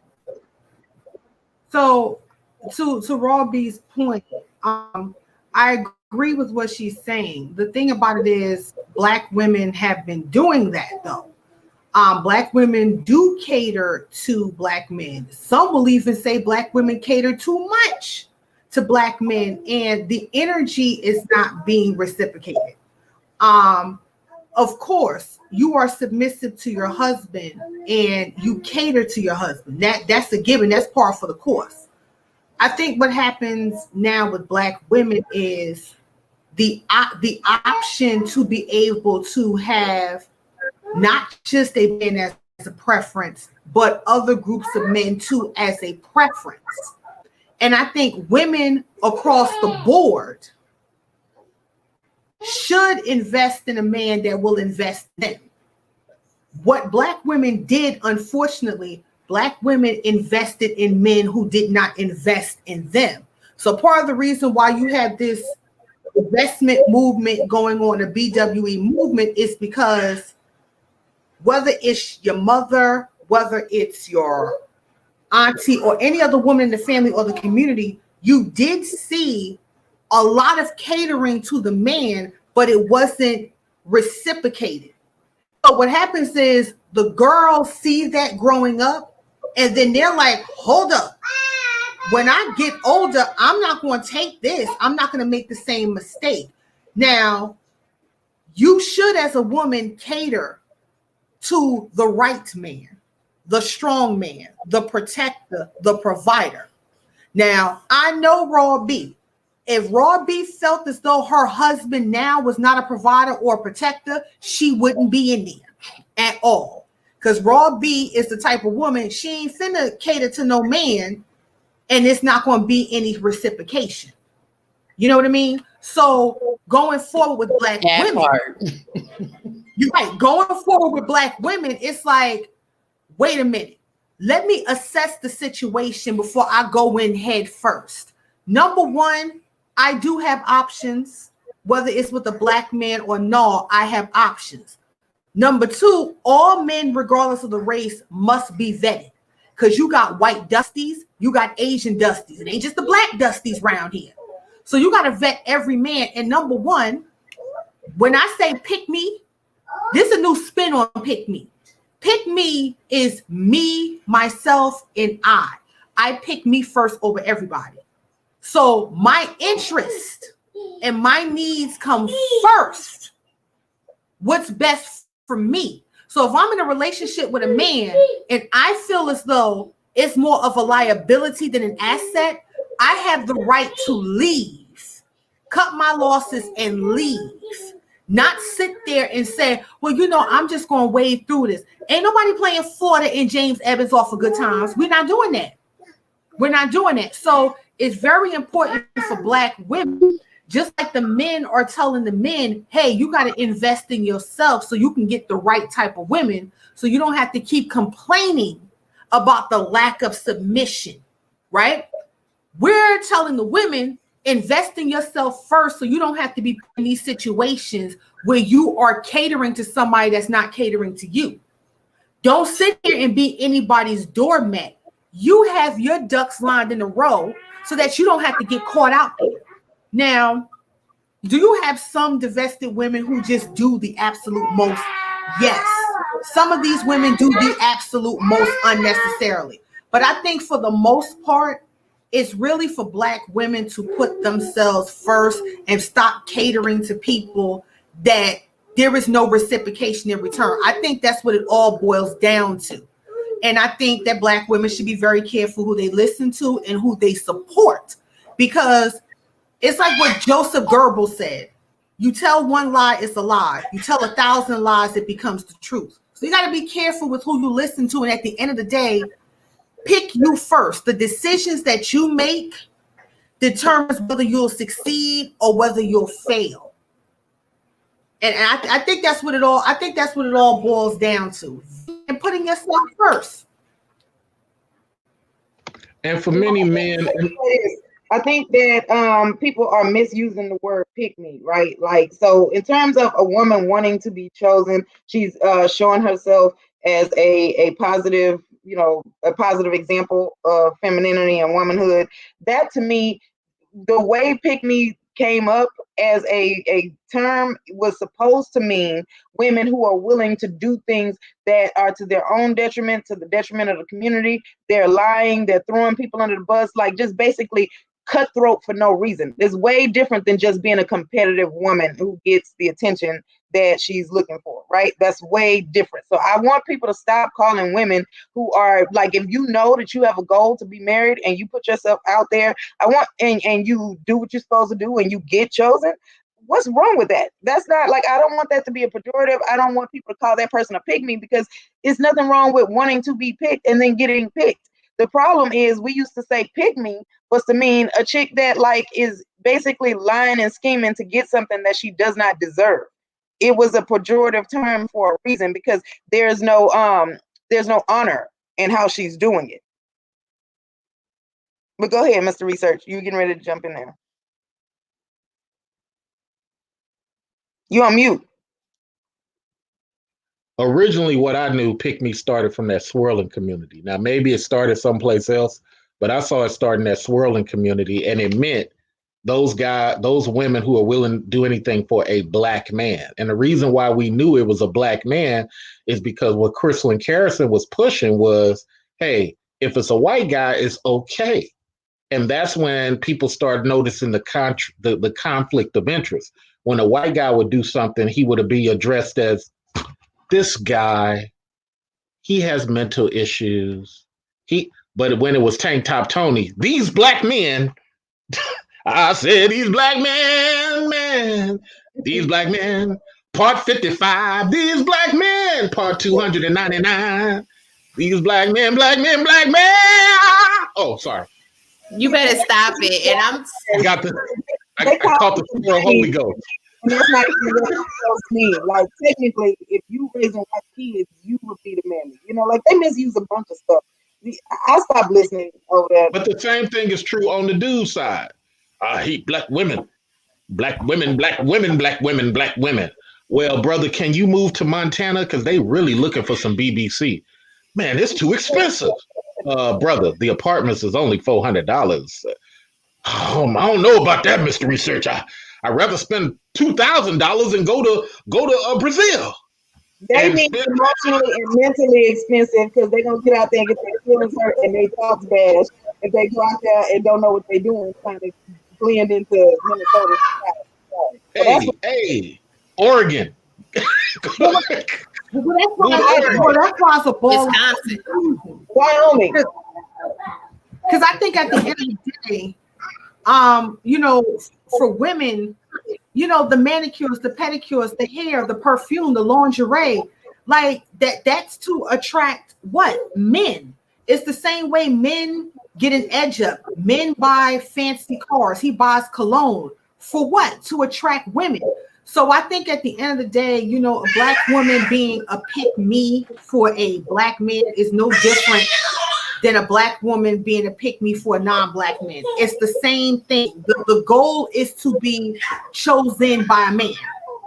Oh, nah. It's like with men, they decorate their apartment, right? With candles and stuff to attract women. I mean, I don't, you know, so why is a man blue pill or a simp? Because he decorates his apartment and he wears a suit to attract a woman. Like, why is a woman like it is? I don't know. Like the space is kind of weird. He's a simp. He's a simp because the guy saying that is too broke to be. But hold up, sis. I don't know, because I don't wear lingerie for no dude, and I don't wear no perfume for no dude. Before I was interested in men, I needed to feel that smooth caress of silk on my body. I needed Bath and Body Works to be a staple in my life so I could smell good for me. I like to smell good. I don't think that women should do certain activities of daily living just because of dudes. Like, I mean, yeah. I know what you're saying. I'm talking about in hindsight across the board. Of course, we know those things are like self-care, right? You buy your silk sheets, you know, you get your waxing. We know that's a form of self-care, but we also know those things are attractive to men too. When they rub your leg, it's all nice and smooth and oily. Like we know some of the things that we do is for self-care, but we also know it's an attraction to men. We know that. You put a little perfume on, yeah, it smells good on you. You like the way it smells, but you know if you walk past a man, you know he can be like, oh, you smell good. What kind of perfume is that? So we do certain things, know that at the end of the day, it will attract men. It'll attract men. It will. I think what happens. Go ahead. No, you go ahead. I got a joke. Go ahead. I think sometimes, like with people, that's what I said, you gotta be careful with the people that you listen to, because you got like social media is like with broken people become famous. So you got a lot of people who do a lot of projection, and it's kind of like it's my way or the highway. So you gotta believe in what I say instead of being a critical thinker. I think you could chew the food and spit out the bone. There's things I agree with, and there's some things that I don't. You know, unless you're Tiny Harris. But at the end of the day, unless you're Tiny Harris, and then you got on that cologne called Lure Lesbian, you got that Lure Lesbian perfume on. And you just walk through the mall and see how many fish jump in your boat. See how many fish jump in your boat at Lenox Mall. Girl, do you come by here more often? Yeah, I just been here. Yeah, I just been here. I just shopping for T.I. You know, you can kind of do your thing. You know what? Here's the funny thing, man. Everything Love Wisdom said is correct. It's just that I don't know what women are trying to do now. Really, I don't. Look, I keep it 100. If I wanted to be with a white chick, Asian chick, it's easy for me to do that. It's harder to be with a positive, professional thinking, keyword professional thinking, somewhat in shape woman. It's very difficult. It's more difficult than y'all think it is, because majority of the women who look very nice, they're dealing with so many terrible dudes. Mr. Research, you better get you a fluffy one. A fluffy one know how to cook and hold it down in the bedroom. You understand? I saw a fluffy one come on my TikTok a couple of days ago, and she pointed out, I may be fat, but I cook, I suck, I support. And I had to watch that TikTok video a couple of times. Like, you know what? If I run with that sister, I can possibly get her to trust me.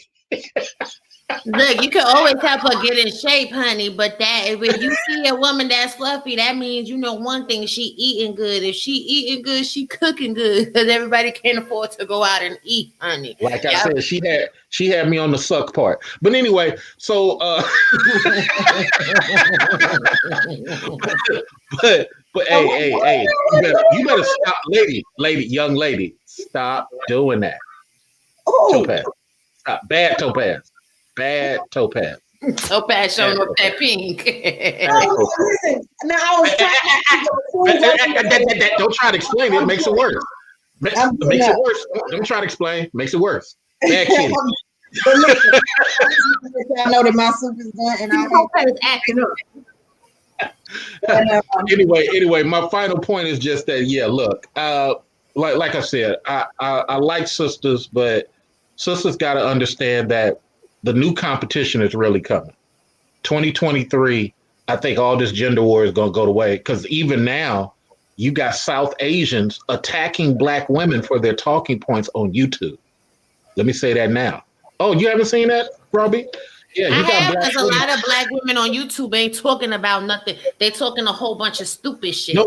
But my point is, you got people outside the community who are women now addressing women and some men since the Kevin Samuels thing. That's getting it. So what I'm noticing now, you got women who are from other communities going. I saw for the first time ever, there's a feminist channel called the Badger, whatever it's called.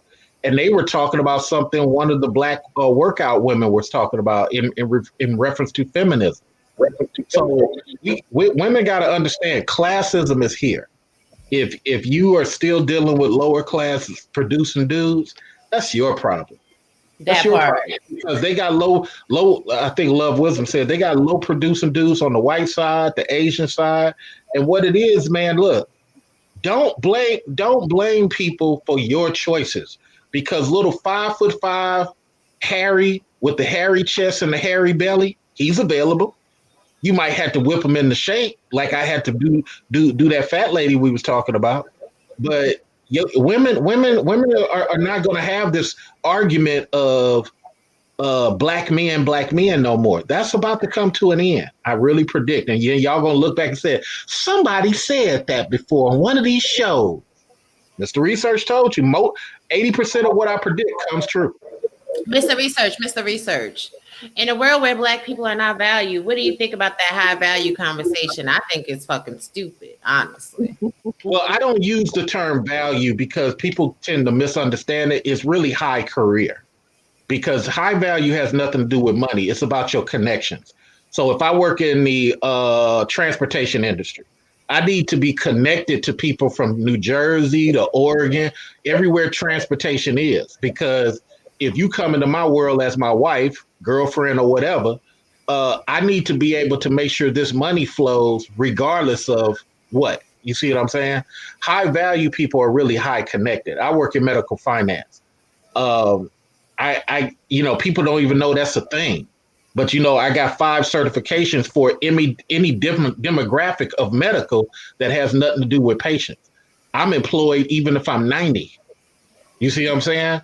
So, that's a totally different level of the game. And when you interacting with a dude like that, a male nurse even, because you can't stop them either.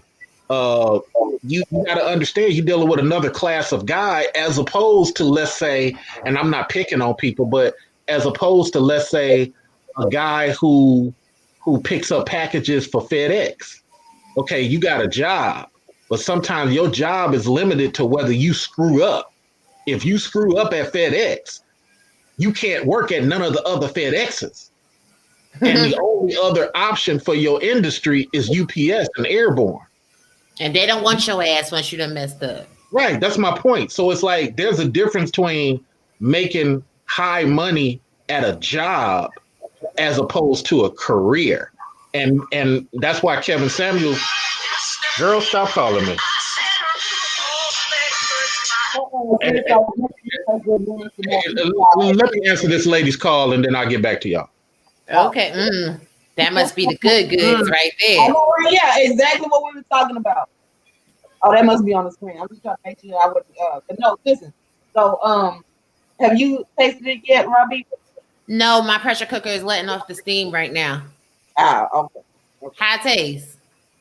I like it. Now, in terms of the color, like I would want something else like a darker green in here to break up the color because everything is kind of like bland colored, but it tastes pretty good.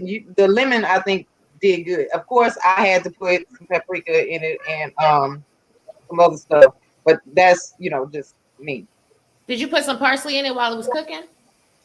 I didn't because it said to do it at the end, so I was trying to make it the right way first. But next time, I'm definitely going to. Oh no! It just on the recipe it says to put the lemon zest on the end because lemon zest will do too much if you put it in on the soup. I put the parsley in my pressure cooker, so as soon as I can open mine, I'm gonna taste it. And I put some ginger. So I messed up that part, but it's still pretty good. So I messed up the parsley part, but the lemon zest, I don't want to do it. Yes, and then while we was talking, I also taught my child how to make some rice right now. Y'all better teach y'all babies how to cook. Y'all better teach y'all babies how to cook. I made rice and put rice in mine too, so yeah. All right. Yes. So if y'all want to know about the soup, everybody that just came in lately, we started out at the beginning with that. It's supposed to be very antibacterial, antiviral. It has like potassium and helps with adrenal glands. It's supposed to elevate mood. The lemon is supposed to pick up your depression. Oh well, welcome, Bitcoin. I should have known. Where there's a conversation about BBWs, Bitcoin L will show up. That's right. Y'all better get yourself some BBWs, honey. We know how to cook. We know how to clean. We're going to make sure these kids know how to cook and clean. We're going to smell good because don't no big woman want to be stinking. We're making sure our hair look right because that is part of the ambiance. Okay? Y'all stay with them size 2 girls that's hungry and angry if you want to, honey. All right. So thank you guys for having me on. I'm finna go meet one of my sugar babies at the restaurant. Much love to y'all, man. And, like I said, man, a dude that's winning with women, he ain't angry at women. Only the dudes that are angry at women is the ones who ain't winning with women. Peace out. Have a good one. Have fun. Peace out, brother. So now it's just us. Y'all had asked for the link earlier, but nobody didn't click the link. If y'all want to come up, it's an open panel. This is the last topic, though. If y'all got something else y'all want to say after that, we can. Exactly. Chill, honey. Y'all better get y'all some thickums, some fluffy bunnies. Right, Queen. He was trying to act like he was not interested, but then he knows, like, she's calling because you're supposed to be on your way, Mr. You're doing a panel. You're supposed to be in your car riding out. Like, what are you doing in life? Oh, here go. Hey, She, what's going on? Hey, She. What's going on, everybody? I'm out here working. Oh, go ahead. Nothing much. We just talking about Black YouTube culture, food, all kinds of stuff. Yeah, I was wilding. Yeah, Yeah, I was back laughing. I ain't see you had posted a link earlier because I was like I said, I was on and off, so back at working and stuff, and I was just listening. Well, yeah, no, we just doing a state of the Black YouTube address. So that's what we had. Like we talked about doxing, about like why is that happening, what we need to do differently. We talked about misuse of community resources, like college, CPS, all of that. And then we ended it up with talking about unhelpful personality traits. Girl. So you got anything? Have you heard anything? Yeah, I missed that whole portion, man. Yeah, you know, when y'all was talking about the I guess the single mothers and all that stuff dealing with the kids and all, I was like, I see where you coming from. Like, you know, the women kind of letting the men see the kids too soon and stuff. I mean, that's kind of crazy, you know, in most cases, because, you know, like I said, I'm actually married to a woman with kids, and so, you know, that whole calling people simp stuff, I got called a simp for that, and I'm like, dude, like, a lot of them guys, they use the word simp too loosely because, you know, due to the fact if you ain't on their level or you ain't, you know, going with the same rhetoric they going with, it's simping, you know. Like I told a guy the other day, I had pushed a lady car up the street, and I was like, I guess I'm a simp for that because I'm not investing in the lady, but she was stranded, you know, ran out of gas, so I just like put it in neutral. I pushed it out the way. Wait, now hold on. I was sending a text. What now? What now? I'm sorry. Can you say that again? What happened? You was pushing somebody's car? Yeah, I had pushed the lady car out the way because her car ran out of gas. And I'm, you know, I just came over there and she was just in the middle of the street. And I'm like, what's going on? She was like, my car ran out of gas. So I was like, I got a truck. So I cut it sideways so no cars wouldn't come, you know, around and try to hit me. So I pushed the car to the side of the street.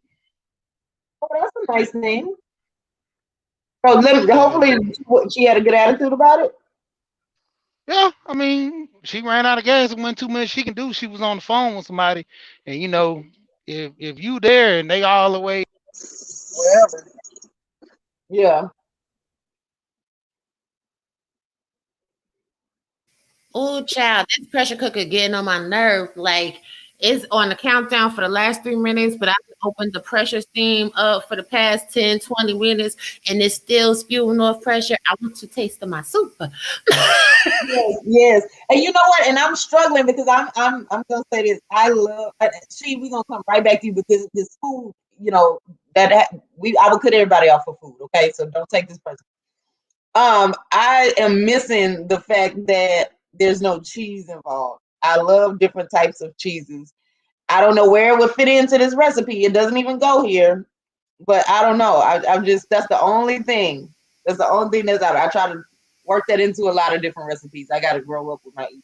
Some mascarpone would go with this recipe because Okay. mascarpone is it's sweet and it's a light cheese, but you would probably have to take some of the broth and mix it in a like a flour slurry to be a thickening agent, and then mix in the mascarpone and add it back into the broth.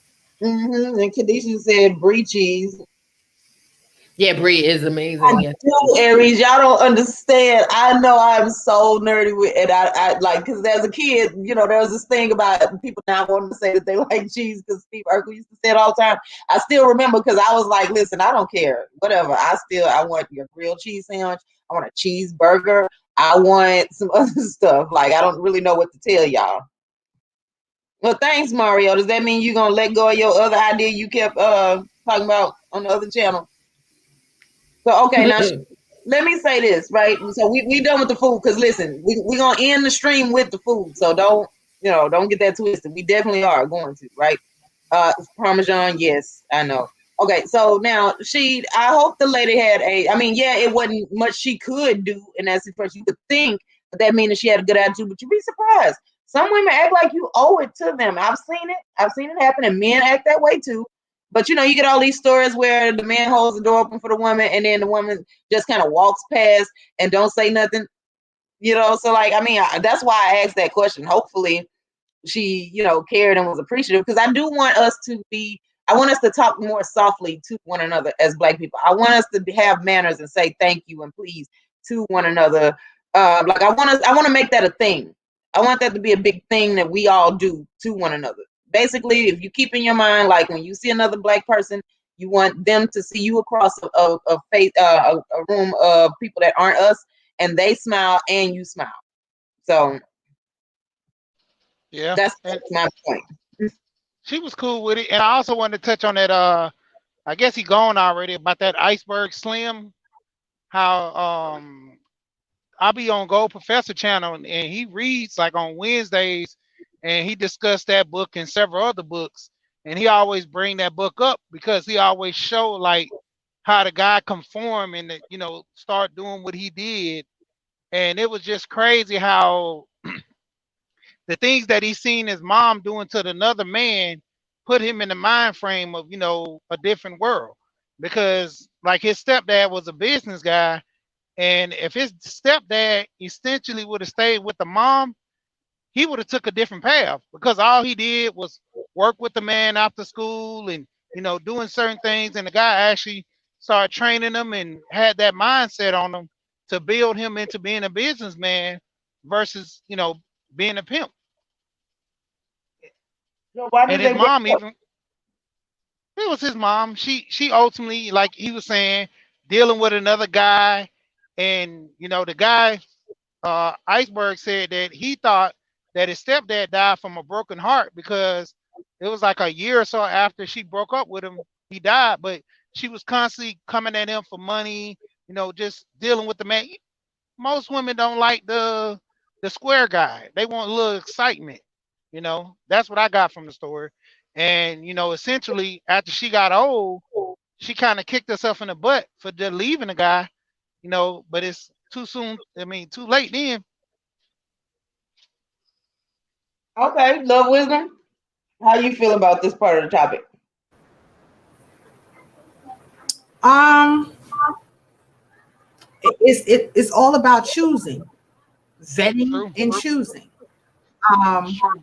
I think that with Black men and Black women, there is some truth to the whole thing about when you're young, you're looking for swag, and as you get older, you start looking at stability when you're older. Ooh, Raw, that look good. Mm-hmm. Raw showing food. Wow. So I'm eating mine. it really goes back to it goes back to vetting. It really does. It really does go to vetting. And this is why too, to the fellas, this is why it's important too that you choose better. You understand? Like for the women, well, the women have to choose better. But the same goes for you too. Because the woman that you lay with determine how your kid gonna be. So if you with a woman who at the end of the day, she doesn't appreciate you for your protection and your provision, and you still be with this woman regardless, what does that say about you? Now, one thing I will give men credit for, men will leave you over a rumor. Like a man will leave you over a rumor. Women, we will fight other women. We will fight friends to stay with that man. And I'm like, sometimes, ladies, we really gotta think like a man. Like, shit, I'll leave you over a rumor. God damn it, I will. Because you'll do it for me. So it's like you have to be careful who you choose to be with.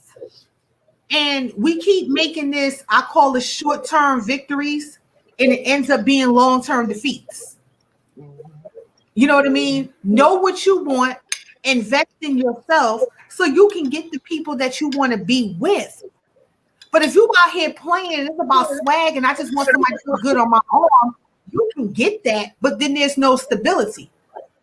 Then when you 20, 30, 40 years older and you look back, it's like, damn, I had no stability for real.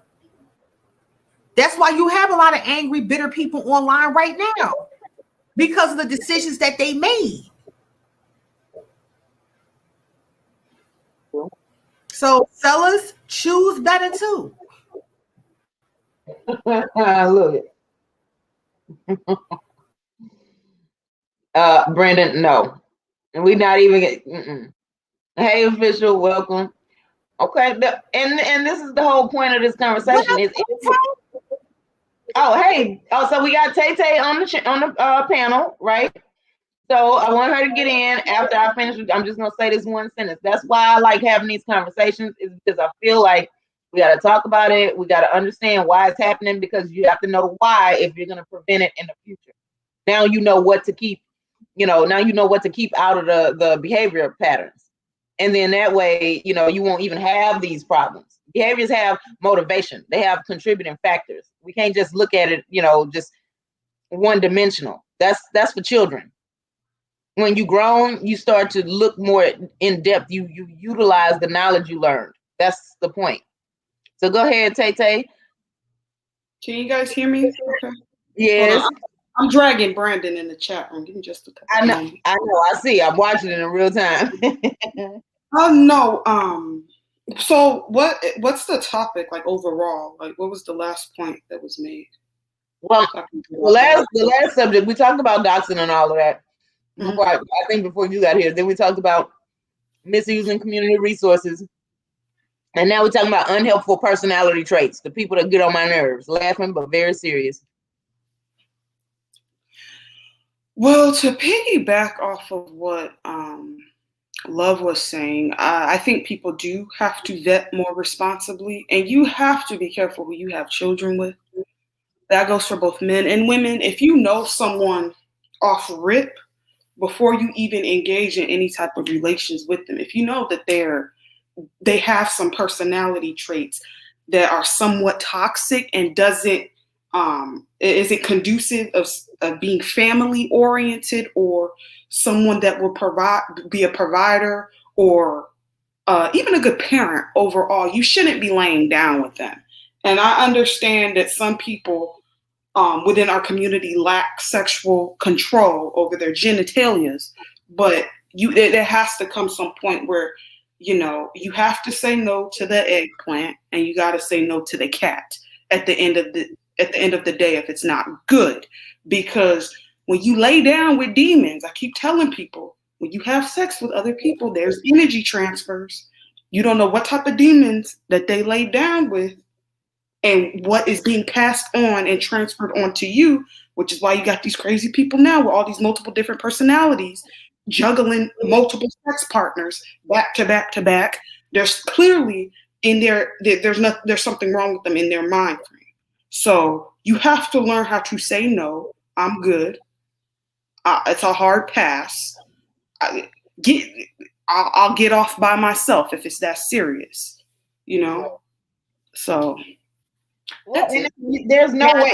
Tay, you know that Black people, especially women, act like they don't know how to get up on something by themselves. Y'all better go on ahead and go to Adam and Eve. Y'all better go on ahead and find you a toy. You better go on ahead and get you a bullet and pop off, honey. Right. And we gotta recognize that there are limits, right, to human beliefs and capabilities. When you start adding too many people to your sexual resume, it's impossible to keep track of all of that. So then that's when you get miscommunications. That's when you get mixed feelings. That's when you get fights and all of the insanity that we go through. That's because you're adding too many people. It's too much for you to keep track of. You're only one person. And you gotta, remember who all was involved with this person. And it's a lot. Just pick one that you like, and in that way, it won't seem like work. Yes. Exactly. And also, too, there's no such thing as pumping and dumping responsibly, Brandon. Cut it out with that foolishness. Right. Oxymoron. I ain't playing with y'all. But on a brighter note, that soup hits. Y'all see how quick I tore that little bit of soup down? Girl, y'all better go on ahead and make that damn soup. You hearing me? A whole bowl of it, and it's all gone. This is contributing to the thickness realization for the summer. If I can visualize it, I can realize it. So I'm gonna get all of this thickness, and I'm gonna have some fun this summer. Listen, with this thickness, I'm gonna have some fun this summer. You better love the skin you with, honey. You better love them thick thighs. You better love that thick booty. You better love that thick tummy, honey. You gonna be all right. Trust me. It's cold. Men love to be up underneath something thick when it's cold, baby. Well, and that's the thing. I'm trying to get to that. I'm kind of little right now, but don't worry about it. Stuff like this, eat this whole bowl of soup, it was tasty. Okay, and I'm gonna tell y'all something else too. As the queen of the fluffies, I ain't never been skinny. I ain't never been skinny, and I ain't never had a desperation for no man chasing me. They may front to their friends like they don't like the ones with the big booties that they could grab onto, but honey, all men love the thick ones. Believe it. Yes, they do. They be lying. They do. We don't like no big girls, and they be in your DM. That's how I be telling people that. People be bullshitting. Y'all better start looking in the mirror like I love you so much. Okay. I'm gonna tell you like this: a lot of these dudes in this space, they be capping because I came out and said it. I'm like, I like thick women. Like, we was on one channel, and I think it was on Roger channel, and he asked, "What was the last girl you been with before the girl you with now, or whatever?" I told him before I was with my wife, I was dealing with a girl. She's like 220 something. She was 5'8" or something. So I like me a thick girl. But I ended up marrying my wife. She's skinny. Well, my whole thing, like I told him, well, she ain't skinny. She just petite because she's short. But the thing is, like I told him, I wanted me a thicker girl, but the girl I dealt with, she was on that level. She had her stuff together. She wasn't. Oh yeah, what the doc said too. I put it in the chat. I say, with a thick girl, is she thick or is she fat, whatever you want to call it? I can help her lose weight. If she ugly, we can ultimately do plastic surgery or something like that. But the attitude, that's you. You got to change that attitude. If a woman can't change her attitude, a man not going to want to deal with her. It's not even the point of you just being submissive. It's just the point of you being understanding. If I say don't do this, you're going to get, like, prime example, I told my wife one day, I told her to go to one bank. She wanted to go to another bank because it was closer to the mall. I knew that bank was closed down. I let her drive all the way to the other bank by the mall, and she got mad and was like, why you didn't tell me the bank was closed? I said, because you don't listen. I shouldn't have to tell you the bank is closed. If I say go to this bank because you're a little bit closer to it, I knew you wanted to go to the mall. I was going to tell you to go to that mall after you leave that bank because it was closed, but she got to the point where she just wanted to cut me off. And, she hit me with that, you right, I should have listened. I said, that's the whole point, baby. I'm not going to steer you the wrong way. Yeah. Now, see, and this is the thing. Like, I'm not gonna just find reasons to argue. I try to argue as little as possible. I said try, right? So it's not fun to argue with somebody. Like, as long as they making sense, it don't really cost me nothing. What's so wrong? Like, there are some women that just gotta say no to everything all of the time for no reason. Just argumentative, real contrary for no reason. I don't get.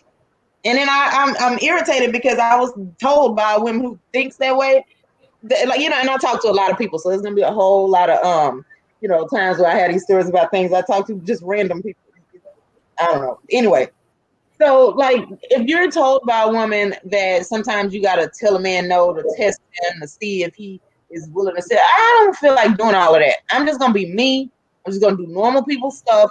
I'm gonna say what I feel like saying, right? Then I'm gonna just move on. I'm not wasting my time doing all of that extra for no reason. Who does that? Man, listen, you do gotta test dudes. If you want to have forever with a dude, you gotta test them. And I'm sorry, this is not even about size or nothing like that. This ain't about class, this ain't about nothing. If you want somebody to be with you, and I'm gonna be talking about this further tomorrow morning. This was already on the agenda. But you got to know what someone is made of. Can you make it through the rough times? And sometimes that starts with little tests. Like you got to say, oh, I don't got it to do X, Y, and Z.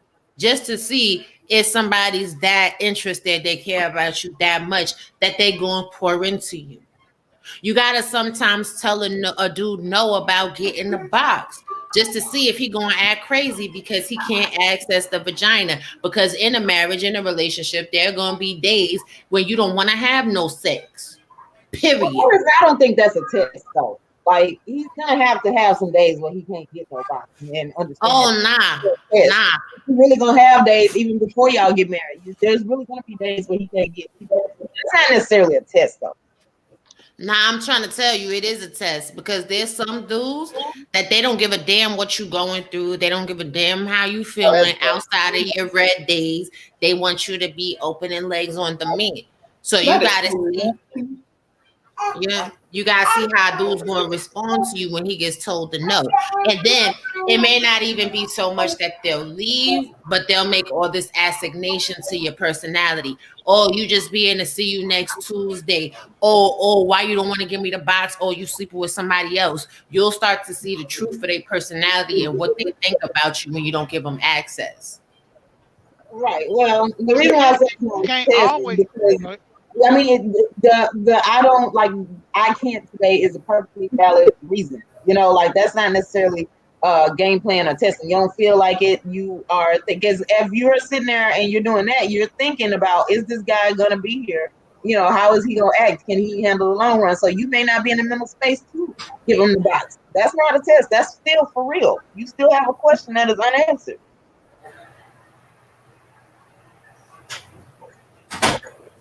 Exactly. And I can't stand when men say that everything is about playing a game. It's not about playing a game. It's about evaluations. Just like when you at your job, every 30 days, 90 days, you get a performance evaluation. You think your job don't test you? You think your job don't sit there and tell you, oh, we ain't finna give you this raise just to see if you gonna act a whole goddamn donkey and they gonna fire your ass? You understand what I'm saying? You got to do the same shit in a relationship too. Well, look, American Negro say when you married, you have to bend it over even if you don't want to. Well, I mean, that's a lie. Here's the thing, though. Like, there's gonna be some times where you should probably accept that no. You know, like you may not always want her to bend it over if she don't want to. I can tell you right now, it's not gonna go well. But I'm just gonna say this: when it comes down to that part, if you're dealing with a woman that always say you can get it whenever you want, and then you want to cut it off at certain times, that situation is not good. So you come into the relationship letting them know that there's stipulations behind having sex, so he already know.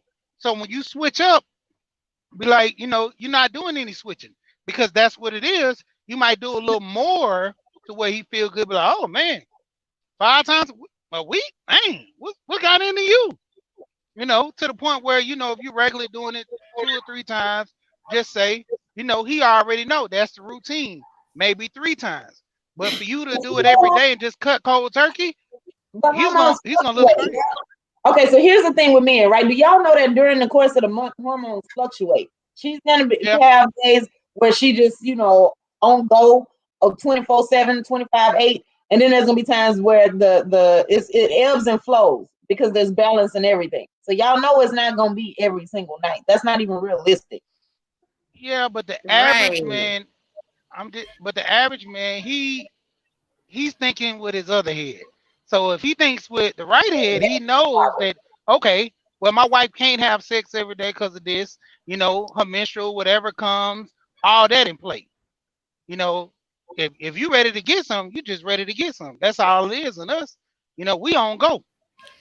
Okay, but get this, men sometimes don't want to. Like, let's say he had a horrible, terrible day at work and he's in a fighting mood. He ain't actually trying to be romantic and seducing you and all of that. And he gonna want you to shut up and get out of his face for a few minutes, right? Like, y'all don't always go 25/8 or let me guess.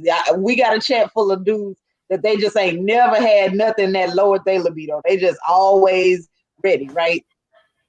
And how about this? If you think that if your wife don't give it up whenever you want to, you're gonna find somebody else to come on ahead and put up with all your BS. You got the game twisted. Okay. I'm gonna need you men to realize that there is a lot that comes with you outside of the sexual responsibility, like the mess you make, like the little nuances in your personality, like when to be able to be underneath of you and when to give you your space, like how you like certain things done. Y'all think y'all could find that in any random cat. You can't. That's why y'all keep bouncing around from pillow to post until you find that one woman that can tolerate all of your idiosyncrasies and be with you for life. Apparently, Boy ain't let them make it. He say she got a toothache, it's going down. Like, and then there used to be this old joke where, like, a woman would come home and say, "The doctor says I can't have sex for 2 weeks," and he was like, "Well, what did your dentist say?" You know, like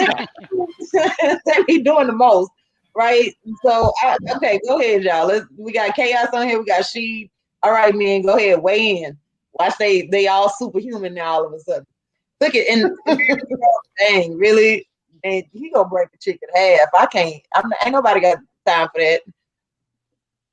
Well, if Chaos want to go, I'll go after him, or it don't matter because he just got here. Okay. I don't know what y'all talking about. I just came back on, man. I had to step away to get something. Okay, Continue. cool.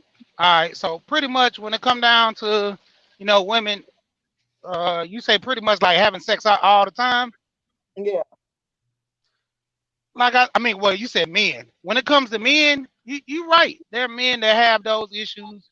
But my whole thing is this: when it comes to my wife, I'm gonna set stuff aside. I put her on a level to where a lot of that stuff don't matter. Either it'll be give me 5 minutes or something. Let me work this little stuff the other way, so I won't take it out on you. I'm not coming at you crazy or nothing like that. Because my thing is, like I tell my wife, when you come to the car dealership, you buy this car, this your car. You're not wanting nobody to borrow your car. This is your car. You took the car off the market. No one can get this car. So when you pretty much say the car just shut down, nobody can drive the car, and you're not driving all the time and something like that, it gets to the point where that man started to wonder, a week, 2 weeks, what's going on? A couple of days is cool. But when it gets to But here's the thing. The difference between cars and people is people have emotions. People have feelings. Well, cars, you just got to put the key in it, start it up, and then drive it. I mean, we're dealing with real people here, Okay. Well, I'll just go ahead and say it. Basically, if once me and you get married, I'm off the market. I shouldn't be cheating. I shouldn't be messing with nobody. That's why I use the reference with cars, just similar. But, I shouldn't be messing with nobody. I shouldn't cheat. None of that stuff. Now, it gets to the point if we're having sex every other day, 3-4 times a week, and we're not having sex like that again, like I'm going months without having sex. That's an issue for me, because That's marriage, though. But why? Because if you have more prevalent issues going on, sex actually, while a lot of people put a lot of weight on it, is the minority in a relationship. When you have stress from paying bills, taking care of the kids, making sure everything gets done, making sure all needs are met, sex falls into the back burner. I don't got time to be busting it wide open for you. And conversely, a man don't got time to be getting it up because men's penises do not work right when they are under stress. That's just a fact. Then y'all be beating yourselves up about it, and we having to sit there and tell you it happens to everybody. It's okay, it's normal, because your body has to be in tip-top shape for you to be procreation material. So nature has a way of stopping you when you're not at your best. Yeah. That part. With that part, you gotta, what I'm saying, do some things to change your diet, do some things to help yourself better yourself as a man. And dealing with the situation to where the bills are being stressed. My wife never has those issues. Like I said, it was a medical issue with my wife. I told her she didn't have to work for a whole year. I told her to go back because pretty much within that year, everything was cool. I let her stay out. Well, wasn't even a whole year. It was like a couple of months, but I let her stay out even longer because I wanted her to be in perfect health, no problem, you know. And we basically working off two incomes, but it's only because I want to. All I did was buckle down, put in a little more hours. I paid all the bills. I would have did it another year if I needed to, you know. But the point of it is, money is not an issue. You know, I let my wife live a comfortable life. There's nothing she shouldn't complain about, even though she want her BMW. I told her we're not doing all that, but at the same time, she got her nice cars, nothing to complain. Bills are being paid, nothing gets cut off. Pretty much she have money to go buy with everything she want. That's what a man's supposed to do in a relationship. You know, the cheating aspect, we both on the same playing field. We talk to each other, we work through things. Cheating should be at cheating is shouldn't be at the top of the list. You know, if I told my wife, if I have to cheat on you, I'll just leave you because it got that bad. Right. Yeah, well, I mean, and at least you told her up front. See, this is the thing. If you had that conversation, like this is what I expect, this is how high, how much I need, to be in a relationship and to be faithful, then okay, cool. And I agree with you earlier. You was like, well, a couple of days is cool, but you start getting into a week, 2 weeks. At that moment, she needs to start realizing that, hey, why do I not want to touch somebody for a whole month that I'm living with? And like what's happening? How do I feel right now? What's going on? And she needs to be trying to figure that out. Exactly. Yep. And that's when you have that dialogue to talk about it. Because, like I said, before it gets too far along, that's why I don't understand when people have relationships and I hear guys complaining about their wives and I hear women complaining about, if you don't say nothing, I mean, you're approving the behavior. You're letting it go along because even though it's an issue, you're okay with it because you should say something. Just like with Man, your listen. child. Man, listen, sex is not that serious, and especially when you're raising kids. Sometimes when you're pouring into your kids and you're chasing around your kids all day and y'all are spending time with the kids, sometimes the best part of the day is just cuddling together and falling asleep. It happens, especially like take for instance in my marriage, we have a CB. Whenever we about to get into something, the CB, you want to get to waking up, screaming, crying, hollering, needing all the attention. So we're not going to sit here and act like sex is the cornerstone. The legacy that you're building with your marriage is the cornerstone. And men that think that women should just bust it wide open just because they want to get a nut off, you got the game twisted. And a lot of men don't even know how to preheat the oven. You have to preheat the oven before you start the cooking. But a lot of men think that you should just bust it wide open and you ready to go. No, I'm going to need you to help me with these kids. I'm going to need you to help with some household chores because that's going to be the thing that gets me in the mood. Like, damn, I got that dude. Yes, let me go on ahead and give him some. I'm tired, but I'm going to push forward the extra mile. See, until black men understand that you got to put some effort for your woman to go forward the extra mile, we're never going to have healthy black relationships. And people are childish too. People are very childish on here, very juvenile, making it seem like sex is the end all or be all to a relationship. Not saying that it's not important, but again, in order to maintain a relationship and establish something, there's non-sexual elements that are prevalent, that are just as important as the actual act. So that is true. I expect that out of teenagers who just started getting to the box. You know what I'm saying? If you are a grown up, you don't have to always think about that. If you're an adult, that means you hopefully have had enough box. You know what it's like. You know what they expect. There's no more surprises. You don't have to act like you'll never get a shot at it again. You have grown to the point where you know that if this box goes away, there's another one out there that I could have somewhere. You're never in danger of there being a vagina, drought or something. So I just don't understand why men act like that. As many of these women out here that's throwing boxing people, how are y'all acting so starved out like this? I don't get it. Right. And then let's not act like you ain't had that vagina broken in. Your wife, your main squeeze, knows exactly how you like it. That fit is right. She know you finna stretch it out, work it out. You think you doing all of that with a new chick? A new chick may not even be able to take all of you. Stop playing. That's the little talked about point, right? Robbie, they don't understand that that is a thing too. Yes, ain't nobody trying to ain't no new person going to know you and know all the little shit that gets you off. If you like your ears twirled with the tongue, if you like your back rubbed while you deep stroking it, the new chick ain't gonna know that. So you gonna risk your whole family, your whole legacy for some new poon because your wife was like, you know what, not today, I ain't with it. Come on now, y'all gotta grow up.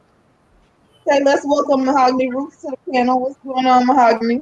Hey, Hey, ladies and Mahogany. gentlemen. Hey, Mahogany. This is a great conversation, and I was sitting and listening, and I have a story. But We all do. no, Go it ahead. was.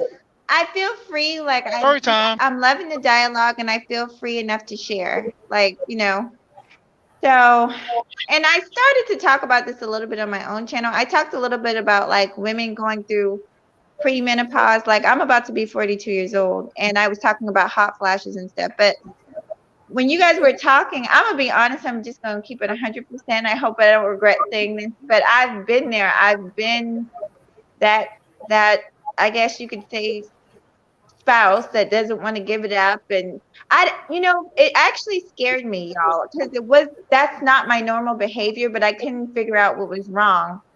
And come to find out, I had to go look, and I'm bringing this up because I think sometimes when they're going through this with their wives or their significant others, they don't understand it. But guess what? The women don't always understand it either, especially when they're going through like a change in life and their body starts to change.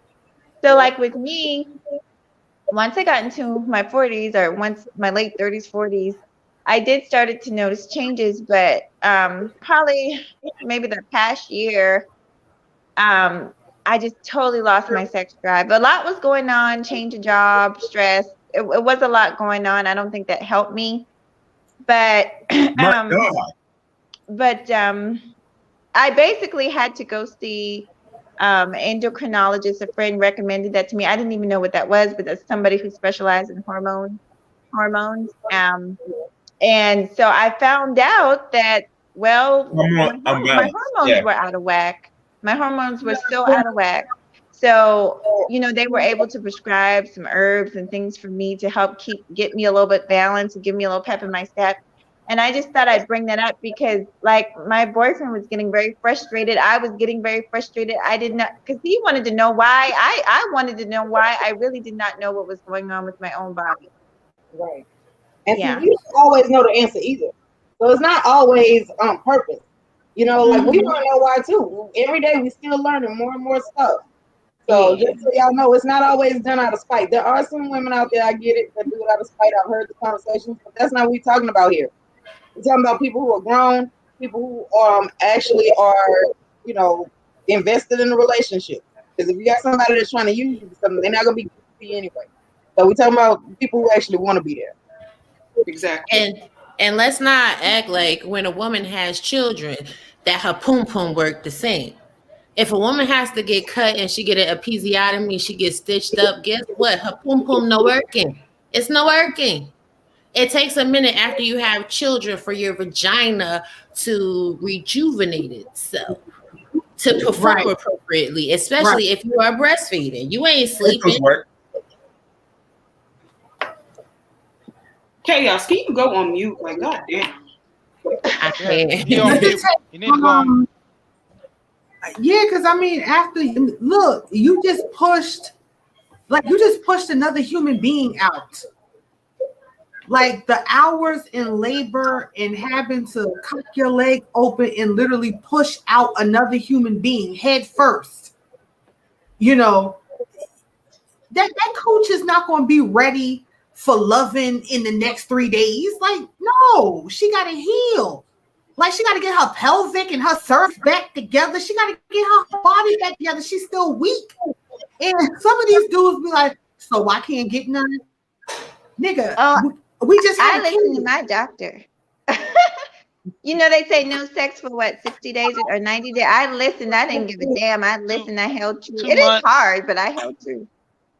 2 months. Right. And not to mention the fact that, like, even after that first 6 weeks, just your vagina and your uterus being traumatized. Sometimes the nerve endings don't respond how they used to.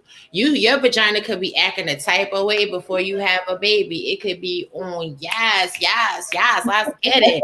And then after you That's the have a level. That's the name of the level. yeah, after you had a baby, your vagina be like, I don't know, sis. Do we really want to be working like that? We don't want to I go mean, through what that. happened last time? You know, like, are we going through that again? Right. Your vagina will shut it down on you like, hell no, sis. I don't know what you thinking, but we remember. Your vagina has Right. muscular memory. It'd be like, oh, it's that one again? No, we ain't finna work. Mhm. I was when my wife had my boys, man, I was super daddy. It was nothing that she hardly ever did. Sex was the last thing on my mind. Like I was just so proud and happy. Like it was crazy. You know, when it Oh, come down to it, if you sitting up there trying to mess with your like, I let her feel herself out. What she wanted to do, that's what she wanted. You know, that's the whole thing what I'm talking about with the communication. You know, you Yep. talking about this stuff. If you having issues, you know, to where you're not wanting to have sex, talk about it. You know, get it out. Don't just sit there and have it bottled up. And you know, most men do that. They get frustrated because you try to mess around with them. They say no, you push them away, all that type of stuff. They like, dang, what's going on with her? That's the whole point of talking and working things out. Yeah, because if you jump in there too fast, it ain't gonna never go back to normal and work right. So, it's Yeah. for both of y'all, just so you know. Yes, the woman is feeling it more internally, but I mean, if men just need a reason to understand, other than your woman needs right now, you need something a little bit more concrete, personal. How about if you make her push through, is doing more damage? And Right. like Right. and like I was just gonna say, like you Because said even, I earlier, mean, go ahead. because I No, mean, but even when you talk about sex in itself is an exercise. So after she has a baby and her body's trying to get back in order, and you sticking your dick in her, she has to exercise. The muscles got to move. So you're talking about a woman who's weak externally and internally from all of that trauma, Hmm. and you still like, come on, you got to do me like a porn star. It's like I can't move. Right. Like, right. And let me keep it all the way a buck with the men that don't know. For the first year or two, your woman is faking it. She is going through the motions. Y'all think that 6 weeks and then she snap back, she ready for action. It's not. Sometimes it could take a woman's body years to get that same feeling. And then all of a sudden one night she's like, oh shit, we back on. But before that, she giving you the lackluster. She just letting you get your nut off because that's what she gotta do. She ain't getting no enjoyment out of it. And I also, want to say, Yeah. oh, go ahead. oh, I'm I'm sorry, sorry. my company. Oh no, go ahead. Did you want to go, Taylor? No, I was just gonna give just to make a quick comment. Postpartum, like, women go through that as well after, childbirth and whatnot. Mhm. So they in their feelings. Um, they're feeling some type of way emotionally, physically. So you just have to be mindful of that. And I don't think a lot of men understand what women go through when you give birth. Like, it's a lot. So just Hey, please be mindful and don't be childish about it either. Like, And if you don't got no big penis, but your woman just pushed out an 8-pound baby, look at that baby, the size of that baby in relation to your penis. She done pushed out a baby that's 2 and 3 times what you got going on. It's gonna take a minute. don't get oh goofy, yeah, man. Right? It goes back. I had a chick once ask me that before she had any kids. She was like, "So does it go back?" And I'm like, "Look, you're not ready. You don't know to answer that question. What do you think? People just gonna be walking around? You gonna trip over somebody, box lips, walking down the street that has 6 or 7 kids? Like they're just gonna be, dragging behind people? What do you mean? It goes back. So can we not have that goofy comment in the chat or at all? And I'm gonna tell you one thing too, you guys that'll help men out. Is the I can't emphasize the emotional support. Like that makes such a big difference. I say that to my boyfriend all the time. Like it it's what you do throughout the day, throughout the week, how polite you are to me. Like, I'm polite, of course, in return, but it's the small things, it's the little things, it's the nice words, it's the hugs, it's the hand touches, and it's all of those things. All those things will help things go smoother for you. So I understand what it is for them that they have certain needs they want to feel, especially when a baby comes along, like they might feel neglected or a little bit, like they're not getting any attention. But oh, my family's back. I'm coming. But Mhm. thank you so much, Topaz. I'm gonna be listening, okay? Okay. Okay. And to All right, end, thank you. you're welcome. Enjoy your family. To end on Mahogany's note, the emotional support does make a difference. Because see, if y'all don't know that your emotions are tied to your physical activity, your physical health. So she's gonna take longer if she gotta do everything by herself. And you know that there was a baby coming. You had 9 months to prepare for the fact that there's a baby coming. You know that babies need to be held and fed and changed and clothed and all of this stuff. Those first couple of weeks, the baby's up every 3 or 4 hours anyway. How are you even getting sleep and rest enough to have a libido at that moment anyway? If you're in the same house with the kid, so like just it's gonna be some times where you don't get everything you want. That's part of maturity, is understanding how to manage yourself when you aren't getting like attention showered on you all the time. Hey, can I just want to say something real quick. In this space, every time I hear the word somebody say feeling, and Taylor said it earlier, I got to do this right here. That's my Maxwell. Well, all right, it was close. It was close. I do that for the dudes. Every time I hear dudes say that, I let them know. Get out your feelings. Come on now. Yeah, but feelings matter. I know we as a culture like to try to say that feelings don't matter. You can be above your feelings. All that. First of all, that's not human. That's The not part- a look. I'm always in my feelings about something. It could be petty, it could be major. I'm always in my feelings about something. I'm a Now, see, the only problem with feeling all the time is if it's always a negative feeling. If you are upset about things, you also feel and experience joy when good things happen. right. Yeah, feelings. Exactly. Yeah, the feelings do matter, but when it come down to guys, when we're talking and we're talking about facts, and you want to put emotional answers in there versus giving the truth, that's when I get on guys about feelings. You know. Right. Well, now that's understandable though. Like if we talking Yeah. about facts and we're making a science conversation, that's way different. But we talking about everyday life. You got to have both logic and emotions, and the key to maturity is knowing when to utilize which. Exactly. Exactly. Like a lot of people don't have no motherfucking feelings. Excuse my language. I'm sorry. Go in, Yeah, sis, have. Right. a lot of people on here have no feelings, and I'm just like, are you human? Like, what is wrong with you? Nah, they got feelings. They just running game because they want them cash apps and then super chats. So they'll say whatever to get to that coin. Half the stuff people be saying on here, they don't really believe that. That's not their real life. They out here fronting and frauding to make y'all feel some type of way. Be all cap. All cap.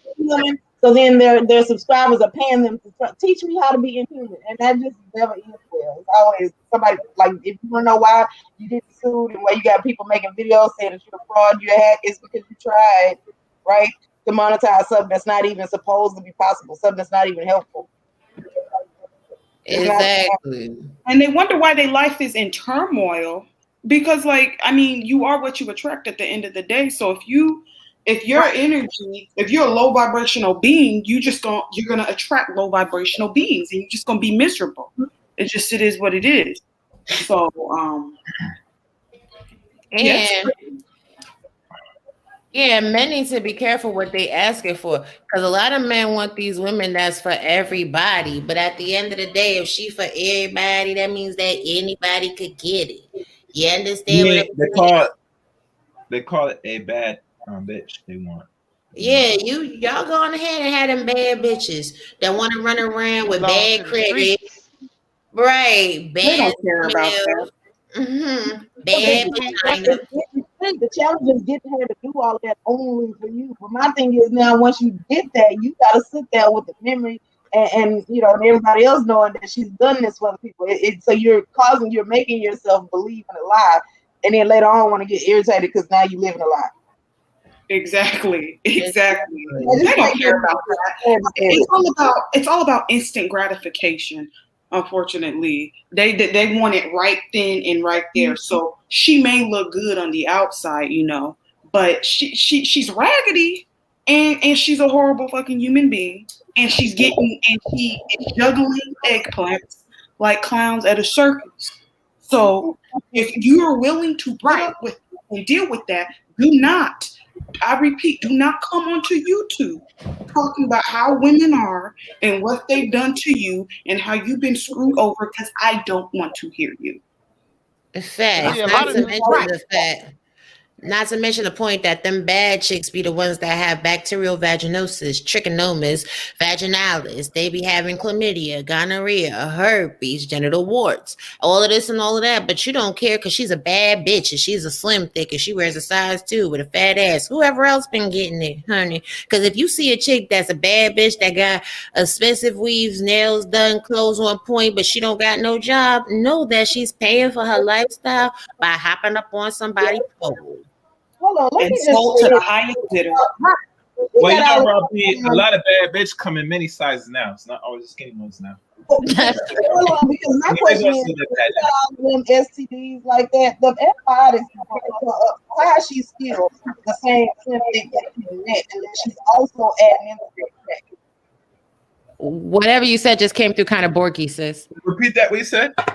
Okay, I was saying, like, if she got all of these different types of STDs and stuff like that, how is she still the same size that you met her? Because, I mean, don't antibiotics blow you up? I'm not sure. She I don't ain't think taking them. She ain't taking them. She's steady burning and passing it on It to the depends next. on the And they got right, and it also depends on the STD. It kind of depends on the STD or the STI that you have. You know, some of the antibiotics you got to be out for commission for like a couple of weeks. Some you back at it in a couple of days. So, like, even if, let's for example, you look at HIV. Depending on how you were taking care of yourself prior and currently, you can only take one pill that makes it undetected. So you got people out here who got the gift that keeps on giving, but because of modern medicine, these things are able to be undetected. So they out here in the world, you know, either dirty dicking or dirty coochieing out here with people because, well, I can go take this pill. I can go get this antibiotic. I could be out for a couple of days and I'll be right back in about a weekend. That is so nasty. Man, y'all better stop having sex without sex. That is so nasty. Man, I would say this though to Raw B's point, because it's look, whether high value, all this other stuff, y'all going out on dates and you feel as though y'all might be a little intimate. One of them dates, y'all could go to the clinic and take a test together. Like, I don't know why people want to be embarrassed, but it's like your sexual health should be the number one priority. So, okay, look, we ain't going out to Top Golf tonight. We need to go to the clinic to make sure we good. You need to make sure that we good. You know what I'm saying? Because this is serious. Like, because of COVID-19, now they got this thing called super gonorrhea. Oh, good Lord. Yeah. Now it's these STDs, they going super Saiyan now. So it's like, yeah, you gotta invest in your sexual health. And you gotta reserve the kitty. You got to reserve the kitty. This is why I do not believe in casual sex. That is the number one reason. Because first of all, there's too many diseases going around. Second of all, you don't, like I said previously, you do not know what demons these dudes are laying down with, passing it on to you. You have to reserve the kitty. You really do. But let me say this real quick. I need y'all to know that certain sexually transmitted infections are not a part of the normal screening process for STDs. You need to request that they do a complete panel. Also, you guys can go to the drugstore on your way to your next encounter. Get the Aura B quick check test. It costs $50. Swab your mouth, swab that dude's mouth. Even if you ain't gonna do nothing else, at least check for that. Make sure you're using female condoms, male condoms. Women, if you want to be a freak and sell it on the weekend, it ain't none of my business. But make sure you get you make sure you get you a vaginal contraceptive film so that you are not producing a kids, because men will take that condom off. If you got that good, if you got that good, I'm telling you right now. Listen, I'm So telling Robbie, you you said right women should now. use female condoms? This is new. Yes, female condom, Female, they said, vaginal I gotta contraceptive. wear a condom now for my vagina. Yes, ladies. And you know they did exist, but I don't rarely hear women talk about wearing female condoms. They said, "No, do that. I wear a condom. I don't buy And the here, condom." well, then in the spirit of that, there was a whole movement a couple years ago that they were coming out with that men have been doing for the longest time. They will hold the condom in their hand, act like they're putting it on, and never had put it on in the first place. Yep. Right, Nasty. that part. That is Some nasty. women found out about it and then tried to like sue the guy because they were saying it was a form of rape, because they were like, I didn't agree to have sex with you raw. I said we were gonna have sex and we were gonna use a condom, and you decided not to. Yes, And Taylor, men trap women too. Oh, trust Right. me. Women know when that raw dicks in them, they can feel them walls being. No, they don't, because if a woman is coming and if you have a woman that's on splash waterfalls, all she knows is she's on splash waterfalls and it feels exactly the same. But I'm gonna tell you, as a black woman that did not have children until 32, you cannot imagine how many men came to me when I was doing my thing, like, oh, I'm gonna make you my baby's mother. So I had to be Oh, yeah. on top of birth control, spermicide, The devil VCF, is a lie. right, making sure the condom that I supplied the condom, that there was no hole in the condom. I don't care who brings the condom, you or him, inspect it. You better have that package up to the sunlight, like, oh shit, is there a hole in there? Let me make sure before you put it on somebody's penis. Make sure you know the right way to put a condom on, pinch the tip so there's a reservoir to catch the cum, roll it down, make sure It it better be the covers right size hole. too, because some dudes Right. like one size condom. Right. Make sure it covers the whole penis, and use the female condom. The female condom is a better barrier because it has a lip that protects your vulva. Genital herpes and genital warts can be contracted with the use of condoms. You better know something about sexual health before you doing grown shit. Exactly, it's part of it. You need to know what you're doing. Personally, you're supposed to know all of that before you even decide that you can do it for the first time. Facts. Hey, I can honestly say every woman that I dealt with, I wouldn't have been ashamed if I had a baby with them.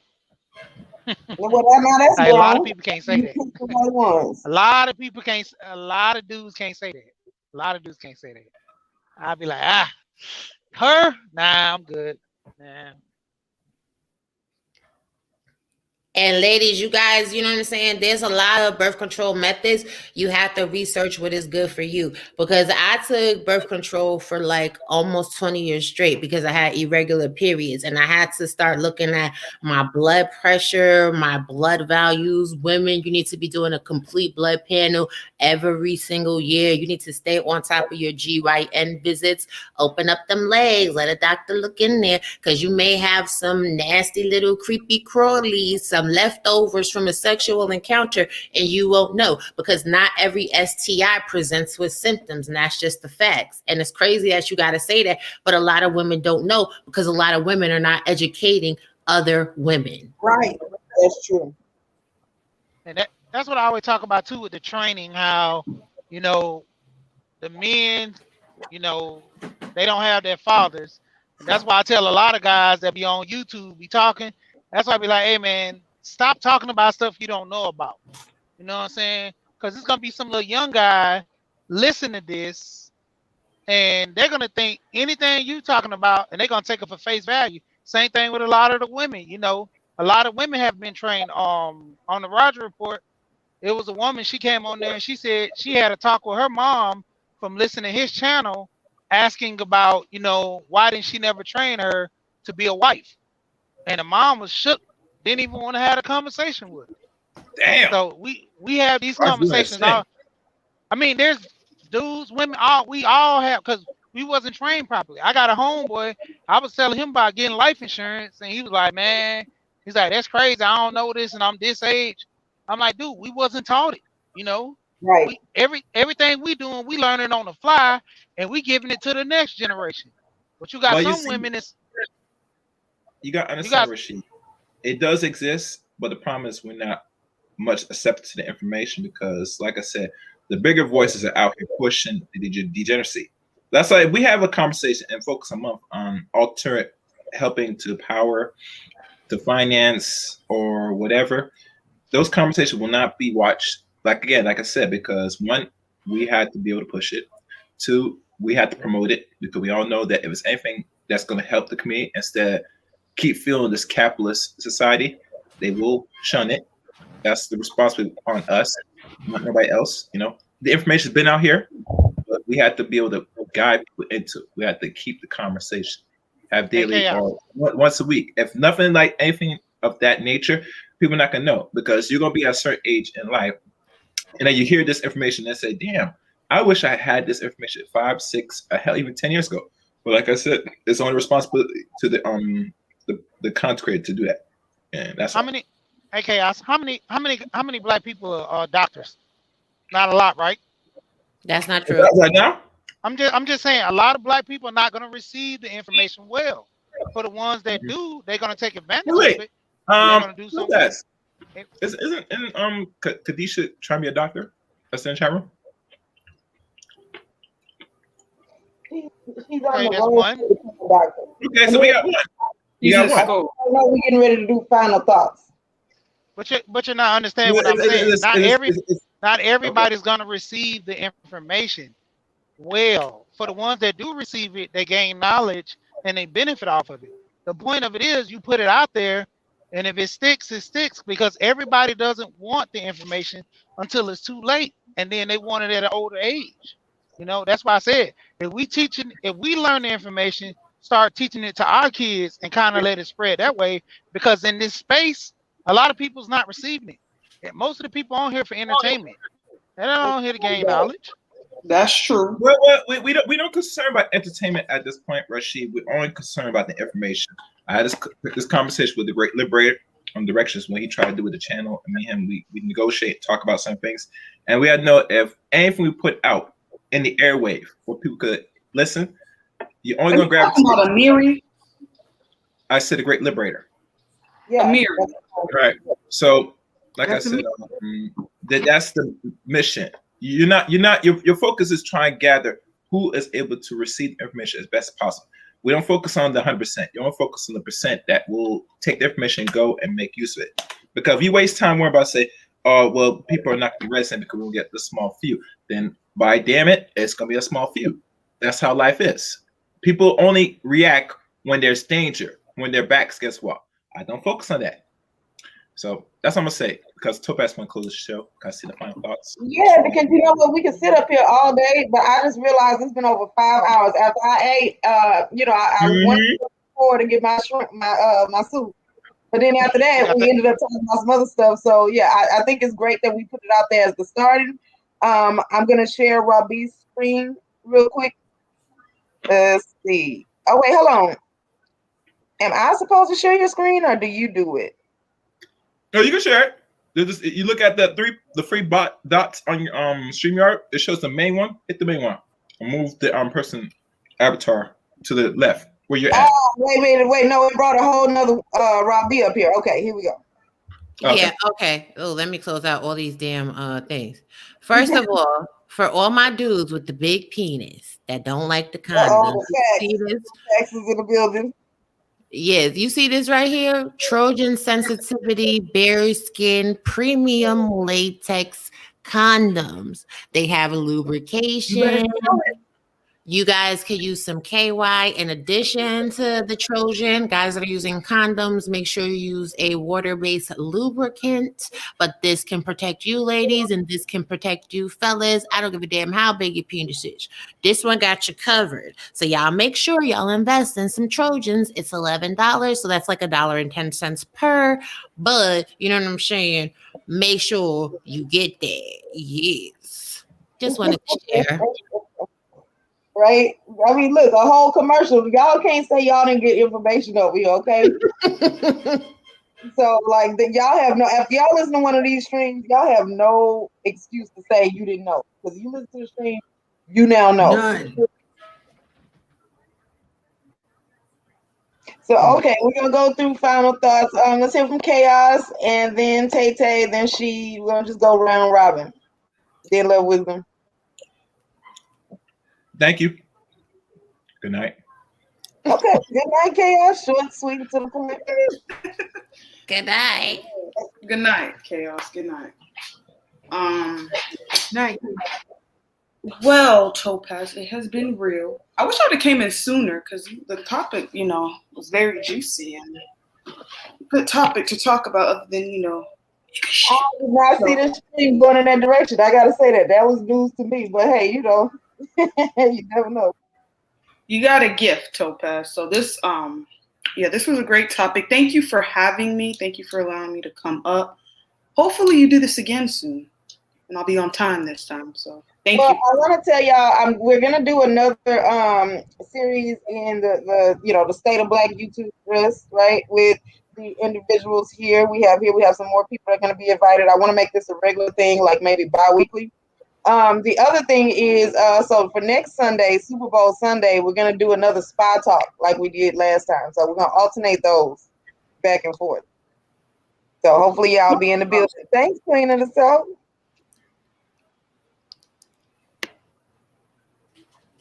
So Sheed, I think it's on you now. Okay, I thought she wasn't finished. All right, but pretty much, like I say, look at the training, teach your kids, daughters and sons to do better, be better. And also, I always promote get life insurance, generational wealth, pass on to the next generation. We can't keep always doing fish fries and stuff to bury family members and borrow money. We need to focus on, generational wealth, passing something down to the next generation. And I'm gone. All right, that's smart. Good information. Love Wisdom.